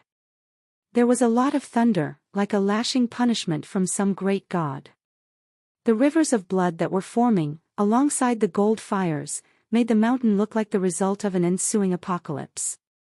A bolt of lightning exploded right next to Han Senator. The fire beasts roared into his ears, but even so, Han Sen showed no care or concern. Without a single moment of hesitation, his grip on his knife remained firm. Slash after slash, Ghost Teeth knife struck the egg like mad. The egg was covered in marks, and the flow of the lava-like blood increased. It was all over the place, along with the purple mist. It was pretty creepy. Xia Qing King, Gu Qingcheng, and Little Silver had the mark on their heads. Little Angel back at base might have had it, too. And that godlike figure that called himself King Jun did not seem like the trustworthy sort. All the creatures that had made a wish with him had met a grisly end. The only way to erase the mark now, Han Sen figured, was to destroy the raven egg. There wasn't any other way. Han Sen knew that King Jun God was limited by some sort of power, and that was why the powerful being could not fight him directly. Still, Han Sen believed that what he was doing now would yield the best results. The dragon-shaped thunder exploded next to Han Senator. The rain of blood soaked Han Senator. The fiery beasts and King Jun's roars were like curses being chanted from the pits of hell. But despite all that, nothing could stop Han Sen's ghost teeth knife. Catcha! An unknown number of slashes later, the egg cracked open, shattering into pieces. The lava-like juices cascaded out, flooding its proximity. Inside the broken egg, there was a featherless raven. A deep wound crossed its body, oozing purple smoke. The raven's eyes were partly open, but little more than slits. It looked furious, but it appeared to be suffering inside the lava-like juice. And while it seemed to be unable to stand, it lurched forward with the speed of lightning. Quickly, it came toward Han Sen, seeking to bite him with a mouth wreathed in fire. Ghost Teeth Knife looked so angry in return, with its purple mist. Han Sen did not have to activate it himself, as the blade moved for him. It was like a hungry demon, and it wanted nothing more than to kill. The raven had not fully developed yet. There were no feathers on its body, and it was grievously injured. There was blood caking most of its skin. The knife came at the raven and cut it, leaving a lesion across its flesh. The full power of a king-class ghost teeth knife only left a scratch across it, though. Han Sen kept moving, swinging his blade at the raven as he went. It was still small, and its eyes were only partially open. Its body was still naked, and its skin wasn't as firm and developed as it could be. But even so, the raven was not afraid of the assault. After the attack, it looked at Han Sen with even anger. King Jun had not said anything.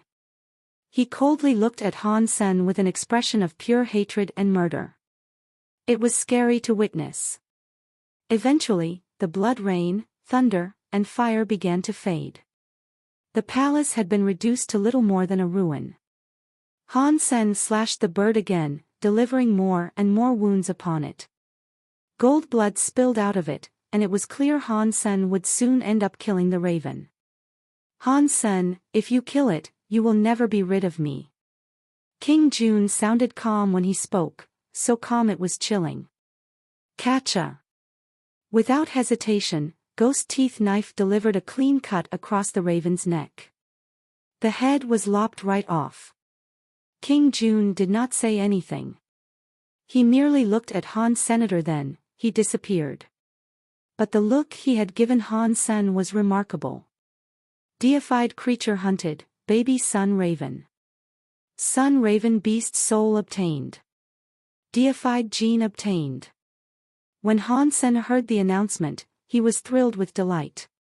When the sun raven was killed, the marks on the foreheads of the others began to disappear, too. They became gold, and then melted into their flesh with the rippling mirage of a fire. Gu Qingcheng sat down on the ground and used her qigong to absorb the flame. Xia Qing King's body, meanwhile, was glowing with silver light. Little Silver's eyes flickered with lightning. The barons at the base used their skills to absorb the mark, but the women and children were unable to. The gold blended into their skin and changed their bodies instead. Boom! The mountain continued to shake. It came from the purple bronze hall. It seemed to have erupted, and the palace came flying at them through the air.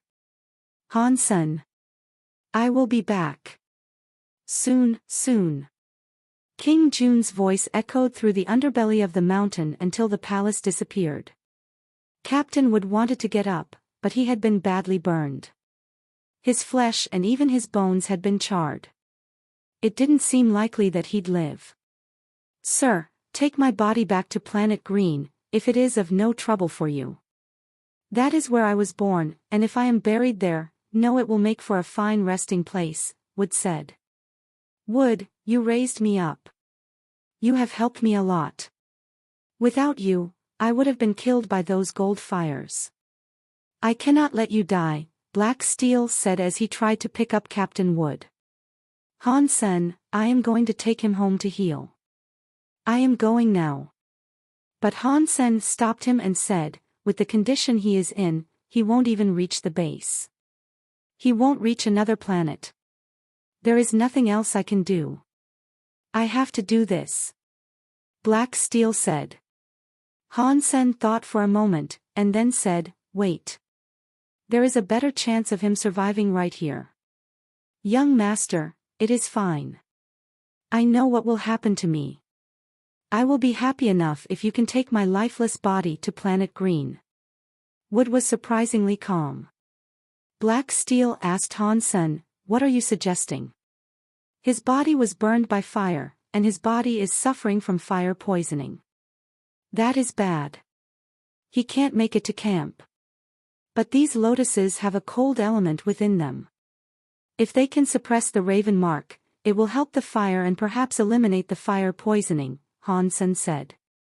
The lotuses might be able to clear the fire poisoning, but the wounds. Black Steel shook his head. That's why we'll need him, Han Sen said, then whistled to the sky.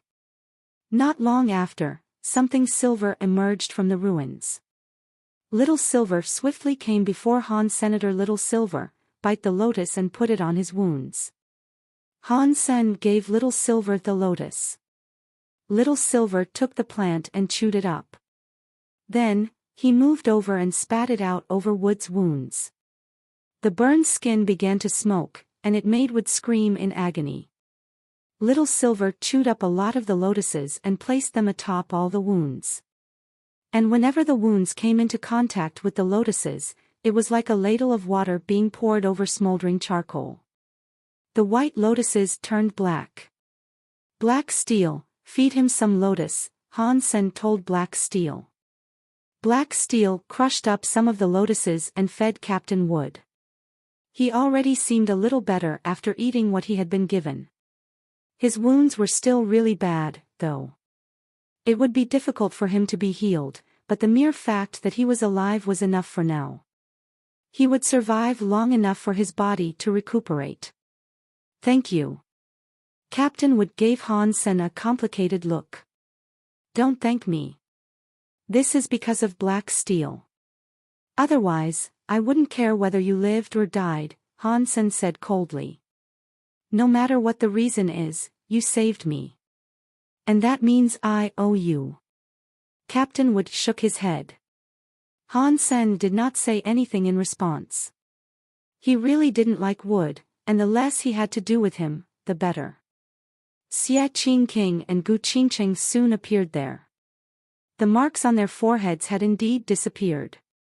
Black Steel picked up Captain Wood, and Han Sen lifted the Sun Raven's body. The entire carcass of the bird emanated a strange power. It was not as xenogenic either. Han Sen was keen to research what the thing really was. When they emerged from the mountain, it didn't seem as if anything had been affected by the events that occurred inside. The landscape was the same as it was before they entered. Back in the base, Black Steel took Captain Wood to an airship where he could heal and recover. The people in the base had lost their marks. Han Sen asked Little Angel and Zero what things were like after he left, and he was surprised to learn that a mark had appeared on every single person in the base other than Little Angel and Zero. With the crisis having come to an end, the day-to-day routine of the base returned to normal. It had been a rough period of time, though, and the base had been dealt quite a blow. There were only a dozen barons remaining, and one viscount. They would need more manpower for the future, that much was certain. Han Sen did not have the time to recruit right now, though. And at the moment, he was more concerned about how he might cook up and eat the small sun raven. He tried cooking and grilling the bird, but the meat was like steel. It certainly wasn't edible in its current condition. Han Sen took the sun raven back to the sanctuary and nothing happened. It was still not edible, so he decided to put it into storage for the moment. This is Bauer's first day in kindergarten. We have to go and accompany her, Ji Yanran said to Han Sr., sure. Ah, my cutie pie is going to kindergarten. Han Sen picked up Bauer. Bauer had grown up a lot, and she looked like an average 3-year-old now. Dad, I want to stay with you. I don't want to go to school. Bauer looked troubled. It will be hard for you to join me where I am right now. It's not a good place. When things get better, though, I will bring you with me. But for now, you should go to school, Han Sen said, encouraging Bauer. They moved to be closer to the school. Little Flower had been kidnapped by Old Cat, so Ji Yanran was focusing her maternal efforts on Bauer instead. After the formalities were conducted, Bauer was left to her own devices in the kindergarten. Han Sen and Ji Yanran did not go straight home, and instead, they walked around for a while. Han Sen, I miss Little Flower. Ji Yanran's voice was quiet. Me, too. All of this is because of that blasted old cat. But don't worry, Little Flower is fine there. Old Cat sent me some videos, remember? Han Sen tried comforting her. Once in a while, they'd receive a new video of Little Flower. It must have been Old Cat who was sending them, but he never showed up himself. Knowing Little Flower is fine is okay and all, but I miss having him right next to me. It's like there's something missing in me when he's not here. Ji Yanran was still sad. I will bring Little Flower home and skin that old cat, as soon as I am able to. Han Sen gritted his teeth as he spoke. Han Sen changed his tone and said, how about we make a Little Flower? When Little Flower comes back, he'll have a sibling. How about we make a few, so this place is more crowded? I don't want that many. I am not a breeding pig. Ji Yanran looked very angry. Where did I find such a beautiful pig? Han Sen laughed and picked her up. What are you doing? We're out in public. Ji Yanran growled. You are my wife. I can hug you, can't I? I don't care what others think of us. In the kindergarten, Bauer was sitting on a small chair. She held her jaw, looking miserable and bored. Bauer, why aren't you playing with your classmates? Are you sick? A woman teacher crouched down next to her and stroked her head as she spoke. I don't like those games. They are boring. Bauer blinked. How about I teach you how to sing? The teacher asked. What song? Bauer asked the teacher. The teacher clapped her hands and acted all cute. She said, follow along with what I sing. I picked up a coin on the road. Teacher, how old are you? Bauer asked, looking at her. 24. What about it? The teacher looked at Bauer strangely, unsure why she had been asked that question. You are so old, and yet you act cute and sing stupid songs. Poor you. Bauer sighed. The teacher's face twitched, as she was taken aback. She held back the urge to smack Bauer on the head, and simply said, I am still young. Haha. 24 is very old. Women like you are prone to say they are 2 years younger than they actually are, too. So, you are at least 25. Perhaps almost 30. I suppose you still don't even have a boyfriend yet. That is so sad. You don't have a boyfriend at that age, and you have to act all cute in the kindergarten. When you're off work, I bet you go shopping to buy pointless things and make yourself feel better about yourself. Bauer looked straight at her, and went on to say, but on top of that, your wages are probably low. I am afraid you can only buy knockoff products. If you went to a decent brand store, you could probably only afford the cheapest items, and ask for the biggest box and bag to carry it around on the streets, trying to prove to others that you exist. This D*MN kid. The teacher's face went dark, and her face twitched repeatedly. She forced a smile. It is not like that. The saddest thing was that Bauer was correct. And it made her feel extremely sad. Teacher, I think you are very good at gambling, Bauer said. No, gambling is bad. Why would I do that? Ah. The teacher's face twitched, and her smile was terribly forced. Your appearance is fair enough, but I bet at home, all you do is smoke and play mahjong. I bet the place is a dirty pigsty, too. Clothes scattered everywhere, with dirty plates molding in the sink for days. Bauer kept on talking. This D*MN kid. D*MN kid. The teacher felt as if she was about to go insane with rage.